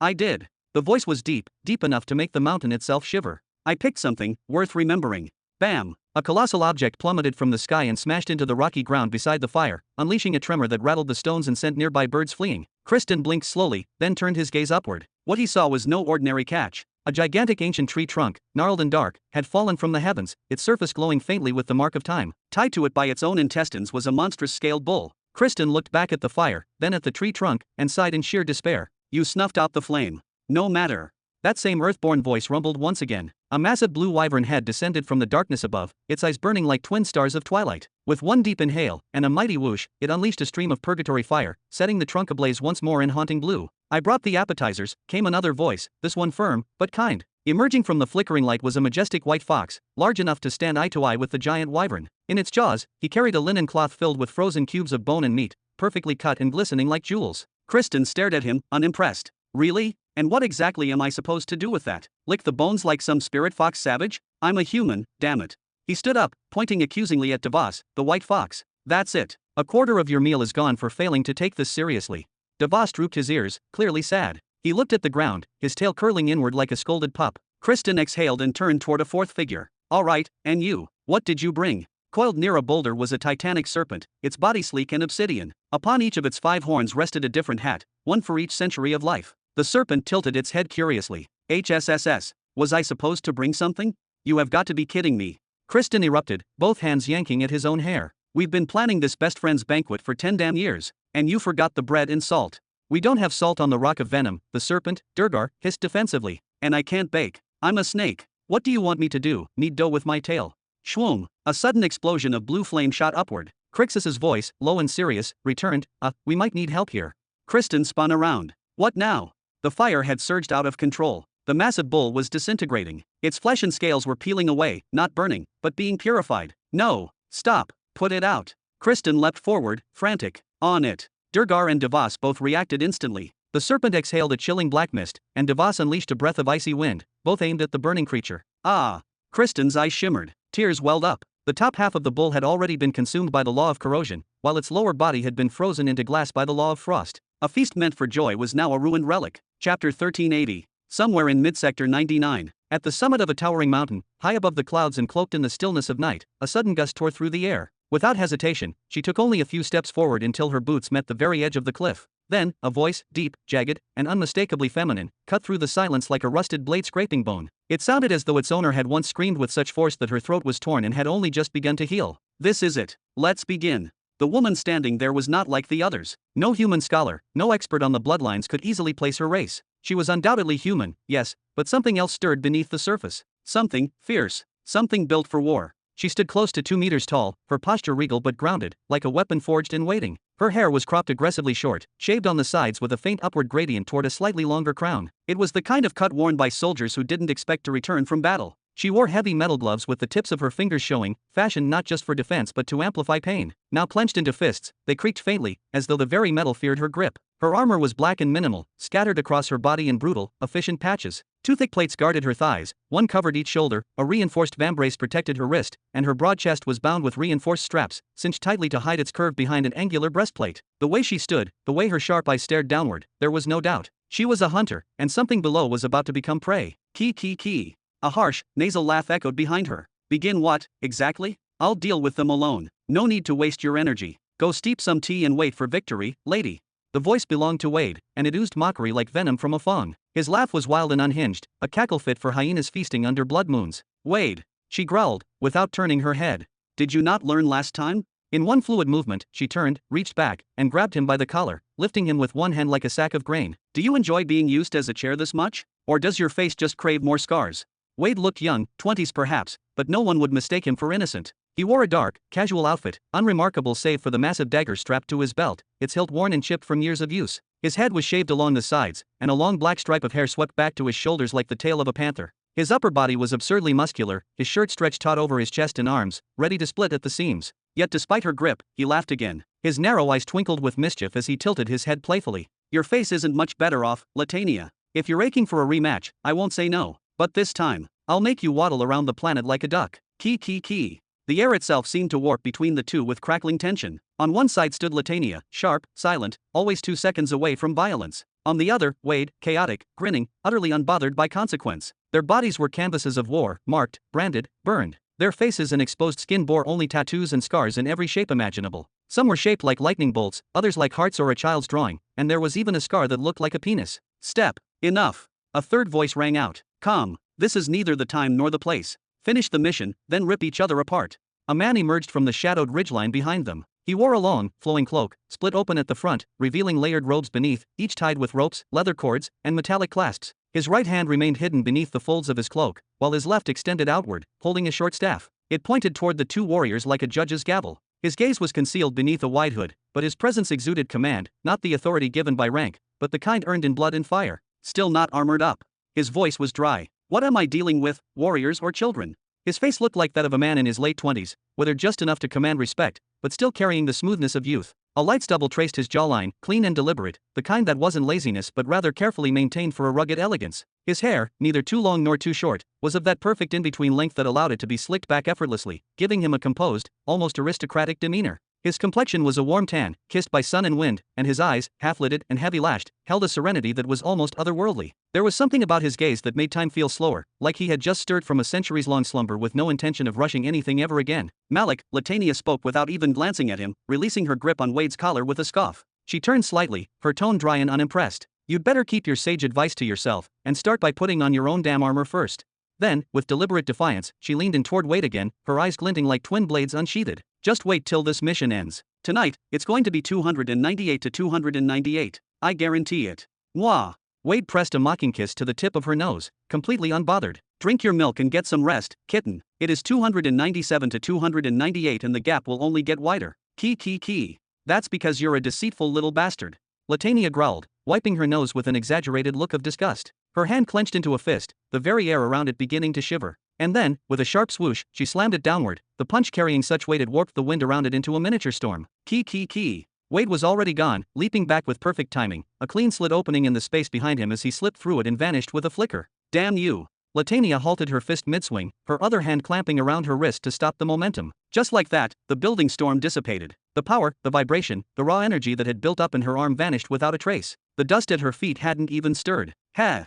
Malik shook his head slowly, his voice still wrapped in that ever-present drowsiness. You two seriously need to end this ridiculous rivalry. Every time one of you wins, you mark up the loser with some absurd symbol and force them into an embarrassing forfeit. Is that how the proud leaders of the Imperial Guard act? Like bored children? Even Malik, whose sleepy expression rarely changed, furrowed his brow ever so slightly as he continued. We three are the first in the entire Royal Guard to reach level 50 in each of the 3 fundamental laws. We stand firm under the threat of a world cataclysm. Yet here you are, scarred, bruised, and playing games. What would His Majesty say when he saw you all covered and injured like this? Do you know how humiliating it would be if he thought you were being defeated in battle, and not fools tearing each other apart in a game? Calm down, Malik. Wade emerged lazily from a spatial tier beside him, his arm looping over Malik's shoulder as if they were about to take a stroll through a garden. We haven't seen His Majesty before. Who knows when we'll get the honor? We'll heal fast when it matters. These are nothing more than scratches. Exactly. Latania folded her arms with a smug smirk, her voice rich with challenge. If that's your excuse for avoiding our duels, it's the weakest I've heard yet. Just admit it, you're scared to face either of us. Ha! Malik gave a soft exhale, half sigh and half laugh. Don't try to pull me into your circus. I've got more important things to do. With the grace of a monk and the indifference of someone far above mortal pettiness, Malik turned and walked ahead. Each step was slow, quiet, and deliberate, like a man crossing a sacred temple floor. Wade tilted his head, frowning. His arm, still outstretched as if it had just left Malik's shoulder, was frozen in midair, motionless. It turned out he hadn't touched him at all, and his elbow was only now starting to lower, ever so slowly. Hey, that's not cool, man. You used the major time law on me again, didn't you? Two can play this game, you know. Let's save those laws, Malik said coolly, running a hand through his perfectly styled hair, for someone who deserves them. He lifted his short black staff and pointed it toward the ground below. The ancestral blood multiple empire must be wiped from the map tonight. He paused, then turned his head slightly with a sly grin. Though, I'd wager it's a trap. Key. I can only hope it is. Wade cracked his neck on both sides with audible snaps, his grin wide and wolfish. Latania raised an eyebrow, intrigued. What's this? Malik, getting jumpy over a little trap. Malik's smile stretched slightly wider. For the first time, a sliver of wildness entered his calm face, like lightning behind glass. Whoever contributes the least tonight gives the others a foot massage. Fair. Haha, I'm so in. Latania clapped her hands with excitement. I definitely need a massage after this. Gentlemen, put your armor on, and allow me. She turned toward the city in the valley below, her voice growing in power. To open the day. From behind her, she reached for a weapon that seemed far too large for a normal human to lift, a massive warhammer, nearly as thick as her body, carved with ancient runes glowing faintly in anticipation. She raised it over her head, and brought it down. Caca! The ground split like glass under a hammer. A new war had begun. Chapter 1381. Inside the capital of the ancestral Blood Empire, the Royal Hall. Drip, drip. At the center of a towering hall gilded in gold and crimson banners, a silence heavy with disdain settled over the crowd, thousands in attendance, yet no one dared breathe too loudly. There, under the judgmental eyes of nobles and highborn warriors, knelt a bloodied young man, naked, humiliated, and broken. Blood trickled steadily from his nose and lips, pooling beneath him like an offering to the marble floor. His left arm was gone, ripped clean from the shoulder, and his right hand had been severed, leaving only a raw, cauterized stump. Even with his face half buried in the ground, the agony etched into every trembling muscle of his body made one thing clear. He had endured a nightmare few could imagine, and survived.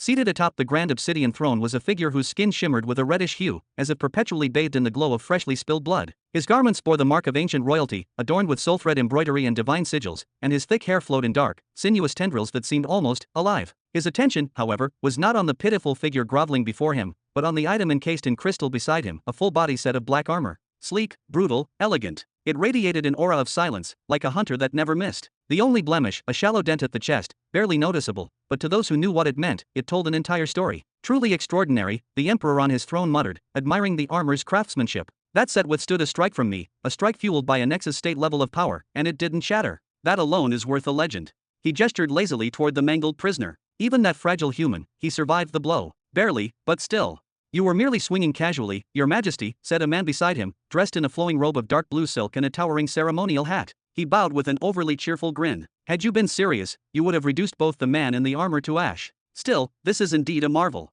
The emperor leaned slightly forward, his crimson eyes narrowing at the glass. Have we traced its origin yet?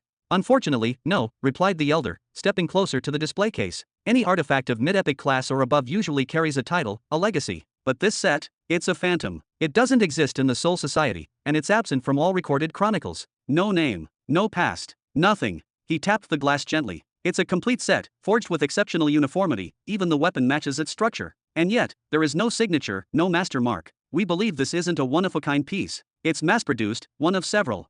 Several. The Emperor's voice hardened. Don't be absurd. A single armor of this quality would cost, what? 500,000 energy pearls at the very least, yes.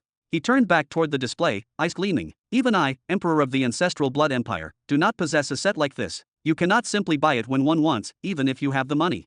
But now, by fate or fortune, it is yours, Your Majesty, the elder replied gleefully, rubbing his hands together. Shall I gather the Empire's finest artificers? They can study it, repair any flaws, even upgrade it. Suddenly, a weak, spitting sound cut through the air like a blade. The center of the hall turned its eyes toward the prisoner, who had somehow mustered the strength to raise his head slightly, one eye swollen shut, blood staining his teeth. His voice came out raspy, hoarse, ruined, but laced with venom. Upgrade it, he croaked. Heh, not even in 1,000 years. You wouldn't understand that armor if you begged the stars to teach you, you miserable beggars. A ripple of chaos tore through the noble crowd. What did he say? This barbarian dares speak to us like that. Execute him, cut out his tongue first. He tried to rob us, and now he calls us beggars. Outrage erupted like wildfire. The floor trembled with stomping boots, and the sound of unsheathed blades rang through the chamber. In that moment, there was only one shared desire among all who stood beneath the Emperor's gaze. They wanted that prisoner dead. He had first appeared a month ago, deep within the territories of the Empire, specifically on a contested planet locked in a brutal tug-of-war with a rival empire. For reasons unknown, he annihilated both armies stationed there. Not just defeated, wiped out. Within the span of a single week, he had methodically erased all traces of soldiers from both sides on that planet. During that time, world cataclysms from both empires had been dispatched to hunt him down and eliminate the threat. But each time he slipped through their fingers. Eventually, one of the Ancestral Blood Empire's world cataclysms managed to pin down his location and engaged him in direct combat. Simultaneously, he asked for reinforcements, hoping to trap the invader once and for all. The stranger managed to escape again, but the world cataclysm pursued him relentlessly, gambling on the hope that help would arrive before it was too late. Just when that hope had nearly faded, he appeared. His Majesty himself descended onto the battlefield, and with a single wave of his hand, brought the rampaging intruder down. In the roaring silence of the royal hall, with tension crackling like static, the planetary emperor raised a single hand, and the entire court fell silent as if struck mute. He turned slowly to face the prisoner again, his voice calm but edged with steel. I captured you personally because I wanted to see the truth for myself, the black wasps causing havoc across Midsector 99. His eyes glinted. Do you have any idea how much the bounty is on each one of your heads? The last thing you should be worried about is whether we can upgrade your armor. Then he leaned forward, the hint of a confident smile curving his lips. By the way, after I announced your capture and released your image across the interstellar nets, do you think your fellow black wasps will come running to save you? He paused. Or will they let you rot in chains? He. The bloodied young man let out a low, raspy chuckle from where he lay broken on the floor. No amount of pearls placed on my head will change the truth. I'm afraid that even all the wealth of heaven and earth won't turn back time enough to fix the mistake you just made. The emperor narrowed his eyes, raising an eyebrow. What nonsense are you mumbling? Bam! A thunderous impact suddenly rocked the royal hall, shaking its foundations. A long decorative ornament atop the advisors head came crashing down to the floor. What was that? The emperor shot to his feet, instinct flaring. A soldier burst into the hall, face pale, voice trembling. Your Majesty, the city gate, it's been destroyed. Destroyed. But the city is surrounded by a grand defensive array. How could the gate be obliterated without triggering the formation? The emperor waved his hand, disbelief darkening his voice, as this should not be possible. Heh, you fools. The prisoner's voice tore through the tension like a serrated blade, sending chills down the spines of everyone in the chamber. It must be them, the three leaders have arrived. You've brought upon yourselves a storm you cannot withstand. The crowd erupted in noise. You may have enmity against a guard, but you do not dare one, the prisoner growled, eyes blazing. You may defeat a guard, but you never humiliate one. What nonsense is he spewing now? Seize him. The emperor raised his arm again, ready to leap into action, ready to defend his city himself if necessary. But then, something strange. A presence. A force. A ripple in spacetime itself forced him to pause and glance back toward the center of the hall. The prisoner, no longer trembling, was rising. The imperial guards must not be insulted. The dignity of a warden is sacred. His bloodied face lifted, eyes blazing with conviction, staring directly into the soul of the Nexus State Emperor. Then, a low, bone-deep vibration began emanating from his body. Not sound, not heat, but frequency. It shook the space around him, disturbing the very fabric of the hall. A guard without honor has no right to live. His voice was a roar now, trembling with power. A disgraced guard has no right to serve His Majesty. The Emperor's eyes widened in realization, knowing something was wrong. Stop.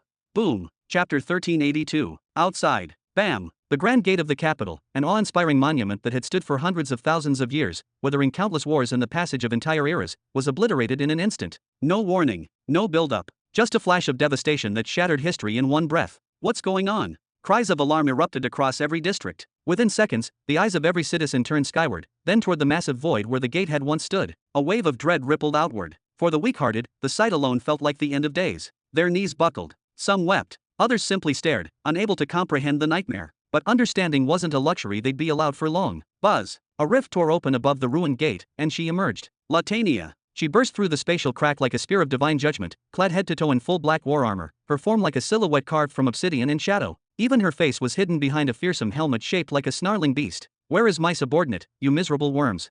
Her voice thundered like metal grinding through bone. The moment her boots slammed into the ground, bam! She whipped one hand behind her, then slashed forward with the other. Swoosh! A shimmering arc of compressed air burst forth, a curved shockwave howling with deadly resonance. No, run! A desperate cry was all some of them managed to say. Too late. The arc touched down, and everything it grazed began to disappear. Boof, boof, boom. One by one, people vanished. No blood, no gore, just erasure. If the arc touched someone's chest, the chest was simply gone, leaving head and limbs to fall lifelessly. When it struck buildings, entire sections vanished into nothingness, leaving the upper halves to crash down in ruin. This wasn't wind. It was the humming arc, an advanced frequency-based annihilation technique. With finely tuned vibration waves, it dismantled matter at the atomic level, disassembling molecules so rapidly that objects ceased to exist in any coherent form. They weren't destroyed, they were redefined. A single swing, a single breath, and the entire city entrance became a mass grave of silence and dust. Those who had survived, just barely, glanced behind them in frozen horror. The image of a black armored figure, her stance proud and unshaken, etched itself into their minds. Some collapsed, others wept. The rest had no time for either. Because then, buzz, buzz, boom, boom, two more figures tore through space beside her. Malik, Wade, both fully armored, their presences towering like living calamities. And together, standing side by side, releasing their full aura into the world, they looked like Hell's personal knights, handpicked by vengeance itself. A choking silence gripped the crowd. Then, panic erupted. Anyone who had survived the initial onslaught turned and ran, sprinting through the city's alleys and roads like ants fleeing a burning nest. Entire families abandoned homes, shops, and possessions. Some parents left their children behind. Others trampled each other in blind terror. There was no shame left, no order, only chaos. Brings back memories. Wade chuckled, a wicked grin spreading under his helmet. To his right, Malik simply cracked his neck twice. We keep pushing forward, until a real opponent shows himself. The middle route is mine, Latania growled through her helmet's filter. That fool who got caught was under my command. She leapt again, winding up another humming arc. Key. Wade drifted left with a laugh. Let me guess, that's just your excuse to hog the glory for yourself. But hey, I'd cling to it too if it was my subordinate who got caught. He unsheathed his spatial dagger and began carving white slashes through the air. Swoosh, swoosh, swoosh. Each cut tore gaps into reality. Spatial rifts hung in the air like tears in a tapestry, and anything they touched was cleanly bisected. Crack, crunch, shops, watchtowers, fortified military posts. All of them, no matter their defenses, collapsed like dominoes, cleanly severed and split from the inside. Tisk. No way I'm massaging anyone's feet today. Malik sighed, stepping to the right with casual grace. He spun his short staff with one hand, then tapped it forward. Crack. Krrrrk. A wave of temporal decay washed over the buildings in front of him. Colors faded. Metal rusted in seconds. Stone crumbled under invisible weight. Entire walls and beams aged centuries in the blink of an eye. Wooden doors cracked, turned to dust, and blew away in the wind. And then, bam! The entire district collapsed like a ruined relic from a forgotten age. Ah! The screams that rang out from inside the crumbling buildings were more than cries of fear, they were echoes of time itself unraveling. Some of the victims began their wails as strong, healthy adults, but by the end of their breath, their voices had aged, cracked, and turned brittle. Wrinkles formed, bones hollowed, hearts collapsed from sheer fatigue. They died before the debris ever touched them. Shhhhhh. Even the birds of prey circling high above, the carrion feeders that never missed a feast, abandoned the skies in terrified silence, wings trembling as they vanished beyond the clouds. And then came the silence. A suffocating, alien silence. In less than 2 seconds, over 10% of the capital city had been wiped from existence, each portion annihilated through a different, overwhelming method. Frequency wave vaporization, spatial dissection, temporal collapse. It was no battle. It was a message. Enough. A roar thundered through the heavens. In the next heartbeat, 5 streaks of light burst forth from the heart of the capital, each one leaving behind a sonic boom that shattered windows and shook the ground. They descended with divine fury, weapons drawn, powers ignited. World cataclysms. Finally. Latania came to a slow halt, her boots planting into the cracked pavement. She let the dust settle around her like a curtain of reverence. Then, she took a single step backward. Now. Her voice cut through the chaos like a sword. Tell me, you red rats, where is my subordinate? That armor, it's unmistakable. The black wasps. She's one of them, detain her at once. Swoosh, swoosh. From her flanks, Malik and Wade moved in unison. Ha, what am I, chopped liver? Wade rolled his neck, blades in hand. How rude. Malik sighed with exaggerated disappointment. In the blink of an eye, the two of them unleashed hell. 2 of the 5 world cataclysms peeled off to deal with the flanks. One moved to the left, conjuring a fortress of layered barriers. The other charged the right, forming a shield of compressed flame. They thought it would be enough. They were wrong. What? Both shouted at once. They had misjudged their opponents completely. They thought Wade and Malik were still martial emperors, not even worthy of being considered opponents, thinking all they could do was run. But their attacks tore through the defensive constructs like wet paper. The defenders had no choice. They poured full power into reinforcing the shields. Only then, did the barrage stop. No escaping for you today, Wasp. In the center, the remaining 3 world cataclysms surged toward Latania. The one at the front threw a palm glowing crimson red, pulsing with the might of a planet's doom. Escape. Latania's laugh this time was guttural, like the purr of a predator surrounded by prey. No, I didn't come here to run. I came here to rip your empire apart, brick by brick. Then she snapped her fingers. Interference veil, deploy. Floom. Latania's fingers shook with terrifying force, and a semi-invisible web shot out of them, growing larger with every step. The crimson palm strike hit it square on, and started shrinking. That almost invisible net was the result of highly interfering, opposing waves, aimed at attack joints and dispersing its energy. What? The world cataclysm that had produced the attack stopped in his tracks, beginning to reanalyze whether his enemy was truly a martial emperor. Buzz. Within a split second, the size of the net had shrunk by half. Then, without warning, it disappeared. Bam! What remained of the palm landed with less than half its power, yet it still had the devastating power to wipe out the ripple the 3 guards left behind. Unfortunately, its target was no longer in that spot. Chapter 1383. Where did she go? The middle one of the 3 world cataclysms spun around, eyes darting, a subtle edge of unease creeping into his voice. There, over there. Spread your soul sense and you'll detect her. Another pointed toward a specific point in the ruins. But just as he did, his face darkened, his voice faltered. But what? Without waiting, the middle world cataclysm unleashed his soul sense and launched a devastating attack at the location. Bam! A massive shockwave split the stone and air alike, but then, confusion crept onto his face. His eyebrows arched in disbelief. This doesn't make sense. A mocking voice echoed from the rubble. Humph! Keep destroying your own city, you blind fools. Latania emerged from the shattered remnants of another building, her boots scraping ash and blood as she moved in a wide, circular run. But what truly shocked the 3 world cataclysms wasn't her sudden reappearance. It was the 4 others that followed behind her, identical in every detail. Each one radiated a real presence, each one visible to soul sense, as if 5 true versions of Latania now existed at once. Of course, the 3 world cataclysms did not see Latania. They only saw 5 black-armored enemies. How many black wasps came today exactly? The calamity in the center snarled and pointed toward the group. I'll take the original one. You two, handle the rest, now. Understood. The other two broke off immediately. With swift precision and fierce strikes, they separated the original Latania from her doppelgangers and chased the other 4 wasps outside the city walls. The battlefield fell eerily silent. Now then, the leading cataclysm said, his tone low and deadly. His eyes burned with dark intent. No one's coming to save you now. With a flick of his hand, he summoned a dark crimson blade from his spatial ring and lunged. Swoosh! Hey! Latania came to an abrupt halt. She reached behind her with her right arm, forming a tight fist, and took a defiant, grounded stance. Let your own attack be your undoing. A glowing, translucent object formed in her palm, a mirror of sorts, pulsing with arcane energy. Clang! The blade's energy struck the mirror with a sharp, echoing blast. Part of the attack rebounded, ricocheting back toward him. Another portion shattered the mirror, splintering into chaotic streams of force, one of which still streaked toward Latania. What the hell? He raised his weapon instinctively. Bam! The rebounded force smashed into him with tremendous pressure, sending him flying over 100 meters backward. Stones cracked beneath his boots as he finally landed, barely able to stabilize himself. His mouth hung open. What kind of law is this? A technique that reflects attacks like some cursed game mechanic. Yet despite the damage, a grin crept across his face. He was still watching her carefully. That final shard of his original attack, the one that shattered the mirror, was still heading toward her at full speed. That will be enough. She's finished. Swoosh! Just before impact, Latania slammed her foot into the earth and leapt backward, gracefully dodging the attack. She closed her eyes, wrapped her arms around herself like a cocoon, and whispered with icy resolve, spectral phase. Buzz! Boom! The world cataclysm's pupils dilated in disbelief. The deadly energy passed directly through Latania's abdomen, no blood, no wound, as if she were made of mist. The force struck the ground behind her and carved a deep trench through the stone. Krrrrk. Latania came to a sliding stop, her breath heavy. She let out a defiant laugh, then spoke, spectral phase, a technique that shifts my body's frequency just enough to pass through solid matter, or attacks. Humph. She spat out a mouthful of blood without concern, then charged forward, eyes blazing. You're not bad, but now, you shall face my power. What's going on? Has the entire world gone insane? The world cataclysm's hands trembled slightly as he lifted his sword and took off again. Was she really just a martial emperor realm cultivator? Why did he feel like she was not bluffing? Die! With rage and desperation, he released another massive slash, this one even more brutal than the last. A blood-red arc cut through everything in its path, screaming toward her like judgment itself. But Latania didn't flinch. Instead, she flung her arms outward, both index fingers bent in a symbolic gesture, thumbs tucked beneath. She whispered, cloak of dispersal. Whoosh, whoosh, whoosh. 3 identical copies of Latania exploded from her body, each radiating a distinct aura. Each one was so real, so perfect, that even Soul Sense couldn't distinguish between them and the original. Bam! The massive blade struck the original's location. And yet, only one of the Latanias vanished. The remaining 3 darted forward, spreading wide like wolves encircling prey. What?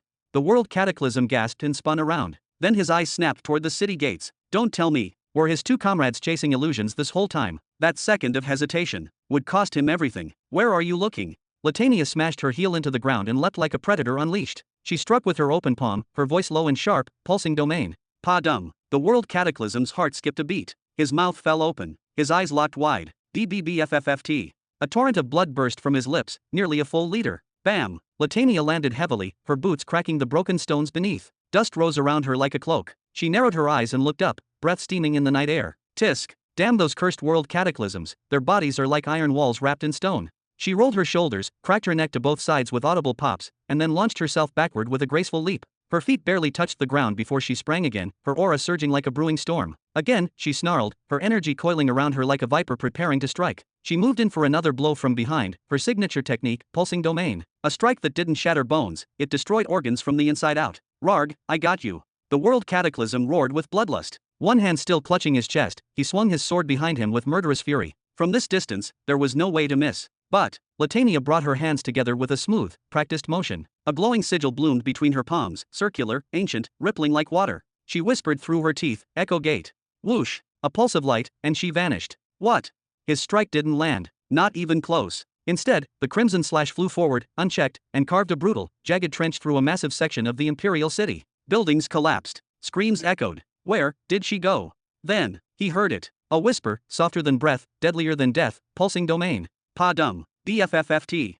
He coughed blood, again. This time the pain was different. It wasn't a spike. It was a wave, crashing through his bones and flesh like thunder beneath his skin. His heart skipped. His knees nearly buckled. This strike was twice as strong as the last. Impossible. He gasped, eyes wide with disbelief. Echo Gate, a high-tier application of the law of waves. It allows the user to return, instantaneously, to a previous location they occupied less than 1 second ago, by following the lingering waveprint of their own presence. And where had Latania chosen to return? Exactly where she had struck before, directly behind the world cataclysm's exposed back. Boof. Her palm pressed against his spine, fingers splayed over his heart. Her other hand rested lightly on his shoulder for balance, her grip calm, almost gentle. She leaned forward, lips brushing against his ear. Her voice was low, controlled, furious. We were ordered to hide our power, to keep our strength a secret. But you dared to strip one of our own naked and film him. You dared to shame a guard. You've chosen your doom, and your empire will fall screaming with you. Shut up. The world cataclysm bellowed in blind fury, swinging backward with all his remaining might. But when the blade cut through air, he realized she was already gone. He looked down, and his blood stopped flowing. There were at least 10 of her now. 10 identical Latanias, each making strange, arcane hand gestures, each wearing the same look of manic joy on her face, each laughing with a different flavor of madness. Ha ha ha. Today, I'll kill a world cataclysm. Ku. He froze. Him, a warrior who had lived over 30,000 years, a being who had crushed empires and broken armies, one of the pillars of the imperial order. And now, he felt an ancient, primal instinct rise within him. Fear. No, this wasn't pride anymore. He had to flee. He had to run, now. But just as he readied himself to dash skyward, boom, the imperial palace exploded behind him. Not collapsed, not cracked, exploded. Flames swallowed the sky. Stone and blood and bodies rose into the heavens like falling stars in reverse. His heart stopped. No, no, no, no, no, no, no. His voice cracked as he watched the tower crumble. Today had been a holy day for the empire. The entire royal family had gathered. Dukes, generals, heirs, wives, children, all of them. No. He stumbled forward, hand over his wounded chest. He could barely breathe. His Majesty, surely His Majesty must serve us. Bang. Something struck the back of his skull. His vision exploded with white, and a voice, smooth, terrifying. Memory echo. Ah. The world cataclysm clutched his head with both hands. And suddenly, he saw everything. Every face he had ever killed. Every soul he had condemned. Every betrayal, every lie, every scream. His loved ones. The innocent. His victims. It was as if his own sins had become a tidal wave crashing down on his mind. He screamed. And she didn't stop. Bang, bang, bang. Die, die, die. Latania lifted her mid-grade epic warhammer and brought it down with devastating force. Every strike released a resonant pulse, amplified by the law of waves, focused, concentrated, deadly. Each blow had the power to flatten a small village. And she didn't stop. Hey ah. Latania gave a final war cry, her body and helmet already drenched in blood. Bang, bang. She struck, and struck, until the world cataclysm fell from the sky slowly, very slowly. He couldn't tell. Why was he falling? Why was he dying? Was the agony from the memories shredding his soul? Or the 1,000-ton warhammer cracking open his skull? She struck, and struck, until his face was no longer above the ground. It had become part of it. Chapter 1384. No. Ah. Ugh. Latania clutched her abdomen in agony, her arms wrapped tightly around herself as if trying to hold her soul from tearing apart. Every nerve in her body screamed. Her muscles trembled. She fell forward slightly, gasping through clenched teeth. Then, forcing her chin up with raw willpower, she raised her eyes toward the horizon, toward the obliterated ruins of the imperial palace. A ruined monument, once the heart of pride, terror, and unquestionable authority, was now nothing more than smoking rubble, shattered towers, broken marble, and flame-lit bones. She stared at it without blinking. And she listened. She listened to a music made of screams, a macabre symphony played by the voices of the dying and the damned. Howls echoed from within the collapsing remains, screams of betrayal, disbelief, and pain. The palace that had once dominated half the capital's skyline had been reduced to a dying grave. A detonation at the level of stabilized particles, she murmured, her voice hollow but precise. Reinforced with high-pressure wave compression. He took his life. Erased his disgrace by his own hand. She blinked slowly. Good.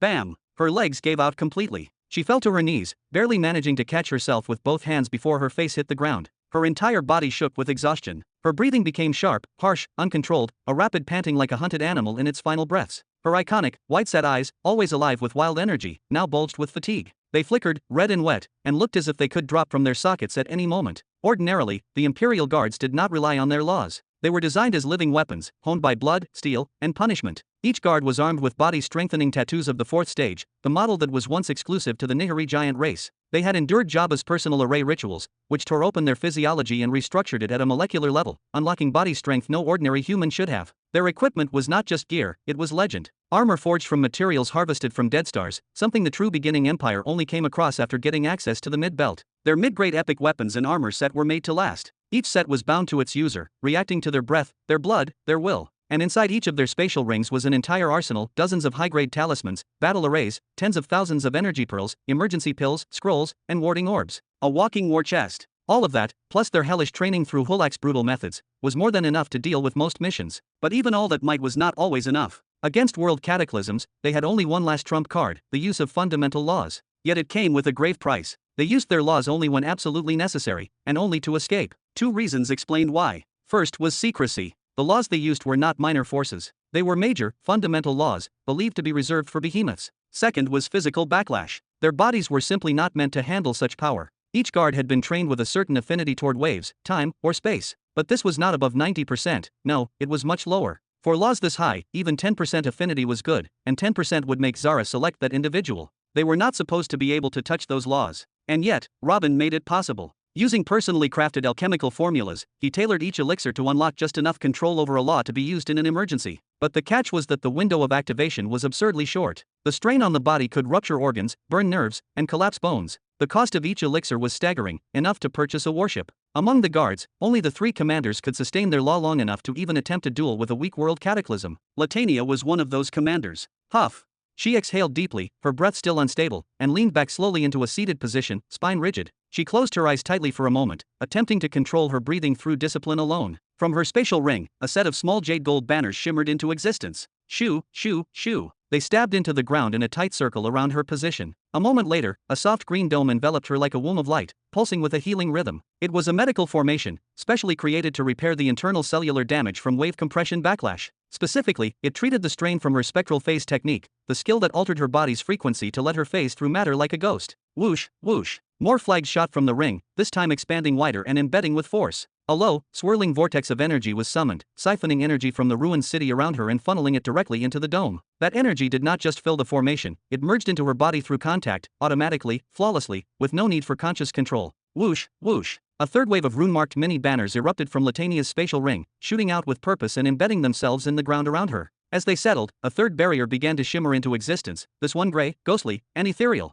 It spread like a heavy mist over the existing green healing dome and blue energy absorption array, wrapping them in a silken cocoon of suspended time. Anyone observing Latania from the outside would instantly know something terrifying was happening within that cocoon. Her breathing had accelerated so violently that it exceeded the biological limits of perception, her chest rising and falling faster than flickering candlelight. The energy vortex above her spun at such a staggering velocity that it appeared motionless, like a perfect ring frozen in midair. Her facial expressions, pain, resolve, tension, flashed across her features so rapidly they became a blur, creating a ghost-like afterimage of emotion. This was the timefall cascade array, an advanced, restricted temporal array that bent the natural flow of time within a small radius. Within these critical, compressed seconds, she could reap every last benefit from the field hospital array and energy cascade array. To others, it was a brief pause in chaos. To her, these minutes were hours of concentrated regeneration. When she felt the crushing weight on her muscles vanish, the trembling in her bones fade, and her organs settle into calm equilibrium, Latania retrieved a thick, round-bellied vial from her ring. Shaped like an ancient wine decanter, filled with a glowing silver-blue elixir, it was no ordinary potion. With a single tilt, she drank it all, letting the thick essence slide down her throat and ignite every nerve within. She did not scream. She did not flinch. Instead, she exhaled softly, then forced her breathing to silence, down to a whisper of a whisper. This was the legendary elixir of resonant waves affinity, created specifically for wielders of the fundamental law of resonant waves. And she was not alone. To her far right and left, 2 other warriors sat like living statues, Malik and Wade. Both had mirrored her movements, seated in identical meditative stances next to the corpses of the 2 world cataclysms they killed, their bodies wrapped in the same triple-layered array domes. Their eyes remained closed, their expressions serene, and their chests rose and fell in perfect rhythm, as if they were meditating atop a mountain, not seated amid the wreckage of war. Around them, the battlefield burned silently. But inside those domes, it was as if eternity had paused to let them recover. Suddenly, the screams from the palace began to fade into the distance, not because the agony ended, but because the dying had begun to scatter. Swoosh, swoosh. Figures launched out of the wreckage like shattered meteors, fleeing in pure terror. There were no fewer than 10 survivors, naked, burned, and broken. One man's leg hung by strands of muscle, flailing in the wind. Even the minister with the green hat, the symbol of arrogance and scheming, was flying through the air nude, his face pale with disbelief. Not a single survivor walked. Not one escaped on their own 2 feet. This was no ordinary suicide detonation. This was a molecular-level rupture, the annihilation of a body's stabilized particles, unleashed with a precision and power designed to vaporize. In the final half-second of life, the guard had activated wave amplification channels, turning the entire explosion into a magnified vibrational storm. It was beyond suicide. It was vengeance incarnate. The Black Wasps. Boom! A dark figure emerged slowly from the collapsing palace, untouched, unburned, and clothed. But his face had seen hell. He was a planetary emperor, a man who had reached the Nexus state. Yet now, he walked with the silence of a ghost, having witnessed the annihilation of his bloodline. His pupils were wild, his aura was unstable, and his rage was biblical. His eyes locked onto Latania, the one who had proposed the middle path, the one who had reached the palace first. I will make you beg for death, and you shall be denied even that. He pointed toward her with a trembling hand, every word saturated with vengeance. His voice was not loud, but measured, as if holding back the urge to obliterate her in an instant. Then he pointed toward Malik and Wade. You will all be subjected to torment the universe itself has never imagined.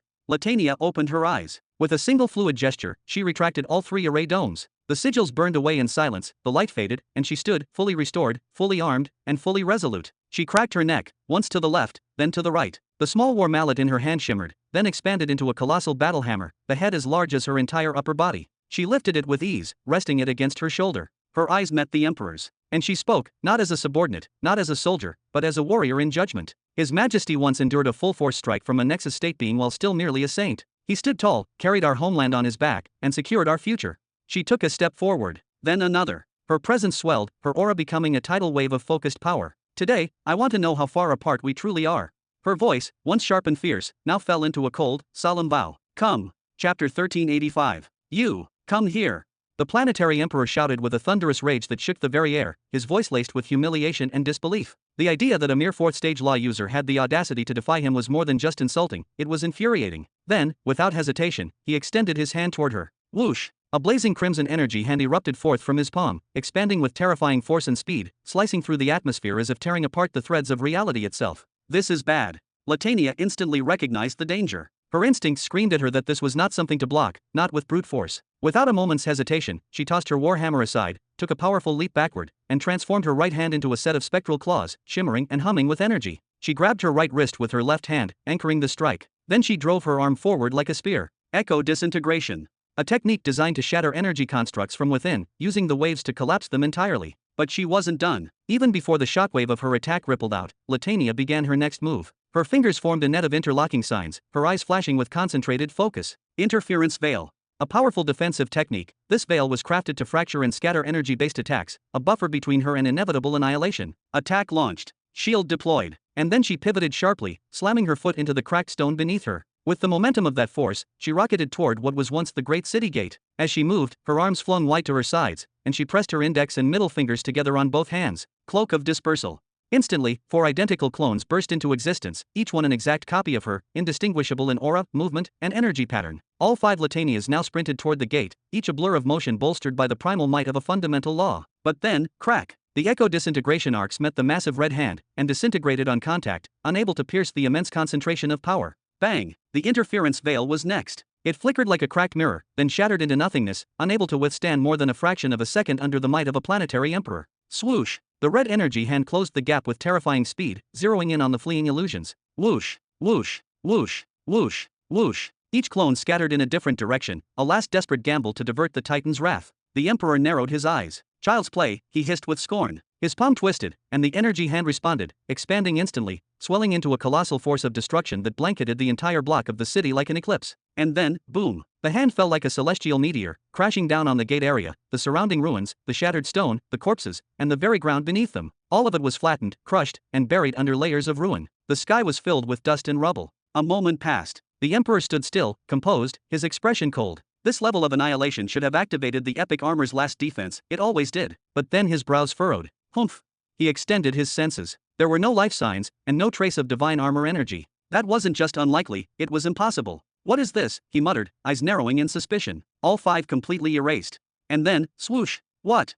A sudden distortion tore into his senses. From his flank, coming in fast, were the unmistakable claws of echo disintegration. How? The Nexus state casually waved his hand, and with terrifying ease, the claw attack vanished into nothingness, erased from reality like a speck of dust in the wind. His gaze sharpened, irritated. His body stiffened with tension. He began scanning his surroundings with growing unease, unleashing his soul sense with suffocating intensity, sweeping across the ruined landscape like a divine tide. Where are you? What in the name of the stars is happening here? He roared into the void. At that precise moment, his senses picked up 8 identical life signatures, each one carrying the same chilling frequency as the Black Wasp. They were scattered throughout the city, each racing in a different direction, and worst of all, each one was preparing to strike. Fine, he growled through clenched teeth. Let's see how long your tricks can last. Let's see how many of these flawless decoys you can conjure before your fragile body collapses from exhaustion.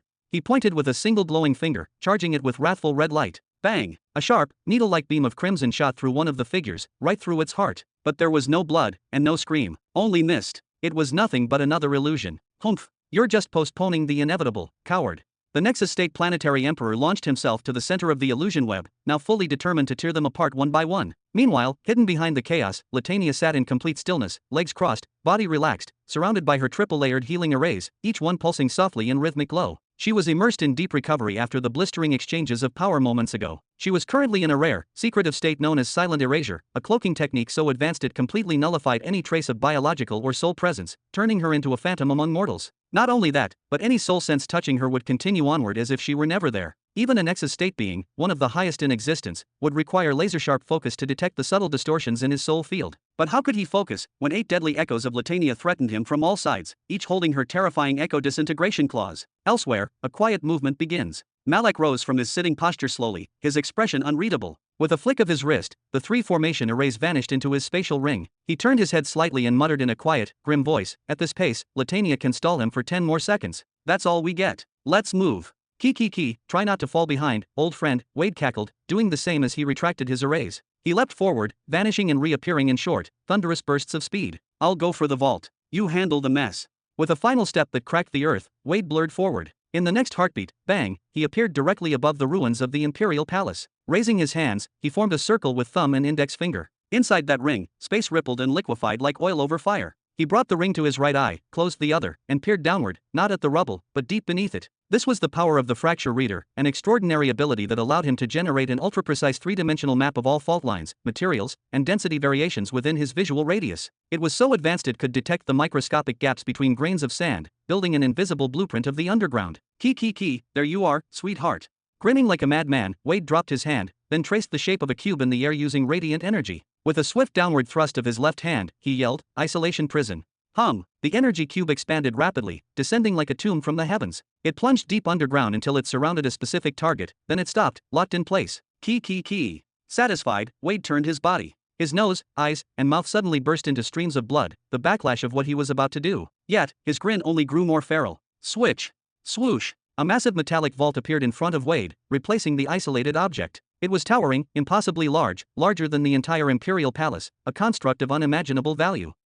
The earth screamed beneath the weight of the vault. The ground buckled, cracked, and collapsed entirely, giving way to a titanic dust storm that tore through the area like a tidal wave. Even the Nexus State Planetary Emperor was forced to look back. And when he saw it, he whispered in disbelief, "No." Chapter 1386. Slowly, ever so slowly, the Nexus State Planetary Emperor lifted his eyes upward toward the colossal vault that loomed like a god's monument. It was the very same vault he had stolen from the legendary Empire of Blooded Glory over 1,000,000 years ago, a vault that had once symbolized the pride and honor of that ancient civilization, and the very same vault he had used as the foundation to build his own mighty dominion, an empire that now spanned across 17 planets in a single galaxy. Even after all these ages, that vault still held the remnants of the Empire of Blooded Glory's once limitless resources. Inside it rested their cutting-edge technologies, their lost arts, their world-shaking achievements, and most importantly, it held the sweat, blood, and sacrifice of his own life. A lifetime of struggle, of conquest, of obsession. Remove your hand.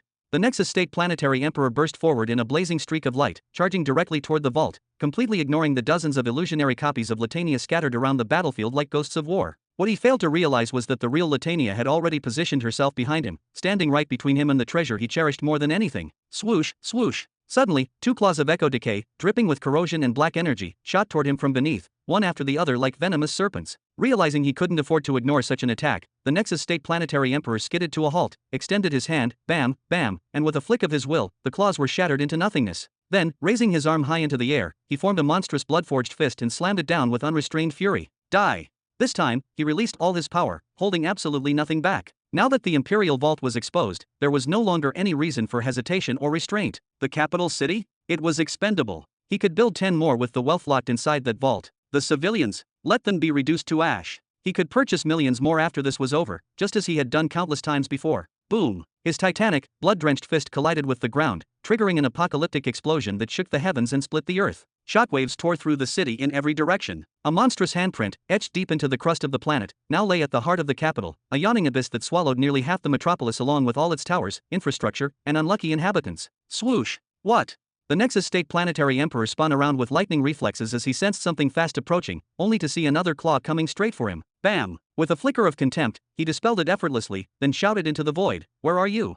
His voice echoed like a thunderclap. He turned left, then right, his eyes wide, his senses raging. Where are you? Keh, now we're finally getting somewhere. Wade licked his blood-slick lips with his long tongue, slowly wiping away the remnants of gore. With a heavy breath, he took a staggering step toward the vault. His voice was low, mocking. Come to daddy. Ah, stop. At that very moment, a world cataclysm realm warrior descended from the sky like a flaming meteor. Towering, battered, and soaked in his own blood, his body barely held together from earlier battles. He had originally planned to flee and tend to his wounds in peace, but the instant he felt the presence of the Imperial Vault reawakening, he turned back without hesitation. But just as he descended, he heard a whisper in the wind, faint, yet chilling. Circle of Oblivion. Nothing will stop me. Stay away from the vault, you parasites. The advisor roared as he shot downward with insane speed, aiming directly for Wade like a missile. Ha! Within seconds, confusion gripped him. By his calculations, he should have already reached the vault. Yet, he was still falling. Something was very wrong. I'll let you two have your little dance. Wade smirked, turned his back on the chaos, and opened a shimmering rift in space itself. He stepped forward through it, and without hesitation, closed it behind him. He had entered the vault. No! The advisor screamed in frustration as he increased his speed again, but he only inched closer. What in the name of all the stars is happening? Finally, he came to a full stop in midair, fury boiling within him. Hi-ah-ah-ah. With a primal scream, he unleashed his true power. A high-tier world cataclysm-class eruption exploded from his body, obliterating the very air around him in all directions. Space itself trembled slightly. Then, like a missile, he descended once more, this time reaching the vault in a split second. Damn it! Without pause, he began hammering against the vault's outer wall like a madman, but it was in vain. This was no ordinary vault, it was forged for a multi-planetary empire. Even the State of Union would need a full-power, reality-breaking strike just to crack it, but the advisor refused to back down. Rah! He gathered every last drop of strength into his hand and smashed down. Boom! A small dent appeared in the mighty gate. He gritted his teeth and prepared for another strike. And then, from behind him came a calm, almost gentle voice. My friend, this vault now belongs to us. Why damage it and reduce its worth? Please, step away. Ha! The advisor whipped around sharply, only to find Malik standing leisurely, gazing at him with half-lidded, sleepy eyes, calm and composed as if the chaos around them meant nothing. Get lost. I don't have time for you, the advisor barked, irritated. I'm afraid that's no longer an option, Malik replied with a sigh, as if genuinely apologetic. Look, I know you're a top-level world cataclysm, and I honestly can't do much to hurt someone like you, so how about a compromise? Chase me around the battlefield for a bit? It'll be good cardio. Are you out of your damn mind? Who in hell's name would care to chase you? Move, now. The advisor snapped and hurled a powerful strike backward with brutal force. Swoosh! But in the blink of an eye, Malik had reappeared, just a few steps away from the impact zone, completely untouched, as if he had danced through the strike like wind slipping through cracks. Well then, Malik said with a gentle, almost childlike smile. It seems I'll need to encourage you a little more. He raised both hands innocently, palms open. So, tell me, would you prefer I hit you with a stick, or just slap you with my bare hand? The advisor froze for a moment, genuinely stunned, not just by the words, but by the calm arrogance they carried. Such disrespect. Such audacity. His eyes widened, his rage bubbling beneath the surface. Come, slap me, if you've got the guts. I dare you. A wise and honorable choice. Malik smiled warmly, as if they were playing a friendly game, not dueling in the heart of a war zone. From a distance of over 30 meters, he casually raised one hand and swung it downward with deliberate flair. Whoosh! The advisor instantly lifted his arm in preparation, ready to block a massive blow, but nothing came. The air remained still. Humph! He narrowed his eyes suspiciously. You think this is a joke? After everything your people have done, you think you can just show up with your smug little tricks and, bam! A deafening slap exploded across the side of his face, so sudden, so forceful, and so unexpected that it echoed through the ruined city like a thunderclap. Malik's voice followed, calm and teasing. The echo of the past, one of my favorites. You really must stay alert at all times, my friend. He chuckled softly to himself, clearly pleased, as if the humiliation had been part of a carefully prepared performance. I'll kill you. Driven by sheer rage, ego-shattering humiliation, and deep-seated hatred, the advisor erupted like a supernova. His aura exploded as he hurled himself at Malik with terrifying speed and fury. Elsewhere, far from the chaos of the central battlefield, specifically atop one of the lower mountains in the northern region of the city. Sniff, sniff. Halak sniffled, drawing back the snot clogging his nose, then lazily reached for the nearby corpse of a fallen world calamity, one of those who had left earlier to hunt down Latania's copies. Without a second thought, he used the body's sleeve to wipe his teary eyes. The boys, they're really growing up, he murmured emotionally, his tone somewhere between sarcasm and fatherly pride. They're not kids anymore. Look at them, causing mayhem and stealing imperial treasure like pros. From behind him came the sound of a footstep, then a respectful bow. Supreme Guardian, shall we intervene? The voice came from a fully armored Imperial guard, clad in the signature complete black armor. Even while standing tall, he barely reached Halak's shoulder as the massive man sat on the rocky ledge. No need to steal their thunder, Halak replied with a nonchalant wave. They've got this. The three of them will wrap it up. Once Wade finishes draining the vault dry, Malik and Latania will escape smoothly. And if they end up needing backup, well, I'll jump in myself. His eyes narrowed as he gazed down at the battlefield below, watching the unhinged Nexus state descend into a full-blown spiral of madness. A slow smirk formed on Halak's face. When that mad clown finally realizes he's been played from start to finish, the only thing he'll have left is to collapse under the weight of his own shame, or leave the planet altogether. Unfortunately, killing or even hurting a Nexus is not within our reach yet.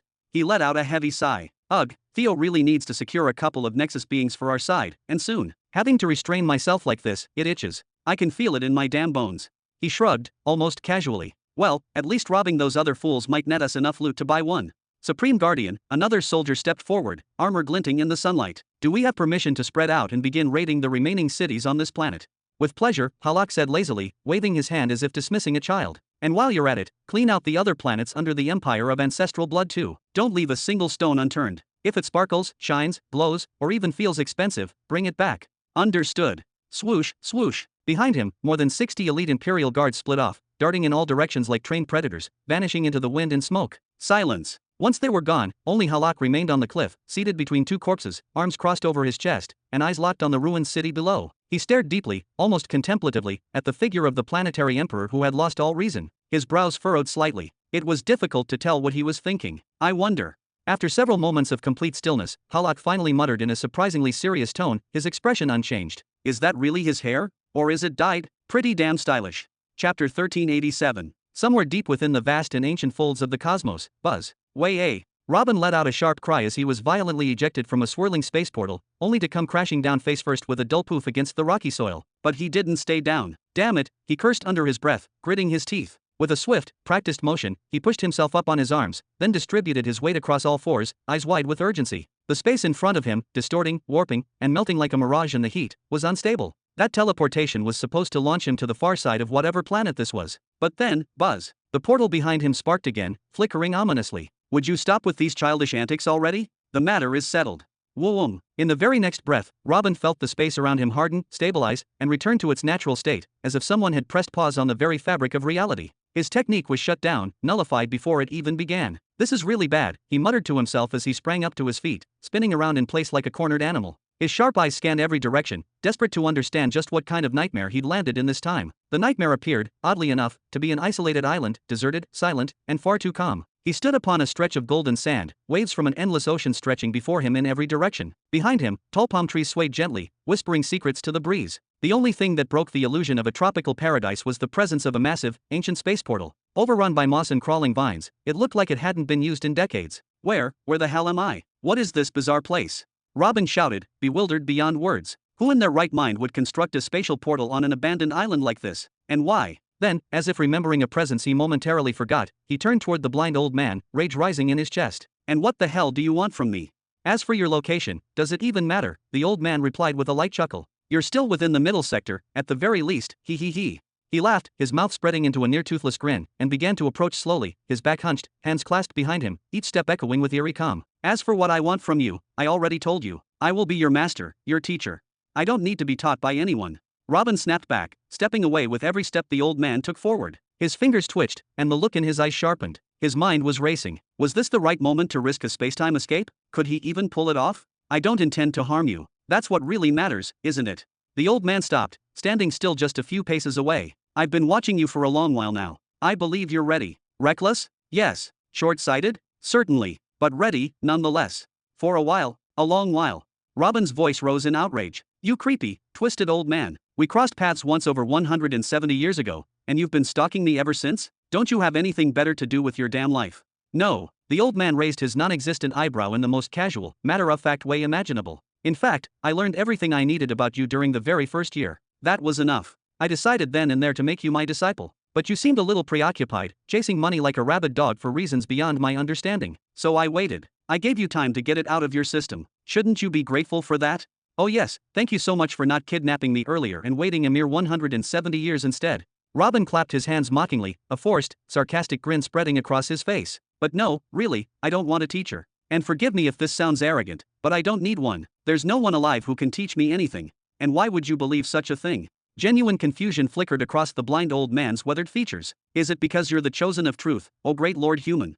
Robin's brow furrowed deeply, his gaze darkened. He didn't answer right away, but he wasn't shocked either. After all, the man had supposedly been observing him for more than a century. It would be strange not to know about that title. What unsettled Robin more was how the old man had learned all this. He had always been careful. Always. Every few minutes, he'd unleash his spiritual sense to scan the entire hotel. He placed layered perception-blocking formations. The Soul Society themselves had deployed agents to guard the building's perimeter. Every precaution taken, every angle covered. And yet, the old man spoke as if he'd been sitting beside him the entire time. "Forgive this old fool," the elder finally said, shaking his head. "But that belief of yours? That's pure ignorance." He raised his chin slightly, as if peering at Robin through invisible eyes. "The law of truth is a master law in name only. But what strength does it truly offer? It is merely a method for you, a spyglass through which one may glimpse the other heavenly laws, copy them, and hand them down like candy to the lazy and unworthy. Take that back." Robin's eyes blazed with fury, his brows drawing into a sharp V. "You have no right, none whatsoever, you senile, gas-leaking relic, to speak so casually about a master law. Names, titles, nothing more." The blind old man waved a hand dismissively, as though swatting away an annoying thought. Then, without another word, he turned his back to Robin and faced the endless, heaving sea, its waves crashing rhythmically in the distance. "I know you're not just some average wielder of the master law of truth. I've seen what you've built. I've even bought a few of your devices, to be honest." He chuckled softly, shaking his head. "They weren't bad at all. You have a mind that works like a hive of restless bees, constantly buzzing, tirelessly active, refusing to slow down. That is rare." He pointed toward Robin twice with deliberate fingers. You're the remarkable one, Robin, not the law of truth. Putting aside the undeniable fact that I am exceptional." Robin lifted his head slightly, looking at the old man like he'd just uttered a blasphemy against the universe itself. "You don't have the faintest idea what you're talking about. You're dismissing something sacred, something ancient beyond comprehension. The 8 master laws, those that birthed the cosmos, they aren't just labels. They are primordial forces, divine in essence, and beyond the grasp of superficial minds." He. "True, very true." The blind man nodded several times, his expression unreadable beneath his wrinkled face. "Tell me then, disciple, have you ever heard what's whispered about the ultimate power of the truth law?" "I am not your disciple." Robin snapped, waving his hand angrily in the air, but despite his defiance, there was a gleam in his eyes, a reluctant curiosity. "What is it they say?" HM. "Then it seems your first lesson begins now, my rebellious disciple." The old man grinned knowingly, clearly enjoying himself as he emphasized the word disciple again. "You see, the master law of truth has always been an enigma, a puzzle, a contradiction. Unlike the 6 other well-known master laws, it doesn't move the stars, or bend time, or give birth to galaxies. It doesn't heal, destroy, or govern the rhythm of life and death. It does one thing only. It sees, it observes, it reveals the true nature of all things, nothing more, nothing less. You could say that the law of truth is the universe's mirror, showing everything exactly as it is, stripped bare of illusions, masks, or pretenses." Robin didn't interrupt. He nodded slightly, contemplative. He had long suspected something similar. There was always a strange overlap between truth and identity, as if they were 2 halves of a deeper whole, connected, intertwined, yet fundamentally distinct. Identity defined what a thing was, why the essence of fire was not the essence of water, why stone would never flow like air. A user of the law of identity could reshape reality itself, changing one thing into another, altering the core blueprint of existence. But truth merely watched. It saw the change. It studied the shift. It observed the nature of the alteration and chronicled it in silent awareness. If anything, truth was like the younger sister of identity, forever trailing behind, eyes wide open, recording everything, understanding nothing, yet seeing all. "But that alone isn't enough," Robin said at last, his voice lower now but no less intense. "That task, however noble, isn't enough to justify its place among the master laws." The old man bowed his head, the air around him growing heavier, as though the wind itself was pausing to listen. "And that is the question," he murmured. "The same question that has haunted the greatest sages, scholars, and cosmic minds across the stars for millions, perhaps billions, of years. Why? Why is the law of truth given such exalted status? What secret does it hold? What destiny does it serve?" He turned his head slowly, eyes, though blind, locking onto Robin with piercing weight. "Do you want to know what we discovered after all those millions of years of searching? After all the speculation, the meditation, the failed experiments, the forgotten prophecies?" "What?" Robin leaned forward slightly, voice taut, drawn in despite himself. The old man took a long breath, and when he finally spoke, it was a whisper wrapped in thunder. "It is the law responsible for the end of the universe." Chapter 1388. It is the law responsible for the end of the world. Robin's excitement, once ablaze with curiosity, was snuffed out in an instant. His momentum stalled. His feet froze as he started to look around again. "I just told you about the end of the world, and you're already scanning the area looking for a way out?" The blind old man tilted his head slightly, a hint of genuine offense in his tone. "Is that how little my words mean to you? Does that phrase stir nothing in your heart?" "I have things to do," Robin said, brushing past the moment with casual dismissal. "Too many, actually, so many that even a full millennium feels like a lazy weekend. I don't have time to stand here and entertain the dramatic prophecies of some lunatic in rags." He waved his hand dismissively and turned, stepping further into the dense, untamed jungle of the island. Maybe, just maybe, there was a village nearby. Someone who could tell him where the hell he was. By his own estimation, he had spent several years in transit, precisely 3 years and 8 months. That certainly wasn't a short trip, and it most definitely didn't feel like a simple jump within mid-sector 100. He hadn't traveled across sectors before, not really, so he didn't know exactly how long such a leap should take. But one thing was certain, he hadn't landed anywhere close to where he was supposed to be. First, he needed to know where he was. Then, he could find a way to make his way toward mid-sector 99, just as he had intended from the start. Zoom! A sudden, dizzying wave of vertigo struck him. The ground twisted beneath his feet, the world spun, and before he could even react, he was back, on the beach, facing the blind old man again. And that, the old man said with a sharp breath, is why I called you ignorant. His tone was filled with equal parts disappointment and frustration. You have someone like me standing right in front of you, offering you insights, ancient truths, freely given, and yet you act like a spoiled child. You turn your back and walk away without so much as a thank you. He shook his head slowly, as if Robin's arrogance physically pained him. Your narcissism, your inflated self-worth, it's off the charts. Honestly, I have no idea how you're still alive. Don't accuse me of what you are. Robin snapped, his voice rising with heat. Just a moment ago you said the law of truth was weak, and now you claim it's responsible for the end of the world? Are you kidding me? That's not just wrong, it's absurd beyond comprehension. He threw his arms wide, taking the matter seriously now, truly offended. There is no law more peaceful than the law of truth. When I first awakened it, I couldn't even use it for combat. Nothing. Even after I learned some tricks, they were either defensive or purely supportive. You yourself said it's a law for observing things, not interfering with them. So tell me, how can that possibly line up with your ridiculous doomsday theory? Did whatever blinded your eyes also scramble your brain? Based on everything we know about the law of truth, the blind man responded calmly, yes, it's useless. Functionally inert. What does it do? It lets you see patterns. He gestured toward Robin with a tilt of his head. Before you ever arrived on a planet, tell me, was there a truth chosen who laid the groundwork before you? Or did you find complex systems already in place, techniques, structures, tools, all created by people who didn't even know what a master law was?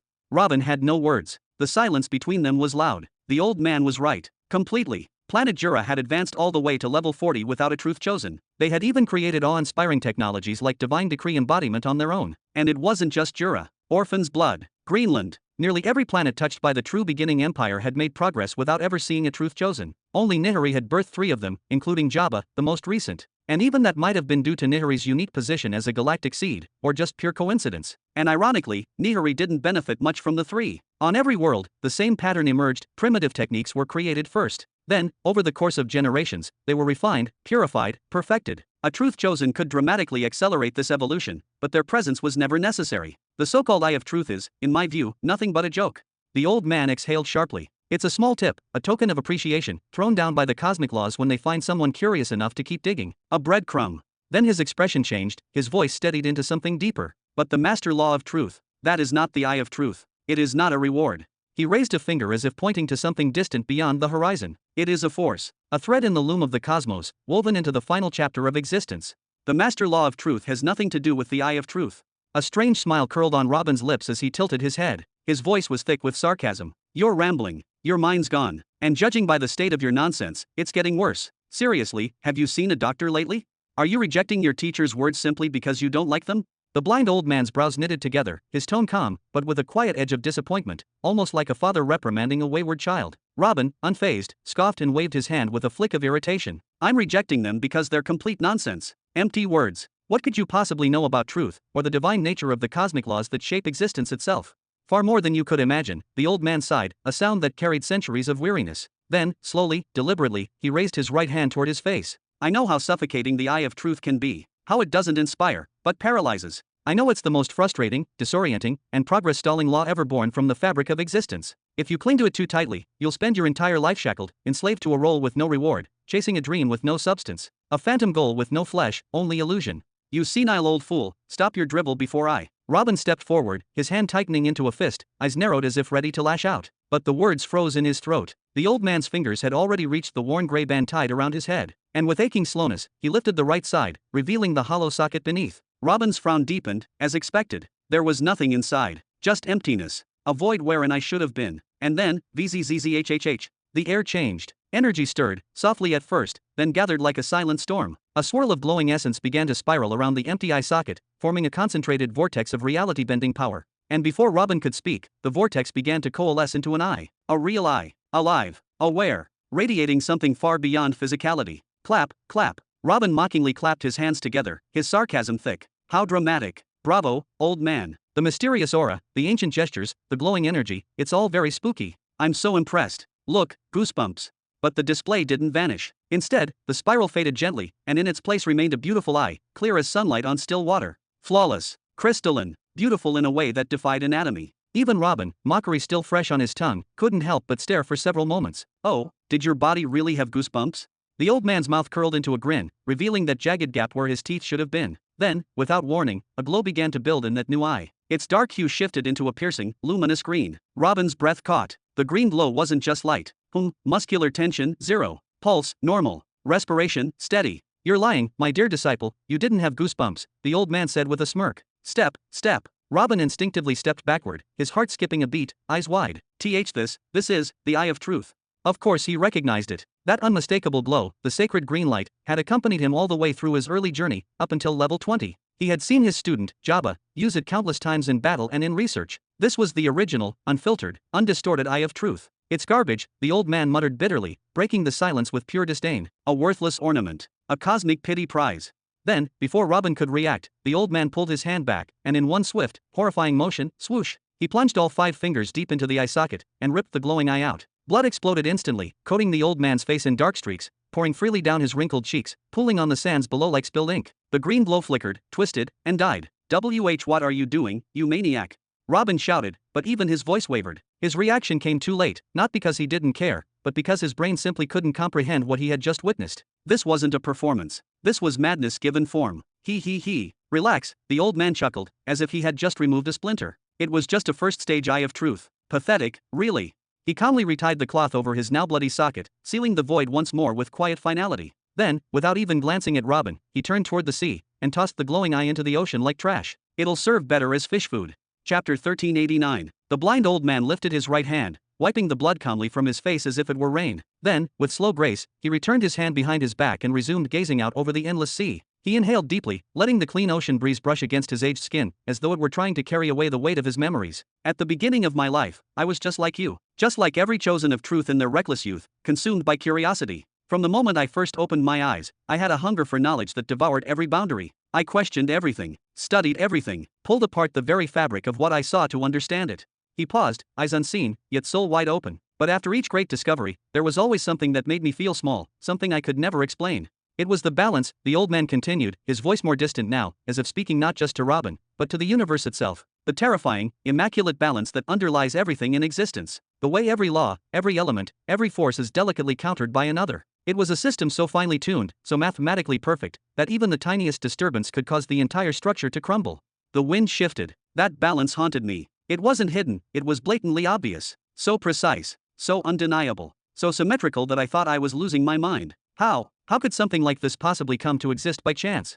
Robin's initial shock had fully faded now. He simply nodded, slowly, understanding. He had seen that balance, felt it. Every time he deciphered the final blueprint of a law, every time he discovered how it intertwined with other laws, some that held it back, others that enhanced it, others that prevented its extinction, and still others that stopped it from exceeding its bounds, it was always there. That same terrifying precision, that eerie sense of intent. He still remembered the nights he couldn't sleep after those revelations. And that exact fear was what had driven his argument with Pythor. That level of precision could not be the product of chaos. No rational being could look at the architecture of the heavenly laws and believe they wrote and balanced themselves. And for someone who walks the path of truth, that idea, that truth, was devastating. From that point on, I gave up dissecting beasts and objects like I used to, the old man said. I abandoned combat training entirely. At just 15 years old, I left behind the world and its noise. I exiled myself, consumed not with the laws themselves, but with the delicate balance that binds them all. He closed his eyes beneath the cloth, breathing in deeply, as if remembering the long years. I researched. I observed. I tested, compared, recorded.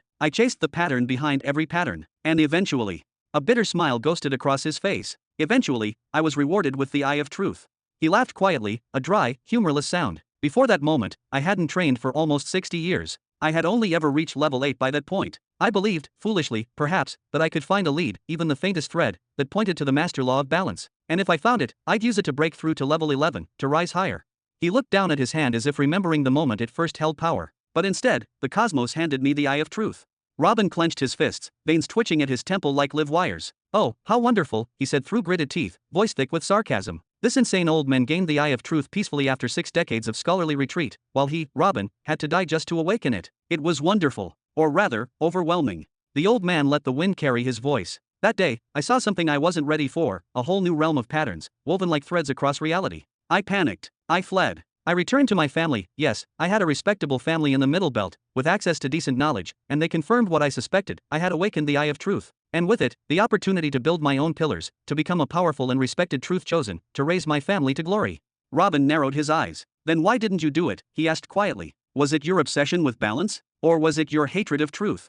Neither, the old man said, shaking his head. At that time, they were equal in my eyes. One gave me purpose. The other gave me vision. He paused. But then I found something. A detail. A forgotten scrap of knowledge buried in an ancient record. A single line that changed everything. He kept his back turned to Robin, still gazing at the sea. Still letting his spiritual sense dance with the gentle waves. It was about the power of the eye of truth. About the patterns that reveal themselves on pillars and foundations when they are being constructed. The power of the eye of truth, and the patterns that reveal themselves.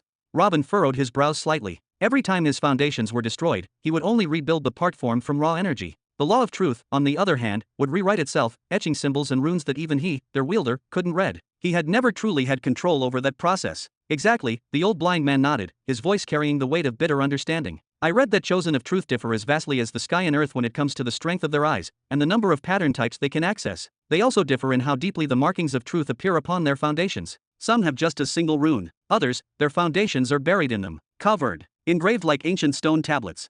He took a breath. And this deeply affects what they'll be capable of in the future.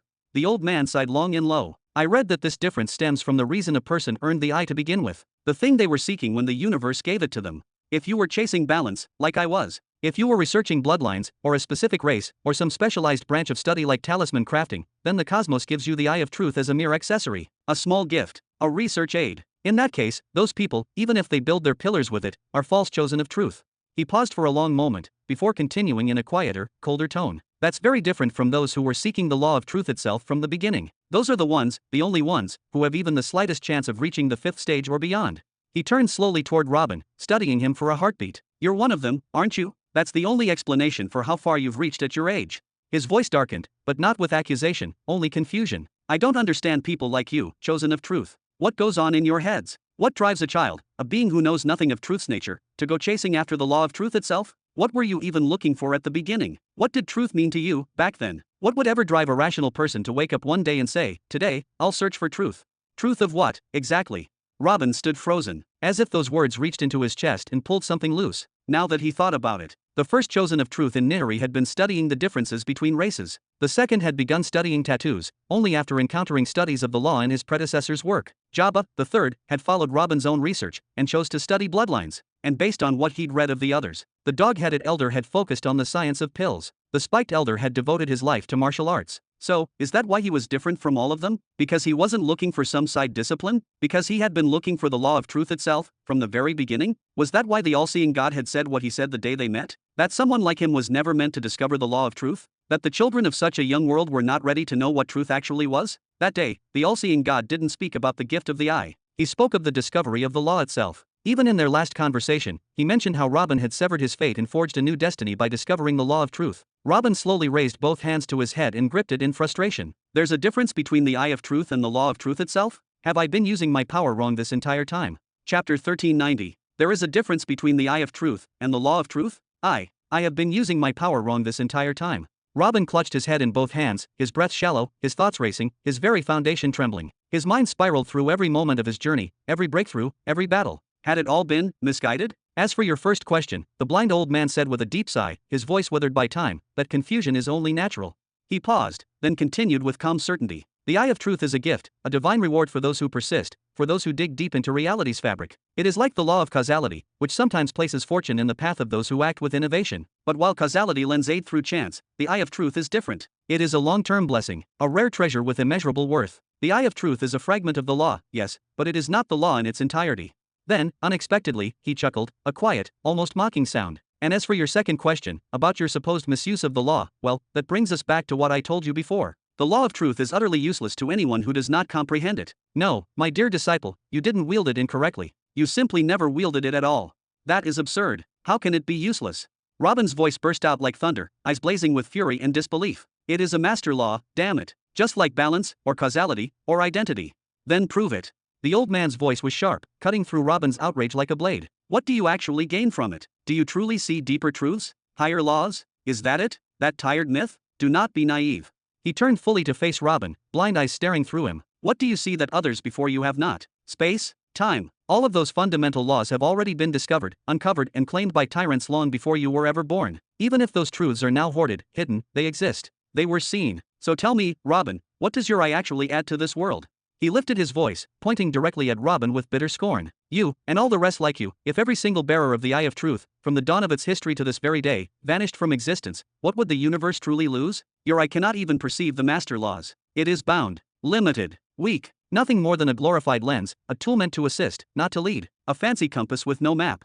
No, you are Ro. Robin stumbled backward, then surged forward again, heart pounding. He wanted to scream, to list his soul-filling techniques, his merge laws, the countless innovations he brought into existence, things no one else had even dreamed of. But none of that was directly thanks to the eye. Those achievements were his. His mind, his discipline, his obsession. Maybe the eye helped him recognize patterns. Maybe it helped him start. But the rest? That was his own blood and sweat. If his predecessors had not been greedy, selfish bastards, hoarding their knowledge out of fear, those patterns would have been public, scattered across the universe like starlight. And in such a world, his eye would have meant nothing. Could it be? Could the Eye of Truth truly be just an accessory? A trivial object on the stage of destiny? This cannot be. Robin whispered, almost to himself.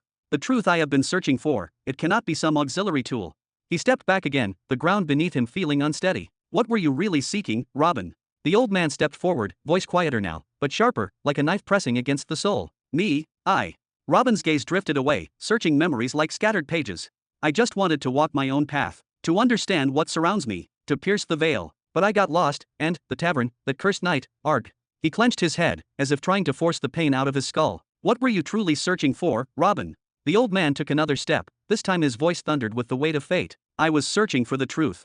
Robin's voice was low, trembling, the truth behind everything. He slowly lifted his head, eyes suddenly clear and sharp like polished blades. The truth I have been chasing, is the foundation of all that exists. His voice grew louder, steadier, his very soul igniting with conviction. The truth I pursued, is everything. The blind old man froze. He stared, motionless, into Robin's determined eyes, eyes that now burned with unshakable clarity. For a few long seconds, silence ruled the space between them. Then, the old man nodded slowly. Once, twice, thrice. So that is how it is.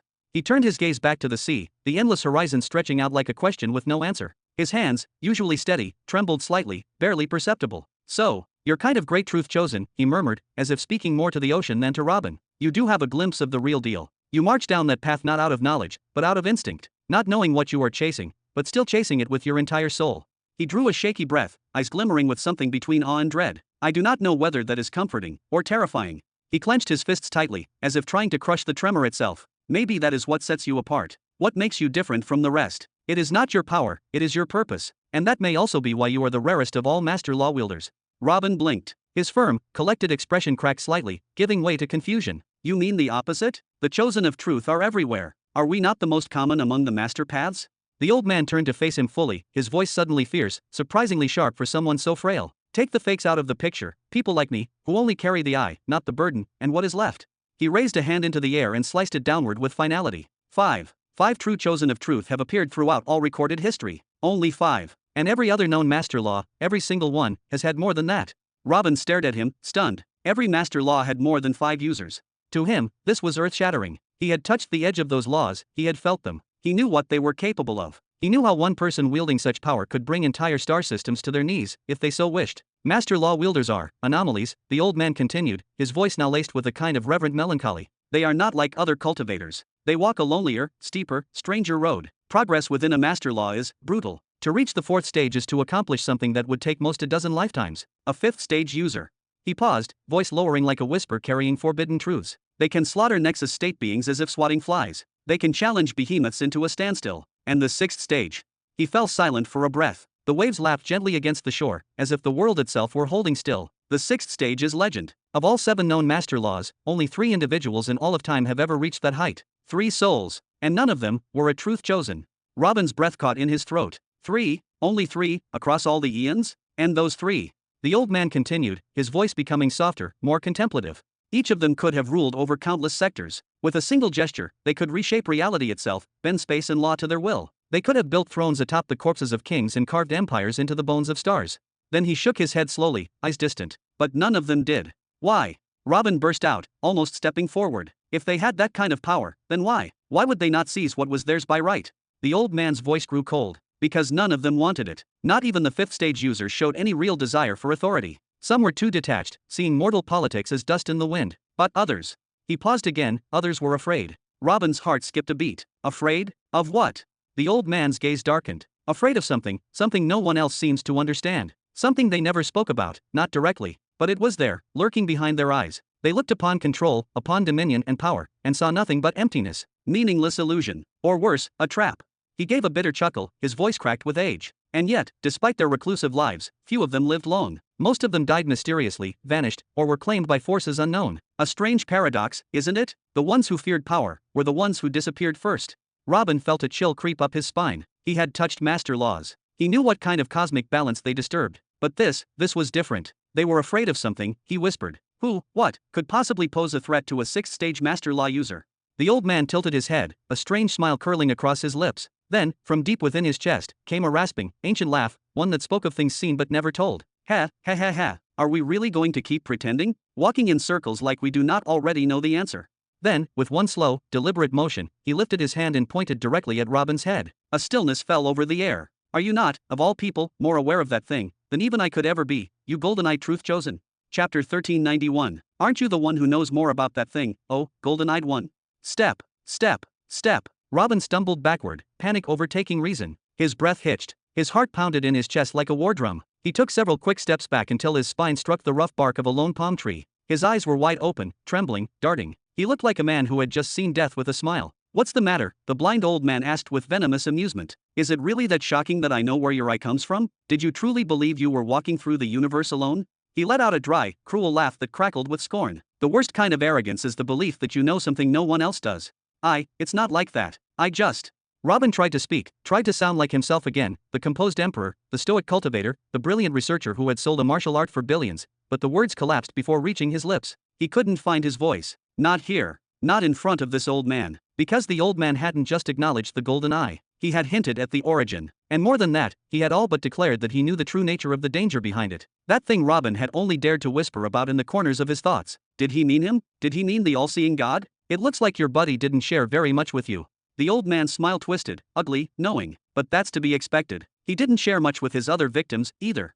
Victims? You mean the Candida? Robin's throat locked. He froze mid-word. He had almost said it. Almost called them by the name they shared, the ones who came before. The ones who had worn the golden marks and followed the missions, just as he had. But he couldn't say it. He physically couldn't. The all-seeing God's warning came back like a cold blade at his throat. Never say a word about him. Do not draw attention. Do not invoke me. It wasn't just fear anymore, it was conditioned. It had rooted itself into his soul, into his instincts. Even saying candidate now felt like setting fire to his own lungs. The blind old man furrowed his brow, intrigued. You know about the candidates, but you can't bring yourself to say the word? So he told you some things, and then threatened you afterward, huh? He took a slow breath, something between wonder and disgust in his voice. Fascinating. Truly fascinating. I've never seen a case like yours before. Step by step, he walked forward again, his presence heavy, like gravity itself, until he was standing less than a foot away from Robin. So, what makes you so different? Robin swallowed hard. His throat felt like it had turned to dust. What do you know about him? His voice was barely a whisper. The old man let out a breath. So the threat reached deep, did it? He chuckled again, turning away and walking a few steps, almost leisurely now. Very well. I won't push. I've no intention of breaking my new disciple on day one. Then, just before stopping, he spoke again, more sharply. Let's start with the basics. What name did he give you? He tilted his head slightly. Let me guess. The all-seeing, wasn't it? Robin didn't respond, but his silence was a response. His breath quickened. His pupils dilated. His eyes trembled like the leaves in a storm. And in that stillness, the old man saw everything. I'll take that as confirmation. He smiled again, but now, the smile was more curious. Like a man turning over a long-forgotten puzzle piece. You're not the first, you know. There have been others before you, fake chosen of truth with golden eyes who also mentioned the all-seeing. That's the name he gave them. He raised a hand and counted with his fingers as he spoke. To the candidates of causality, he called himself the all-capable. To the chosen of identity, he became the all-knowing. To those aligned with balance, he was the harmonizer, and so on. His voice turned bitter. He made every single one of them believe he was the absolute peak, the perfect embodiment of their law, that he alone held the truths they were meant to seek. He promised them guidance, purpose, and in the end, he used them. Then what's the truth? Robin's voice trembled, quiet, hesitant, but desperate. What is he? The old man waved a hand, almost dismissively. The truth. He sighed. They were all correct. He is the all-seeing to the truth-bearers. He is the all-capable to the candidates of causality. He is the peak of everything. He turns slowly, his face now hollow and solemn. He holds the keys to every master law. He sits just beyond the summit of each path, waiting, watching, calling, recruiting. Then he lowered his voice. You remember when I told you that unlike truth, all the other master laws had more than 5 wielders? He looked directly into Robin's golden eyes. More than half of them came from the golden-limbed, from those marked by him, candidates sent by him to carry out his will. Only 2 of the master laws, the old man said quietly, his voice thin as the wind, have never managed to send out candidates for a chosen of truth, a real one. They cannot be taught, or handed the law like a weapon. They must earn it, as you probably know. He paused, then gave a heavy exhale, one that carried decades, maybe centuries, of observation. And of course, no one was ever sent from the 8th master law. Then his tone grew bitter, almost mournful. But when I saw your abilities, when I saw your golden eyes shimmer like molten truth, I knew. He found a way to seal a loophole. I knew that the coming 6th chosen of truth has become one of his candidates. He shook his head with disappointment. What a tragedy. What a waste. Robin stood silent, though his heart thundered in his chest. Who is he, exactly? The words escaped Robin almost involuntarily. It wasn't a revelation, not an admission of guilt or allegiance. Just a simple question, but one that had devoured him inside for as long as he could remember. The old man raised his head slightly, as if listening to the universe itself. He is who he claims to be, he answered at last. Nearly every force of significance in this universe, any power with a history that spans millennia, has scraps about him, clues, fragmented records, shadows of shadows, scattered across the last 100 million years. His expression darkened, but all they truly know about him comes from his candidates. Their lips were never entirely sealed. Not all of them made it to the end. Some died, some broke, some whispered. Pieces of his image filtered through the ages. And he even allowed it, told them things, gave them names. 7 names, all fabricated. But never his real one, never his purpose. Robin lowered his head, lost in thought. He had spoken of the all-seeing to his generals in the aftermath of the Greenland War, unfiltered. He had revealed almost everything to Jabba. Mila had even seen him with her own eyes. And the all-seeing? He never seemed to mind. He had only ever spoken of his name, of the mission in Nihari, nothing more. And it fit. It all fit what the old man was saying. Maybe he's more than one, Robin muttered, half to himself. Maybe the all-seeing isn't the all-knowing. Maybe they're different, competing forces. The old man simply raised an eyebrow and shook his head. I doubt that. I may never have seen him personally, but everyone who matters, all the great powers, agree it's the same entity. His voice was firm now, like steel. His goals are consistent. His selection process is always the same. Everything matches, across eons. There's no room left for chance. He narrowed his eyes. And even if you were right, then they're not enemies. They're allies, parts of a greater design. Because never once in recorded history have they interfered with each other. No sabotage, no contradiction, only perfect harmony. He took a deep breath. Every mission they discovered, all of them, ultimately served the same cause. And the candidates? They are separated by hundreds of thousands, even millions of years. Yet the script never changes. Not even slightly. Robin felt something leave him, as if a breath he'd been holding for a century had finally exhaled. The tension in his body broke like glass under pressure. His knees almost gave out, and he leaned heavily against the tree behind him, hands limp at his sides. He had known most of this. He had felt it in his bones. But hearing it aloud, from someone with no golden eyes, no divine title, no mission, hearing it as a human being, it broke something inside him. And then, a sudden spark in his thoughts. A connection. Wait. Robin lifted his head sharply, eyes locked onto the old man. You keep saying they say, they believe, they discovered. You're speaking in the tongue of millennial empires, like you're quoting them. But what about you? What's your place in all this? The old man grinned. Not kindly, not mockingly, but knowingly. Ha ha ha. He chuckled with the tired laughter of someone who'd already outlived a dozen wars. He slowly turned his head to the sea, letting the wind kiss his blind face. Maybe, he said softly. Maybe I know a thing or two more than I should. He raised his chin slightly. Everyone who knows about the ancient belt has at least some idea of what that being is trying to do. Chapter 1392. Robin furrowed his brows deeply, painfully, his expression tightening like a vice. The old man's sudden mention of the ancient belt struck him not as a curiosity, but as a wound torn open without warning. His mind flinched back to that day, the way the all-seeing had erupted with rage, his voice raw and monstrous. I am a devil? What do you know about the ancient belt? The memory flared in his skull like lightning, burning behind his eyes. Robin's fists clenched slowly, his knuckles whitening with restrained force. A weight was pressing on him, immense and invisible, the weight of meaning, the weight of things half understood but deeply feared, of truth spoken in riddles and warnings etched in fire. Then, swallowing his pride like broken glass, Robin lowered his gaze. Not out of shame, not out of weakness, but because that was the posture of one who wished to learn. Please, he said quietly. Teach me about the ancient belt. The blind old man gave a few slow nods, as if pleased by the humility, as if this were some test and Robin had passed. Then came a smile. It was not mocking, nor was it kind. It was immovable, absolute. I refuse, he said. The words landed like stones. Your bones are still soft. Is that a joke? Bro, do you know me well enough to joke around with me like this? Robin's voice flared, rising with heat and frustration. You told me you would be my teacher. You self-accepted me as your disciple. Then teach me something, something real. Something useful. Anything. But the old man didn't flinch. His tone only grew colder. I still refuse. His words were iron. You think the ancient belt is a place like any other? A new realm to explore, a deeper plane with stronger monsters, fancier titles, more polished techniques. He leaned forward slightly, as though preparing to deliver a blow not to Robin's body, but to his spirit. It is not like that. He paused, just for a heartbeat, then whispered, it is different. The silence that followed was oppressive. Even the wind seemed to still. Robin felt the air around him tighten, as if the name alone had drawn the attention of something vast and terrible. His skin crawled. His breath caught in his chest. Different, the old man continued, in a way you cannot begin to grasp. Different enough that if the truth of it were revealed, fully and openly, it would collapse entire sects, crack empires, and drive some of the greatest cultivators to despair.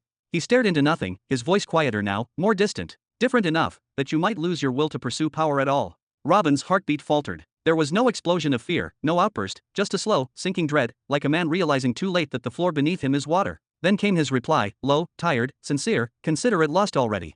The old man gave a sharp exhale, then let out a dry, almost amused laugh. Ha ha, and now you are the one being dramatic. He shook his head, as if disappointed in Robin's answer but not surprised. You think yourself brave for asking, noble, even. But trust me, the ancient belt isn't some forbidden text waiting to be unlocked. It is not meant to be known. Only those who reach a specific threshold, a very specific one, can even begin to understand what it is. He lifted a hand, pointing toward the sky as if gesturing to unreachable heights. Only the sovereigns, those who have reached the 7th stages of mastery over a law, have any true awareness of it. Even then, they don't talk. Not to their sections. Not to their disciples. Not even to their own bloodline. He gave a wry smile. Because the moment you reach that level, you don't need to be told. It simply happens. The understanding enters you like thunder crashing into still water. Robin's eyes widened until the whites showed. The realization dropped into him like a comet. His second mission, it wasn't just about raising Nihiri. It wasn't just about growing it into a galactic seed and defending it until he became a behemoth. It was a stepping stone, a preparation, a path, cleverly disguised as duty, that was funneling him toward something else. Something darker. Something older. Was the reunion with the all-seeing at that moment? Was it not a reward, not a graduation, but a transfer? Would his next meeting be not with a mentor, but with a gatekeeper? Was he being offered to the ancient belt? His legs gave out. Robin sank to the ground like a puppet whose strings had been cut. He sat there, wordless, the sand beneath him cold and indifferent. Ha! The blind man exhaled, his voice quiet now. And I have only spoken a few words. Already, you collapse like a child struck by thunder. What would happen if I actually told you the truth? He shook his head slowly. You are still too soft, too fragile. Mentally, emotionally, cosmically. You are a seedling trying to ask about storms. Please. Robin murmured, hands gripping his temples. Just, shut up for a moment. I am trying to think. Oh.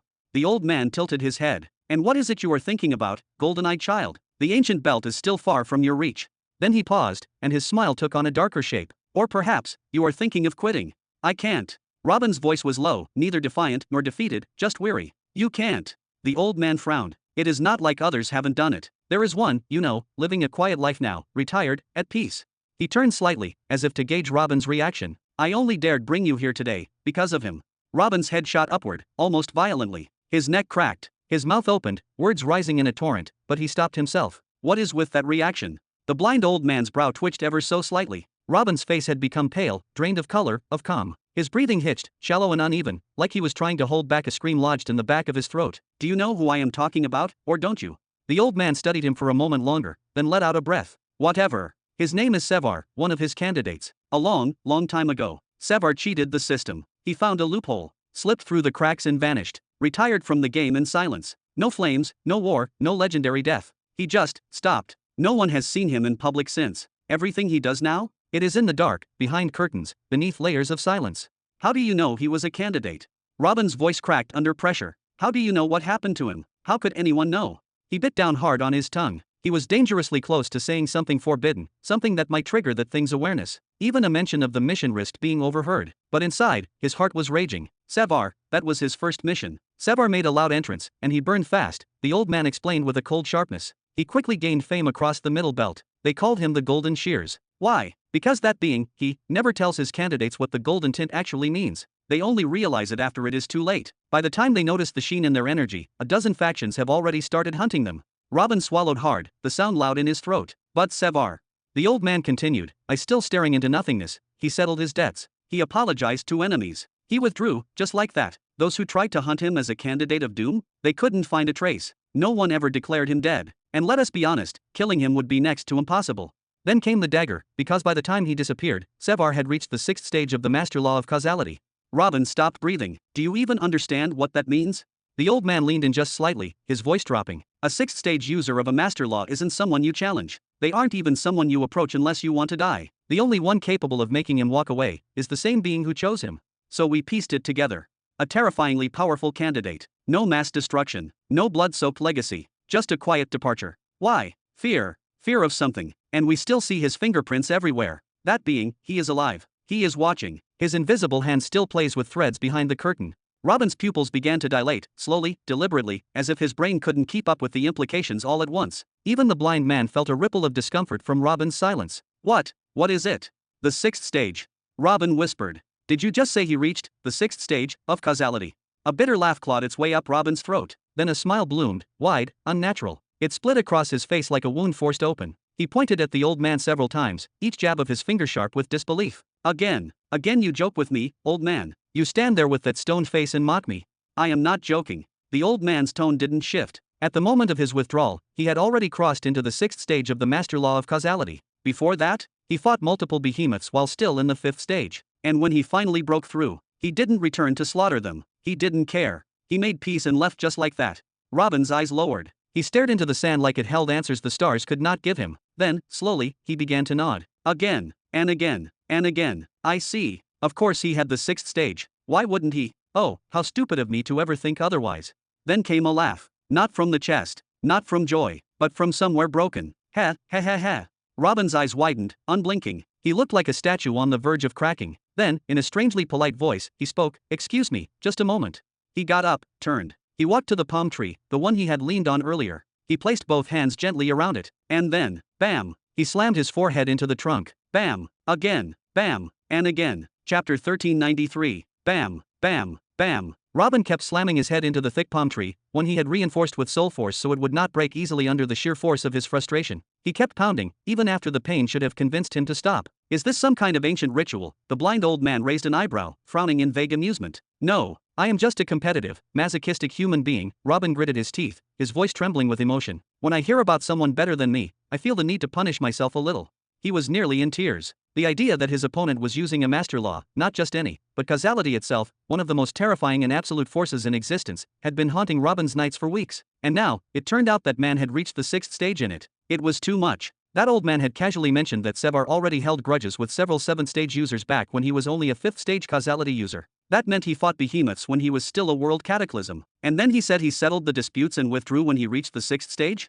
Settled the disputes? What did that even mean? That phrase was obviously just a polite euphemism, a diplomatic way for behemoths to save face after being humbled. It was clear now. Sevar had simply bullied them into submission, like a seasoned elder ruffling the hair of misbehaving children and telling them to leave quietly before he slapped them silly. But the real question burned in Robin's mind. What changed when Sevar reached the sixth stage? The All-Seeing had said that Sevar discovered the threads of his fate, a path, a loophole, a window for retreat. But did he truly need the sixth stage of causality to pull that off? Was that why no one else had done it? Was that why only Sevar had pulled off this unimaginable feat? Because he alone, among the All-Seeing's candidates, had reached that level? Robin clenched his jaw. What game was the All-Seeing playing by assigning him such a task? It was a task that, on the surface, seemed reasonable, but underneath, it reeked of deeper schemes and veiled motives. No wonder he had been given an open deadline to complete the first mission, completely out of character for the All-Seeing. Then Robin suddenly stopped. His body froze mid-motion, his head still against the tree, a cold realization creeping in. He turned his gaze sideways toward the old man. Only now did he realize he had been exposed. The old man knew who he was and who sent him. The All-Seeing's presence in this era had been confirmed.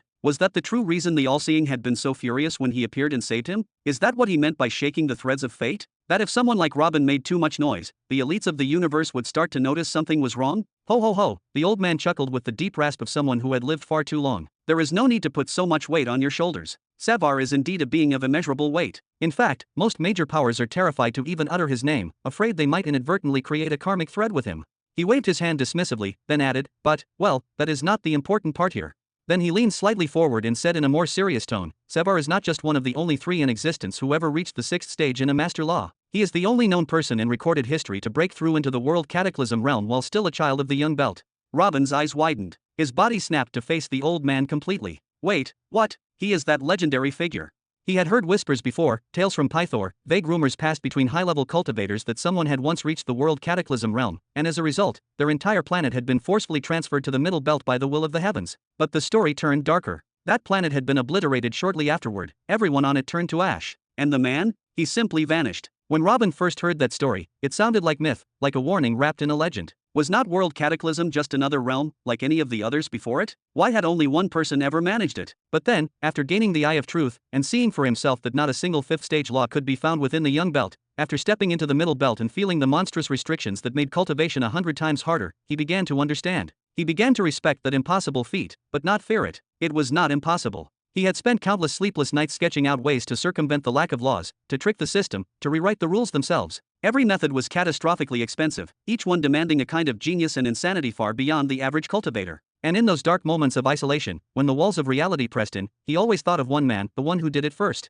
And now, if that man was Sevar, then yes, it all made sense. Yes, there is no doubt about it. The old man exhaled heavily, a breath that carried years of weight and unspoken history. We believe that Sevar's ascension to the World Cataclysm realm and that timing was not a mere personal goal. It was part of a mission, one passed down directly by that entity himself. That much was evident from the way Sevar prepared. He didn't just train, he conquered. He didn't merely grow, he fortified. The old man leaned forward slightly, his blind eyes somehow piercing, as if seeing into the past. Sevar seized control of his entire planet, every system, every force, every soul of value. He consolidated power and forged an empire unlike any other, right on the planet's surface. And when it was ready, when every piece was in place, he broke through. He ascended to become a world cataclysm. The old man's voice grew heavy, almost mournful. His planet, rich beyond imagination, overflowing with untapped energy and divine resources, became a beacon, a golden flame in a sea of darkness. And like all flames, it attracted predators. Then the old man continued, with the strength of a fifth-stage master law user, Sevar was able to defend his planet for a while. But the golden color in his fingers attracted the attention of a number of behemoths who began to chase him by force. So he left his planet, and everything was shattered to rubble due to the conflict over it. Everyone was killed, and the rest you know, up to the point of settling the dispute and disappearing. Gulp. Robin felt his throat tighten. He swallowed hard, unable to stop the reaction. Something about that story hit deep fear inside him. The old man suddenly smiled. After that, Sevar was never seen again. Not by name, not by face. Some believe he is hiding, perhaps even afraid of the all-seeing being. But even if that is true, he is not idle. He left behind followers. Robin's eyes widened as the old man continued. His people now run the entire criminal underworld. Silently, indirectly. They are the puppeteers behind the curtains of corruption and blood. They formed a guild, the Hidden Hand, a shadow empire that operates under Sevar's protection and command. And this guild does not turn down jobs. Any task, any goal, any kill, under the sky and stars, they will do it. If the price is right, they can kill a behemoth for you. They accept contracts to kill a behemoth? Robin's voice came out like a gasp, almost involuntarily. His eyes shook. He remembered what Theo had once told him, about the guild that taxed him, about how they traded Nexus states like tools in a marketplace. That terrifying organization was under Sevar's control? The realization crashed into him like a storm. And then, his eyes quivered. A dreadful thought took hold. Is that why you kidnapped me? He asked, barely above a whisper. Because of my golden eye? Are you afraid of what I am trying to become? What I plan to do? The blind old man leaned back slightly, tilting his head, surprised. Afraid, he repeated softly, as though testing the word on his tongue. As long as I am not your target, I have no reason to fear you. And those behemoths, the ones who chased Sevar, they didn't fear him, either. They didn't. But he is trying to start a cosmic war, isn't he? Robin's voice cracked with confusion. He looked around as if hoping for clarity in his surroundings. This makes no sense, none of it. What part doesn't make sense to you? The old man asked gently, yet firmly. Only those who know nothing fear what they don't understand. The ignorant see the golden-limbed as threats. But those who hold even a fragment of true knowledge, they see the potential. They seek alliances. They extend hands in secret, offering partnerships, hoping to benefit from the rising tide. Yes, some even hope to use them, quietly, cleverly, for their own ends. I don't get it. Robin took a step back, his heart pounding. Everything you are saying sounds like contradictions stacked on contradictions.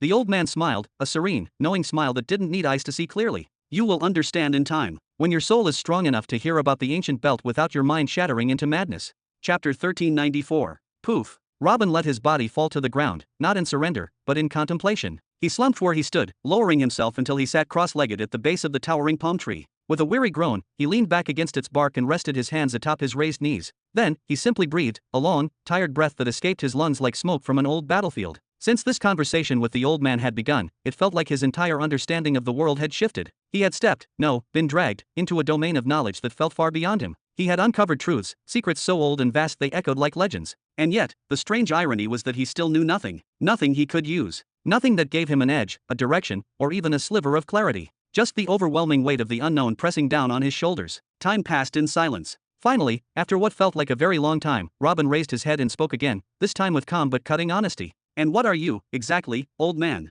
His voice was low, but sharp as steel. You clearly do not intend to kill me because I am one of the candidates. If that were your goal, I would be dead already. So tell me, are you someone who wants to ally with me? Or someone who is planning to use me? The blind old man did not flinch. Instead, he gently shook his head, as though speaking to a child too eager to understand. Neither, he said softly, his tone carrying a kind of eternal sadness. As I told you before, I only want to save you, to pull you away from the damned fate that awaits all of that being's candidates. Whether you fail like those before you and die in the attempt, or succeed and awaken the true mission, your path is one of torment. You will face trials that no soul should endure. And if you have loved ones, followers, friends, family, know this, they are fated to fall, one by one, like leaves torn from dying trees in the autumn wind. He paused. I am not trying to scare you, little Robin. I am simply telling you what is to come. Robin's heart clenched at the words. A chill passed through his chest like a whisper from the future. Was this about completing the All-Seeing's mysterious tasks? Or something beyond that? He did not ask. Some answers he already feared. With a quiet motion, Robin shifted his hands behind his back, leaning deeper into the tree as if its roots could ground the storm within him. And more than that, the old man continued, I want to free you from the burden of that worthless law of truth. I want to pass down something of real value, something that can truly help you survive. And from what I have seen in you, I believe you can handle it. Robin let out a dry, bitter laugh. You are too late, old man. His voice was both amused and tired, as if talking to someone who had offered him a rope after he had already drowned. I have already built my foundations using the law of truth. Even after those foundations were damaged, when I tried to rebuild them with a new law, it did not work. They crumbled instantly. And in their place, the same unclear, unreadable patterns of truth inscribed themselves again. Patterns even I cannot see. He tilted his head, ice cold. Unless you are saying I should abandon it after reaching world cataclysm, after forming the core. He shrugged. To be honest, I do not think that would change much compared to what I am already doing. In the world of cultivation, it was common knowledge when someone broke through to the world cataclysm realm, their very foundations were shattered, their body reformed, and a powerful energy core was born. With that core came freedom, at least in theory. The previous constraints, the dominance of a single law etched into the bones and blood, would disappear. The law patterns would shift from being integrated into their body to being inscribed on the walls of the energy gathering center surrounding the core. In short, world cataclysms could freely channel any law they wished. It was a realm of endless flexibility. But theory was never practice. In reality, after centuries or millennia of focusing on a single law, building every move, every reflex, every instinct around it, changing was nearly impossible. Their fighting style, their rhythm, their soul, were all tuned to one law. And more than that, the original law runes still remained, etched deeply into the energy gathering center. Their bodies had evolved and adapted countless times to match that law, which meant any new law they tried to use would be awkward, slow, and power-hungry. At best, they would access only 50% of its full power. At worst, it would leave them exhausted after a few moves. That is why most world cataclysms, even though they theoretically had access to every fifth stage law, almost always stuck to the heavenly law they grew up with in battle, the law they had poured their life into. But Robin was different. The law of truth had never really taken root in his body. Aside from his eye, it had not altered his physique at all. His body remained versatile, unbound by the rigid framework most cultivators were trapped in. Even more, Robin had long since become accustomed to using multiple high-tier, complex laws, thanks to his tattoos. And because of that, he did not need to change his style to be adaptable. He was already adaptable by nature. Even after ascending to the world cataclysm realm, he would be able to channel those laws at near full power using his ability as a candidate, the golden tattoos. He would not be starting over. He would be unleashing what he already was. Simply put, all the variables and irregularities in Robin's path meant one thing: stepping into the world cataclysm realm would not revolutionize his combat style at all. He was already fighting in ways that even world cataclysms, even those in the Nexus state, would struggle to grasp, let alone master through repetition. His movements, his transitions between laws, the unpredictability of his sequences, were uniquely his. Even if he transcended the threshold into world cataclysm realm, the laws woven into his body would not constrain him the way they did others. But the moment that realization settled, a voice cut through it like a blade. Foundations? Cores. The blind old man's voice rose slightly, his brows knitting with sudden annoyance. Do you truly think so little of me? Do you dare speak to me as if I am some ignorant fool? I do not understand you, Robin replied, his eyes narrowing as confusion crept into his voice. Then what were you talking about? Are you seriously suggesting I just stop using the law of truth? Should I gouge out my eye like you did and continue breathing as if nothing happened? What else can you mean? The old man took in a slow breath, and when he exhaled, the weight of centuries seemed to hang in the air. Robin Burton. He spoke the name like a judge reading out a verdict. I have the power to erase your foundations entirely. Not just suppress them, but erase them. I can reduce you to absolute zero. I can strip your body and soul of every last trace of the master law of truth. To put it in terms you can grasp, I can make you a blank slate, like a child who has never once stepped onto the path of cultivation. Robin's breath caught in his throat. What? He staggered backward a step, eyes wide. That is not possible. Someone, he, once told me it is impossible. His voice cut off. He realized too late that he was about to let something slip, something he was not supposed to say. He clenched his jaw shut. He remembered. Back when he had asked the seer to turn Caesar back to age 12, to start his life over, the seer had told him it was pointless. Even if Caesar's age were reversed and his body remade, his core and energy-gathering center had long since aligned themselves to the path of fire. No matter how many chances he was given, Caesar would be forced to walk that path again. Robin had still asked him to do it anyway. But now, was this old man claiming he could do what even the all-seeing could not? Said? Who said that? The old man cocked his head, frowning. Never mind. It does not matter. If I say I can do it, then believe me when I say I can. But make no mistake, disciple. What I am offering comes at a price, a heavy one. One that will tax me physically, mentally, and soul-wise, and not me alone. The process will shake the very roots of your soul. So again, I ask, are you ready? Robin stared at him in disbelief, heart pounding. Ready for what, exactly? He took a step to the side, circling slowly, as if keeping a predator in his sights. Why are you even suggesting I throw away everything I have trained for? Is this your way of stopping a candidate without officially crossing the all-seeing? Is this some backdoor scheme to block my path without killing me? The old man did not flinch. I want an heir. His voice was calm now, but beneath that calmness was a depth like still water hiding a leviathan beneath. That is all. Someone to carry forward what I can no longer walk with. But that will never happen, not as long as you carry even a trace of the law of truth inside you. It will consume you, corrupt you, lead you toward an end you do not even see coming.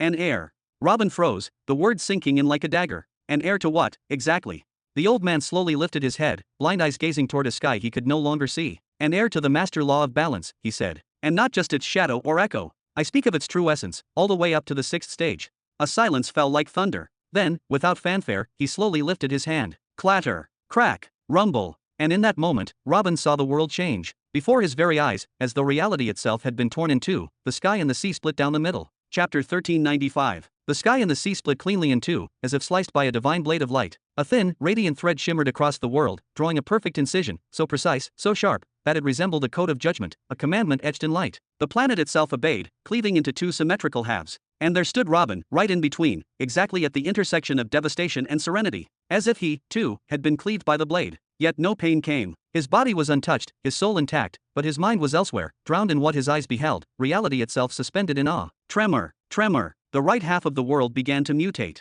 Clouds vanished in an instant, as if swept away by an invisible hand. The sky turned to a deep, infernal crimson, like dried blood under a scorching sun. The air changed, thicker, hotter, malicious. Every breath carried pain, like inhaling fire. Below, the sea stirred, not with waves, but with rage. Violent whirlpools spun into existence, their eyes dark and bottomless. Above them, massive cyclones carved through the sky, clawing at the heavens. Oh ah ah! The ocean screamed. From its depths emerged titanic sea beasts, creatures of forgotten ages, ancient and furious. They roared and lunged at one another in primal bloodshed. No alliance, no cause, just the law of nature in its rawest form. Only one may rule. Chua-a-la, catch-a-a-a. The whirlpools ignited with liquid fire. Flames twisted like serpents upon the surface of water. Suddenly, from empty air, without a single cloud in sight, massive orbs of lightning exploded into existence. No thunder preceded them. No warning. They were red, a deep, arterial red, like clots of divine wrath. These thunder orbs crackled and hissed, then collided with each other in violent spasms, before leaping into the swirling infernos as if drawn to destruction. Whoosh!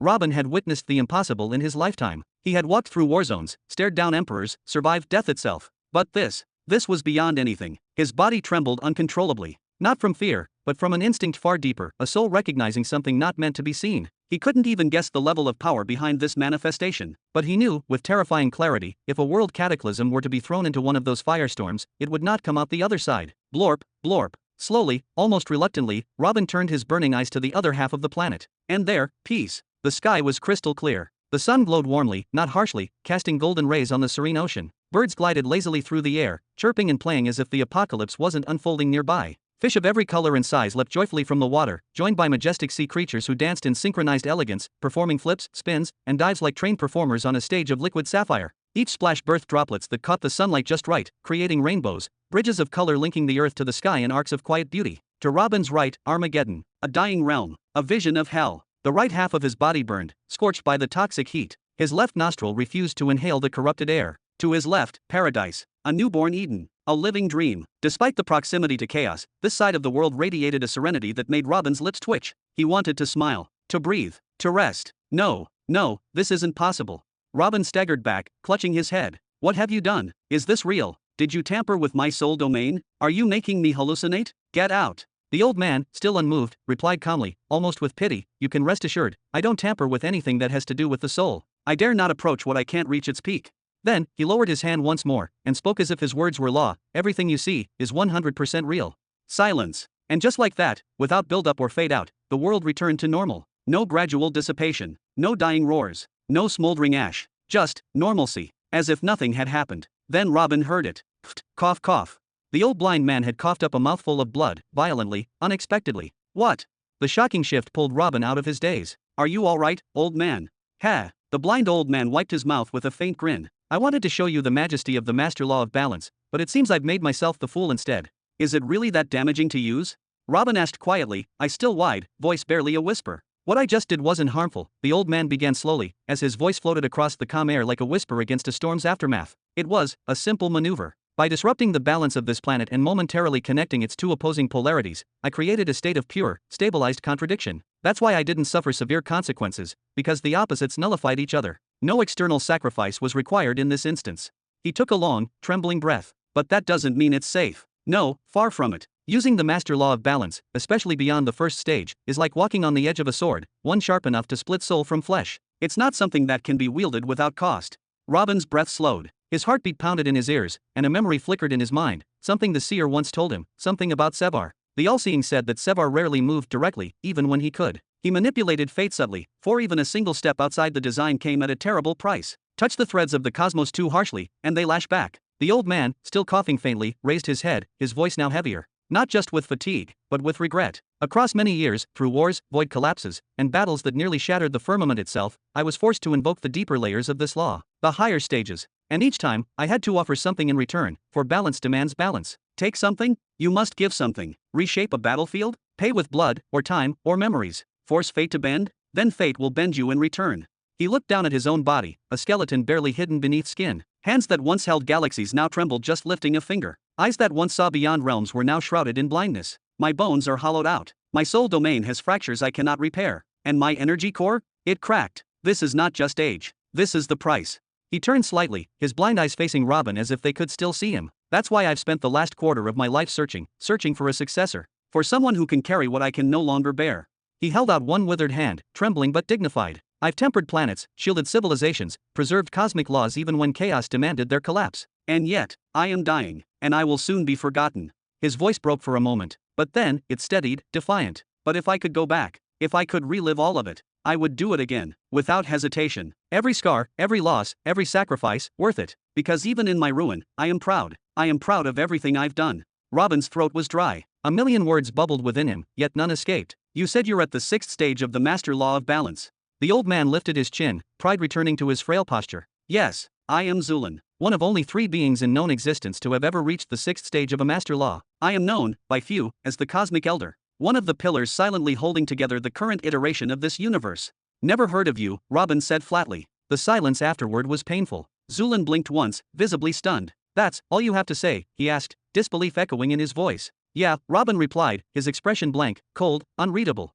Zulun's face fell slightly, then hardened. He turned his gaze downward again, his voice quieter. Humph, no matter. My deeds were never for applause. Only a handful of the truly great know what I've done. Fame was never my goal. It is enough that I know. That the balance knows. Robin was silent for a breath, then suddenly chuckled, but the sound was bitter. When I stayed at that pathetic hotel in the capital, I fell into a deep spiral. Depression, resentment, all of it. Because the name on everyone's lips, the name they praised for his formations, his runes, his miraculous techniques, was that of human. It was me, but in my eyes, it was still as of someone else taking the credit that should have been mine. His voice rose, slightly, but sharply. And you say you uphold the cosmic system? You say you give your strength, your time, your mind to keep it from falling apart? You say you're dying for it, and no one even knows your name. He took a staggering step forward, his voice turning cutting, almost furious. When you die, when your body burns away, or is buried in forgotten soil, what will you have gained from all this? From the wars you prevented? From the lives you saved? Will anyone thank you? Will anyone weep for you? At least I have this much, my name will live. My legacy will survive. They'll speak of Robin Burton for generations. That is glory. Glory is the true immortality. He paused dramatically, then raised both hands. Everyone dies. Doesn't matter if you've refined 1,000 planets. Doesn't matter if you've rewritten fate 100 times. Everyone will die. But legacy is what remains. That is what matters.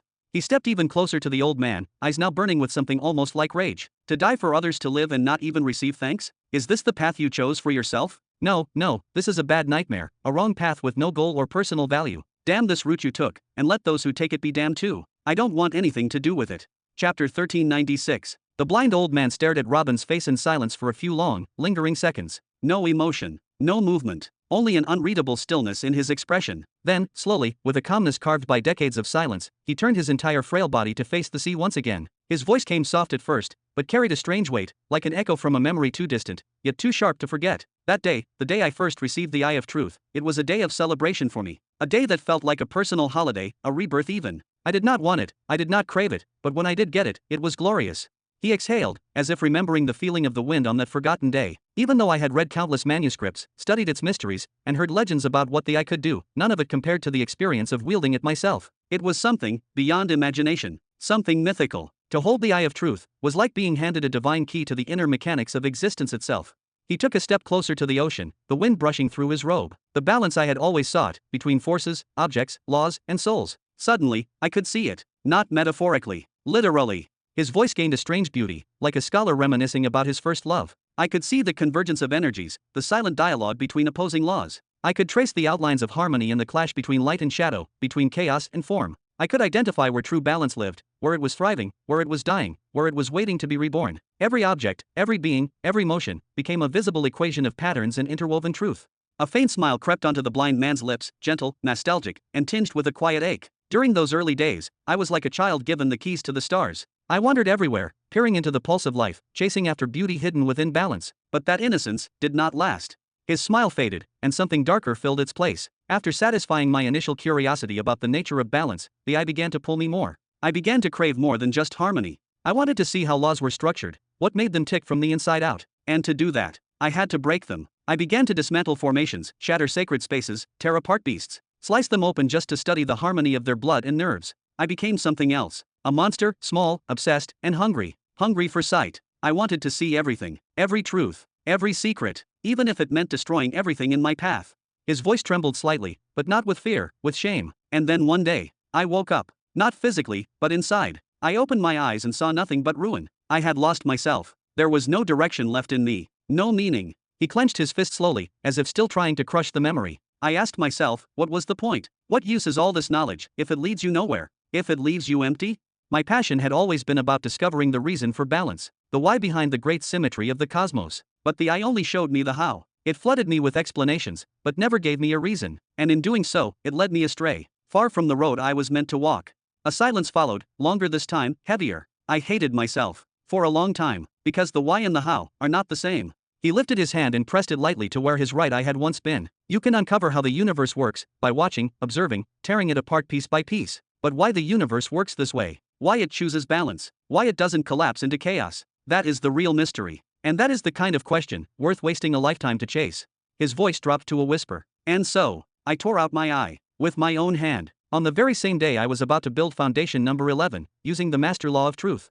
Zulin raised his chin high, proud and unshaken. I destroyed it, so I would never activate it again. So I would never lose myself to that cursed clarity again. So I could silence the noise, erase the distractions, and return to my true purpose, the search for balance. That's just stupid, Robin muttered with a frown, his brow furrowed hard. Zulin blinked once, then suddenly chuckled, a strange sound filled with both arrogance and amusement. Oh, was it really?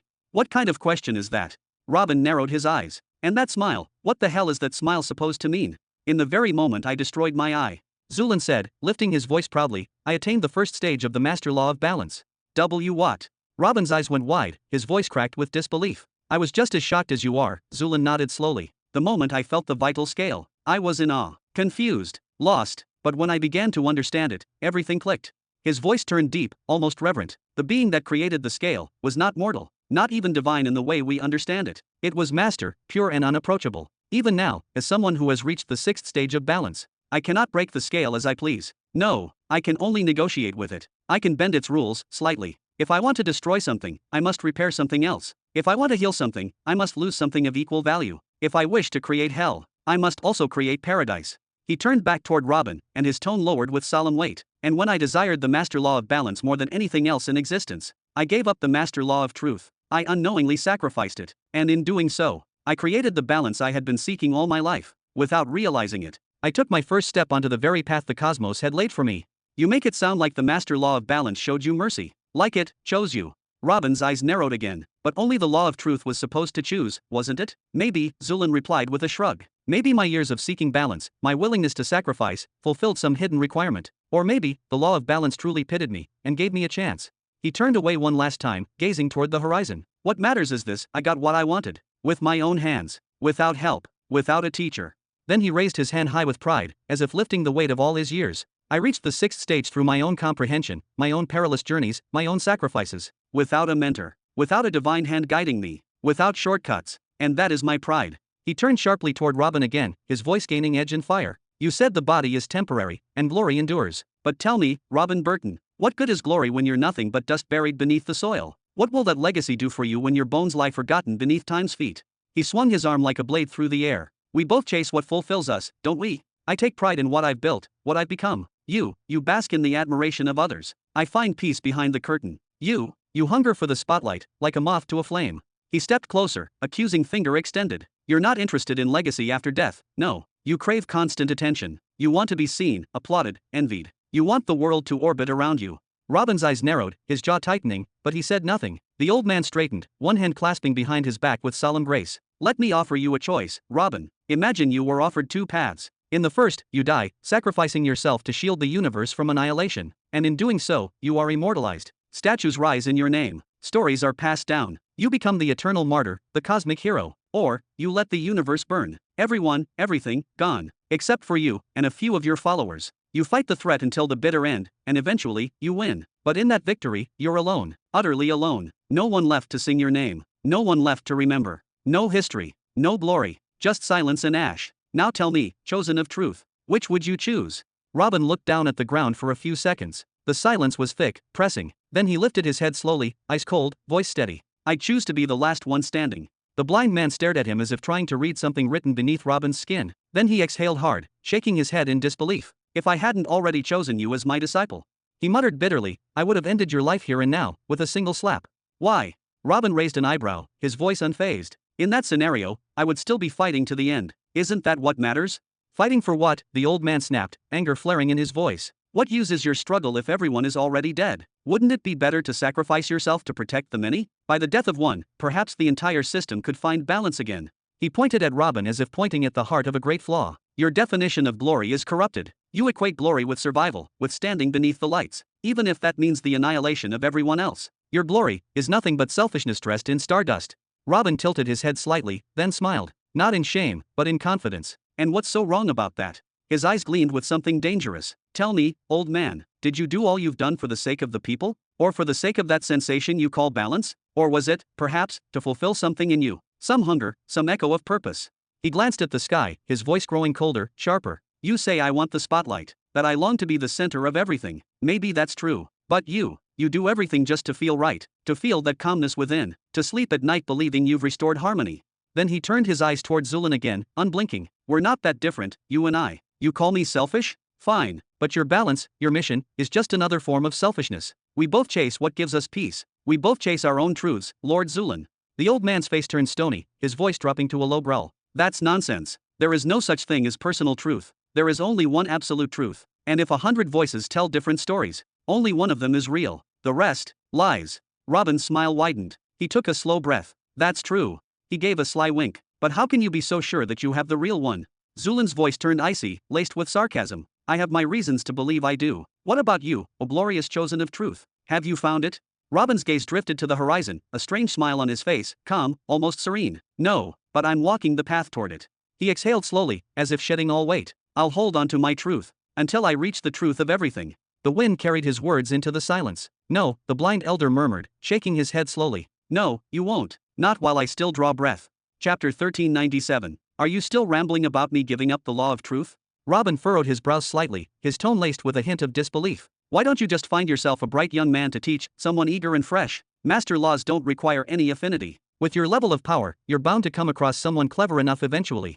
The old man let out a deep, exhausted sigh. I've been searching for 1.2 million years, he said solemnly. I've sent countless copies of myself across an unthinkable number of planets, in every single sector. Each one bore a different test, all centered on the concept of balance. I wanted to see if the idea of balance even existed in their minds, or if it had to be taught from nothing. And yet, every trial ended in disappointment, each one unique in its failure. He pointed toward the island's heart. Don't get me wrong, it's not that my expectations were impossibly high. Quite the opposite. In fact, this island is full of them. Full of what? Robin turned sharply, looking behind him, senses on edge. Full of the remnants of fate's children, the ones I once chose and brought here, handpicked, with hopes of passing on my legacy. I've lost count of them. All of them failed. All of them died here on this very island.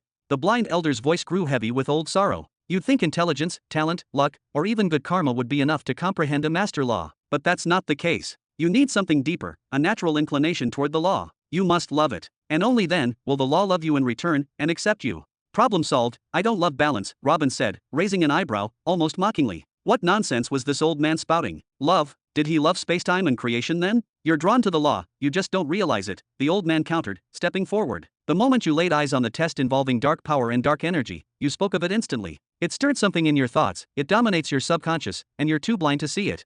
That's only because I'm a seeker of truth, Robin replied, stepping back cautiously. Naturally, I'm curious about all powerful forces. The elder took another step forward, his tone intensifying. And that curiosity is enough. Just that spark alone is more than I found in millions. It's enough to grant you a chance to succeed where they all failed. Robin stepped back again, this time with a calm, polite smile. Unfortunately, my path lies elsewhere. I'm devoted to the pursuit of truth, but I appreciate your offer. The old man froze. His face twisted slightly with annoyance, as if struggling to suppress growing frustration. Truth. I already told you, it's worthless at its start, and destructive at its end. Why won't you just let it go? I could grant you the full depth of my understanding of balance, my entire legacy. Don't be swayed by Morpheus's riches or Interas's tyranny, my legacy eclipses them all. My name alone could shake empires. It could carry you. Look, old man, Robin said with a soft chuckle, eyes firm. Your offer is tempting, very tempting, in fact, but there are many reasons I have to decline. He took another step back. First, I'm bound by missions I simply cannot abandon. I don't care what that person you mentioned did or didn't do. I'm not him. I cannot walk away from my path. He took yet another step back, his tone growing more resolute. Second, I haven't found what I'm looking for yet. My journey with truth is still far from over. Could it be, the old man said slowly, his voice darkening, that you know what awaits at the end of the path of truth? Is that why you're so desperately clinging to it? His face clouded with shadow, a simmering rage bubbling just beneath the surface. Maybe, Robin replied with a calm smile. I don't know what kind of truth you've encountered. Why don't you tell me first?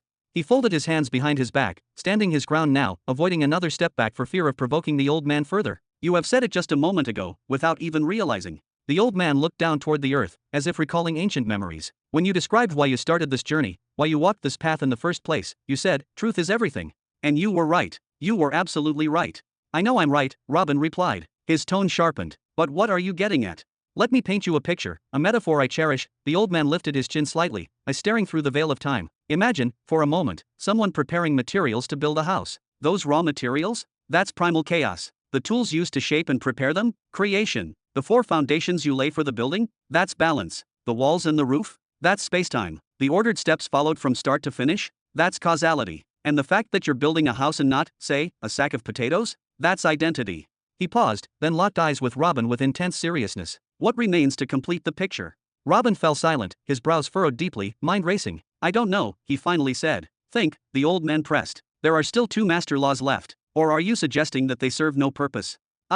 Robin lifted his hand slowly, trembling, as though trying to cradle his own head before it exploded under the weight of the realization. The old man's metaphor had made it clear, the house was a symbol, a simplified representation of the universe itself. Robin had thought about this question many times before, over and over, chasing the answer through countless hours of contemplation. He had asked himself, what exactly is truth's role among the 8 laws? What is the function of the 8th, if it even exists? And every single time, he had come up short, unable to cross that final mental threshold. Wait. He murmured, his eyes narrowing. In that particular example. His head slowly tilted upward as if pulled by an unseen force. There's one element that's still missing, just one that I can think of. His brows tightened into a sharp knot. Who used the tools to prepare the materials? Who moved those materials and started applying them to build the structure? The old man smiled faintly, as if pleased but still patient. Good. You're almost there. But the real question isn't who, because the one you're thinking of, the origin, is also the source of the other 8 laws. He forged all of them. He forged everything. In your question, asking who is like asking who bought the materials, who built the tools, who breathed existence into existence itself. Without the one, there would be no metaphor to analyze.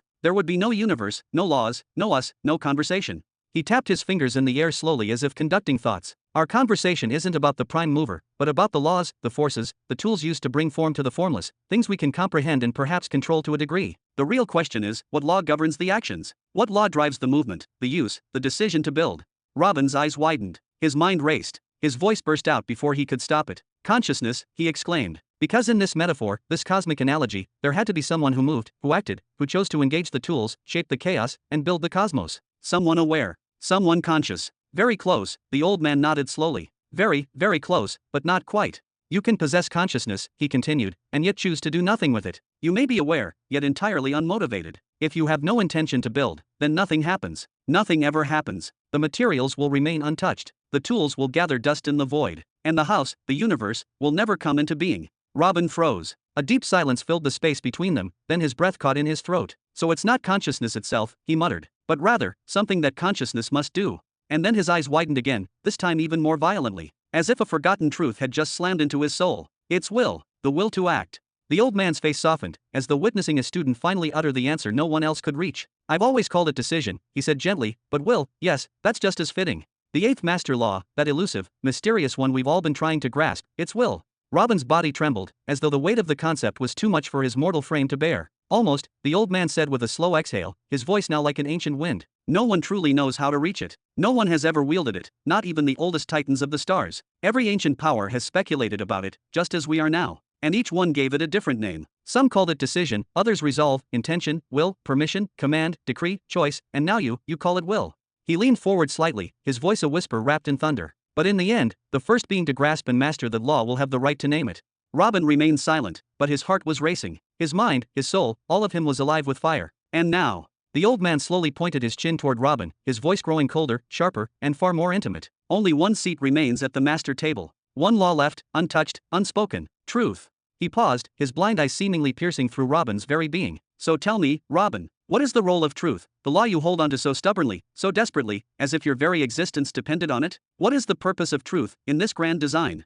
Chapter 1398. Tell me, Robin, what is the role of truth, the law you've wrapped your soul around, the one you guard like a sacred flame? Robin's brows pulled together in a sharp crease. His mind, once a storm of certainty, had become a heavy fog. Slowly, almost unconsciously, he lowered himself to the sand, settling on the edge of the shore as the waves whispered beside him. What role could truth possibly play in the construction process? It didn't build anything. It didn't shape anything. At least, not in any direct way. Until now, he had only used truth as a tool for perception, a way to see through things, to pierce illusions, to unveil what was hidden. But how could vision build a house? How could mere awareness raise a structure? To see. Robin muttered under his breath. His brow tensed further as thoughts collided like stars behind his eyes. He slowly raised his gaze toward the old man. Maybe, it's the blueprint? The knowledge that guides the construction, the plan the entire house is built upon. No, the old man dismissed firmly, cutting off the idea with sharp finality. That would be part of will, the intention to shape something according to a plan. He then chuckled, a deep, amused laugh that echoed like an elder who had seen this question asked 1,000 times before. Robin looked around helplessly, grasping for something, anything, that would click into place. Then maybe, it's the supervisor, he tried. The one who oversees everything, ensuring the construction follows the plan. Also under will, the old man said, laughing harder now. Let me make it simple for that young mind of yours. Anything that involves management, coordination, or decision-making falls under the master law of will. Robin groaned softly, rubbing his temples. Then, is it the reason why the tools are real tools and not toys? Why the materials are real and suitable for building? Aha, the old man grinned. Now you're stepping into the territory of identity. He leaned forward slightly, clearly enjoying himself. Let me give you a hint, he said, his voice suddenly lowering, as if sharing a secret older than stars. It's something different. Something none of the other laws cover. Something real. Something tangible.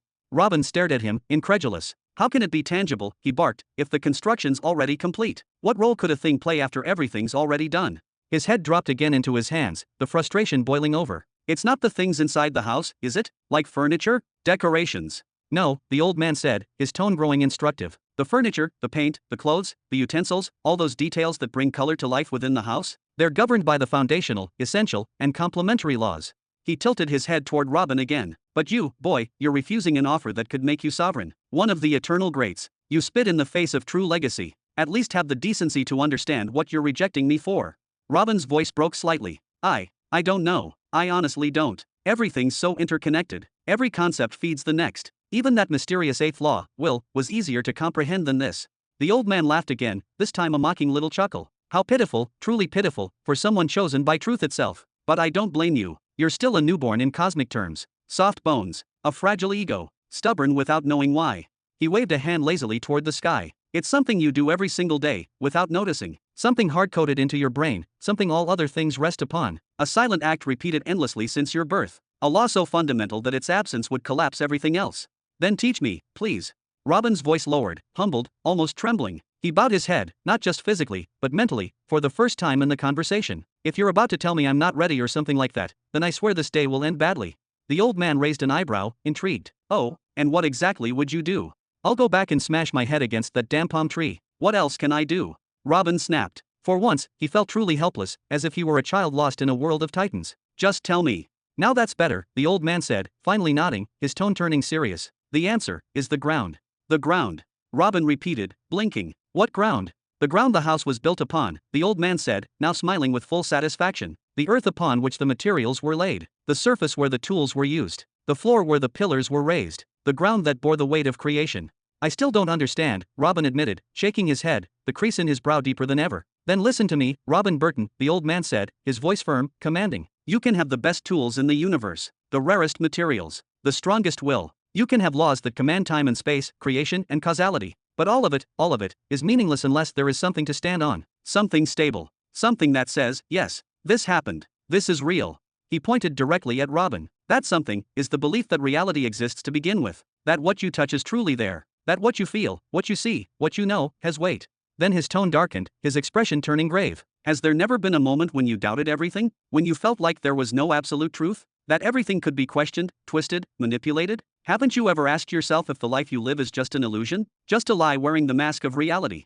No, Robin whispered, shaking his head firmly. I've always assumed that everything is real. Because if it isn't, then nothing matters. Nothing. The old man's smile widened slowly, this time, one of acknowledgement. And what if you yourself are not real? Me? That's a bit excessive, don't you think? Robin scoffed, confusion tightening his expression. How could we be having this conversation if I didn't exist? He gestured vaguely at the air between them. As long as this exchange is happening, there must be something, some presence, that allows it. Even if I'm not truly Robin Burton, the human, speaking to you, then something must still be speaking to you. Something real. Something present. His eyes narrowed, brows furrowed like a man cornered by his own thoughts. So logically, the most natural assumption is that I do exist, in flesh and blood. Unless there's undeniable reason to doubt that, I see no cause to question it.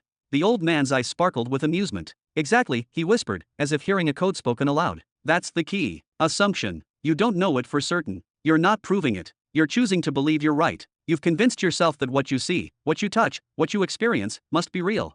He pointed at Robin twice with deliberate emphasis, then clasped his hands behind his back. This world, this vivid dialogue between us. This beach, the sand beneath your feet, the clothes on your back, the breath in your lungs. Are they true? Or are they just shadows, projections inside your mind? He took a step forward, his voice dropping an octave. Maybe you're under attack, a psychic illusion tricking your senses. Maybe you never were human. Maybe you're a strand of bacteria, floating in liquid, dreaming a world far beyond your microscopic form. Maybe this entire universe is a string of thoughts bouncing across a web, suspended beneath the roof of some unimaginable being. Or worse, maybe your real body is lying somewhere in a meat factory, your brain plugged into a system designed to pacify you, feeding you this illusion while your body is harvested like livestock. Robin froze. His mind recoiled, fighting the torrent of disturbing possibilities. There are people who actually think like that, he said slowly, his voice quiet with disbelief. That's horrifying. You'd be amazed how many, the old man said, his voice now heavy and grim. Some might even be your own children. Or those closest to you, your followers, your trusted companions. It's a plague, Robin. When someone begins to doubt truth itself, when the very foundation of reality starts to crack beneath their feet, their life becomes unlivable. A personal hell. Robin glanced around the shoreline, as if the world itself might vanish at any moment. But, that's madness, he murmured. It's anti-logic. If someone truly believes that nothing is real, that everything is fake, hollow, meaningless, then what would stop them from ending their life right there? What keeps them from going insane? Why even bother eating, drinking, breathing? Why live, if pain and hunger are just illusions? If your body's not real, your needs aren't real, then what is? The old man nodded solemnly. That's the contradiction. Everyone who screams there's no truth, everything's a lie, still wakes up in the morning, still brushes their teeth, eats breakfast, and goes to work. They live as though hunger is real, as though time matters. They rely on paychecks, chase promotions, plan careers. They fall in love, get married, raise children, and treat them not as illusions, but as true beings. They fear death. They hope for tomorrow. They build their lives on the very assumption they claim not to believe. He smiled softly now, with the knowing of a sage who has seen this contradiction countless times. And yet, speak of the universe's origin, of absolute truth, of cosmic foundations. And suddenly, those same people say nothing is certain, everything is relative. He pointed to the sky. But there is something certain, there is something unshakable. He paused, then spoke with the force of a final verdict. The master law of truth is the ground beneath the universe. The unspoken, unbreakable premise that says, yes, this happened, truly happened. That time doesn't unravel suddenly. That the universe won't blink out of existence just because you stopped believing in it. That physical matter had a beginning. That you didn't just spawn inside your own mental universe, conjured out of nothingness. That the world existed before you, and will continue to exist long after you are gone. He stepped closer, his voice now as solid as the earth he spoke of. Truth is the assumption that reality is not negotiable. That the fabric of the universe isn't a lie waiting to be exposed. That even in the absence of proof, even in the presence of doubt, something solid remains. Then, with a quiet finality, he added, without that foundation, no other law matters. Without truth, everything is false. A structure without a ground. A house that collapses before a single brick is laid. And then, with a scoff and a gesture behind his back, he turned away. That, Robin Burton, is the master law of truth. Not that glowing eye of yours.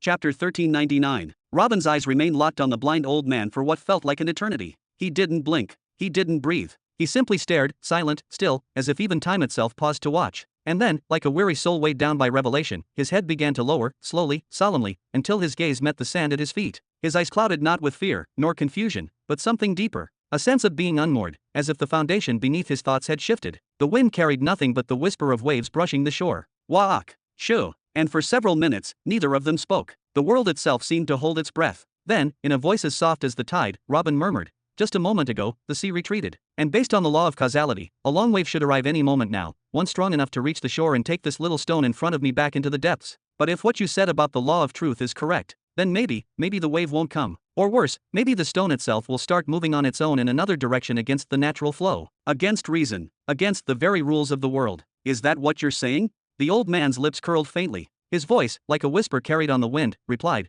without the law of truth to anchor the universe, perhaps there is no wave. Perhaps there never was a stone. And as if the universe heard their conversation and sought to answer it, shua, a long, deliberate wave rolled ashore, just as Robin had predicted. It gently swept the small stone from before his feet, dragging it back into the embrace of the sea, to begin a journey guided by causality, a journey that might span centuries, perhaps even eons, beneath the deep. Robin blinked once, then again. He nodded, slowly, thoughtfully, as if a weight had just shifted in his chest. May I ask, he said, his voice steadier now, where exactly did you come by that explanation of the law of truth? You, a wielder of balance? I've reached the fourth stage of the master law of truth, and never, not once, did such an interpretation occur to me. From Azramad, the old man replied, lifting his face as if to drink the sky. He was a close friend of mine, perhaps the only one who ever truly understood. Azramad, the madman, the infamous great truth chosen who rigged his own inventions with traps, the one people claim had lost his mind. Robin scoffed, turning his head in disbelief. By your account, he barely reached the fifth stage, just one rank above my own. Why should he have any greater insight than me?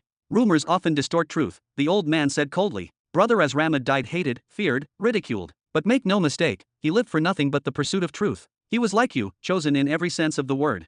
The old man's brow furrowed. More importantly, Azramad lived longer than you, Robin. Much longer. And time is a teacher more brutal and more honest than any master. Even if you never surpassed the fourth stage, if you lived as long as he did, you would understand things far beyond your current grasp. Surely you see that. Robin looked down briefly, then lifted his head. I believe he worked hard, and those who strive are bound to shine, or stumble.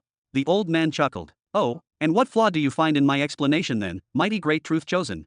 I know you see me as a child next to your old friend, and you have every right to, but as long as his theory remains a personal interpretation, I reserve the right to question it.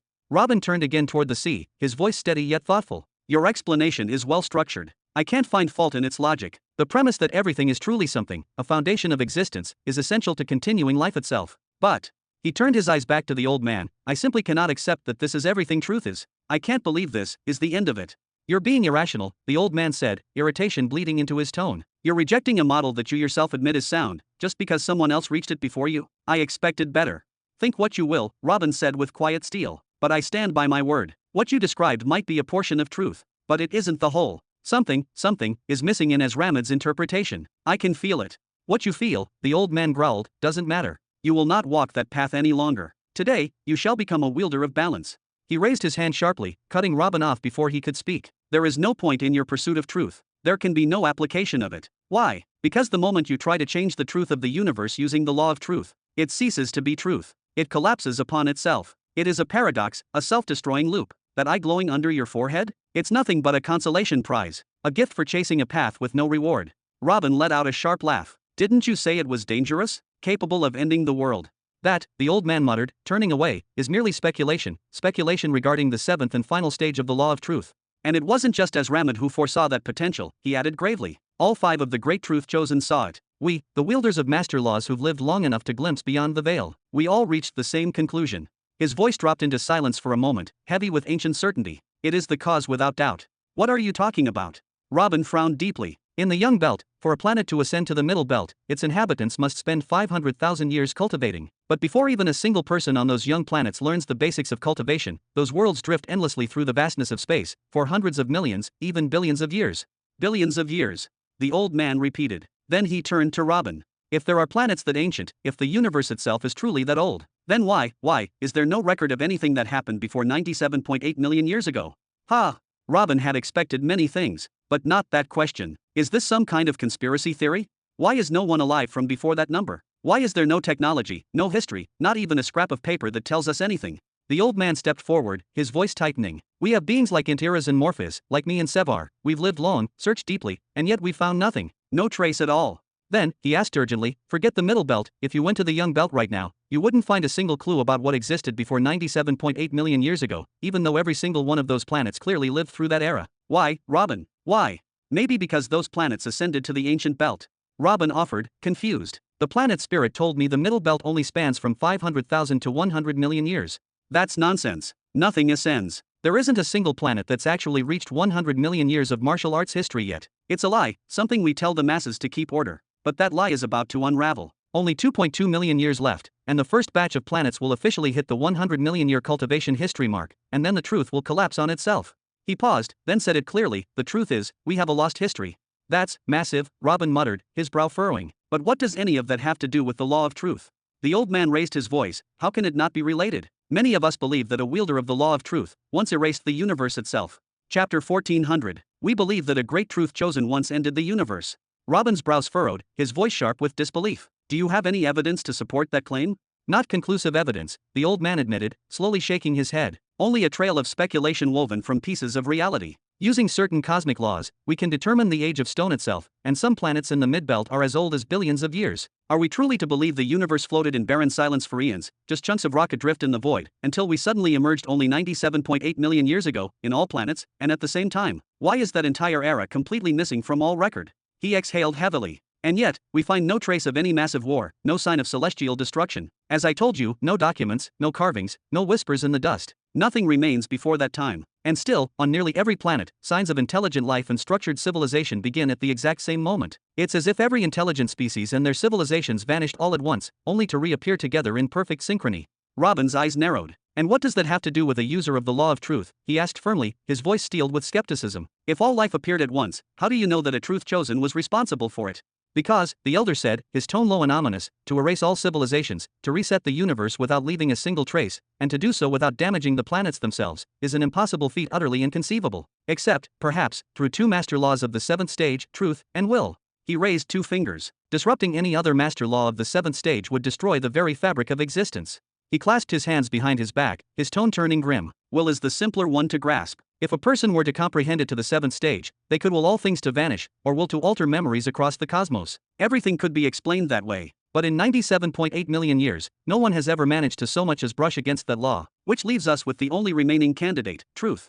He took a step forward. We believe that the seventh stage of the law of truth allows its wielder to manipulate the universe's contents directly. He could erase entire patterns from reality, wave a hand and dissolve all he sees, returning it to void. A person wielding such power could easily enact a catastrophe of that magnitude. You believe, Robin repeated mockingly. He scoffed, his voice dripping with irritation. Yet again, just assumptions, speculation piled on more speculation. Everything you've said from the beginning is just conjecture. If the cosmic elder himself knows nothing for certain, then tell me, who possibly could? No one, the old man snapped, waving his hand with sudden fire. No one at all. We live inside a sealed bubble. Tragedies befell us once, and we never even knew. Greater ones lie in wait within the ancient belt, and all we can do is run from them. We are chess pieces. Blind, insignificant pieces who know nothing, who have only their guesses and fragile hopes to guide them. Robin said nothing. He stood silently, absorbing the words. He could feel the heat in the elder's voice, not anger toward him, but a fury born of helplessness, of knowing nothing despite the burden of age. And the truth was, no one had ever reached the seventh stage of any master law. No one truly knew what had happened in the lost past, and no one was sure what the future held.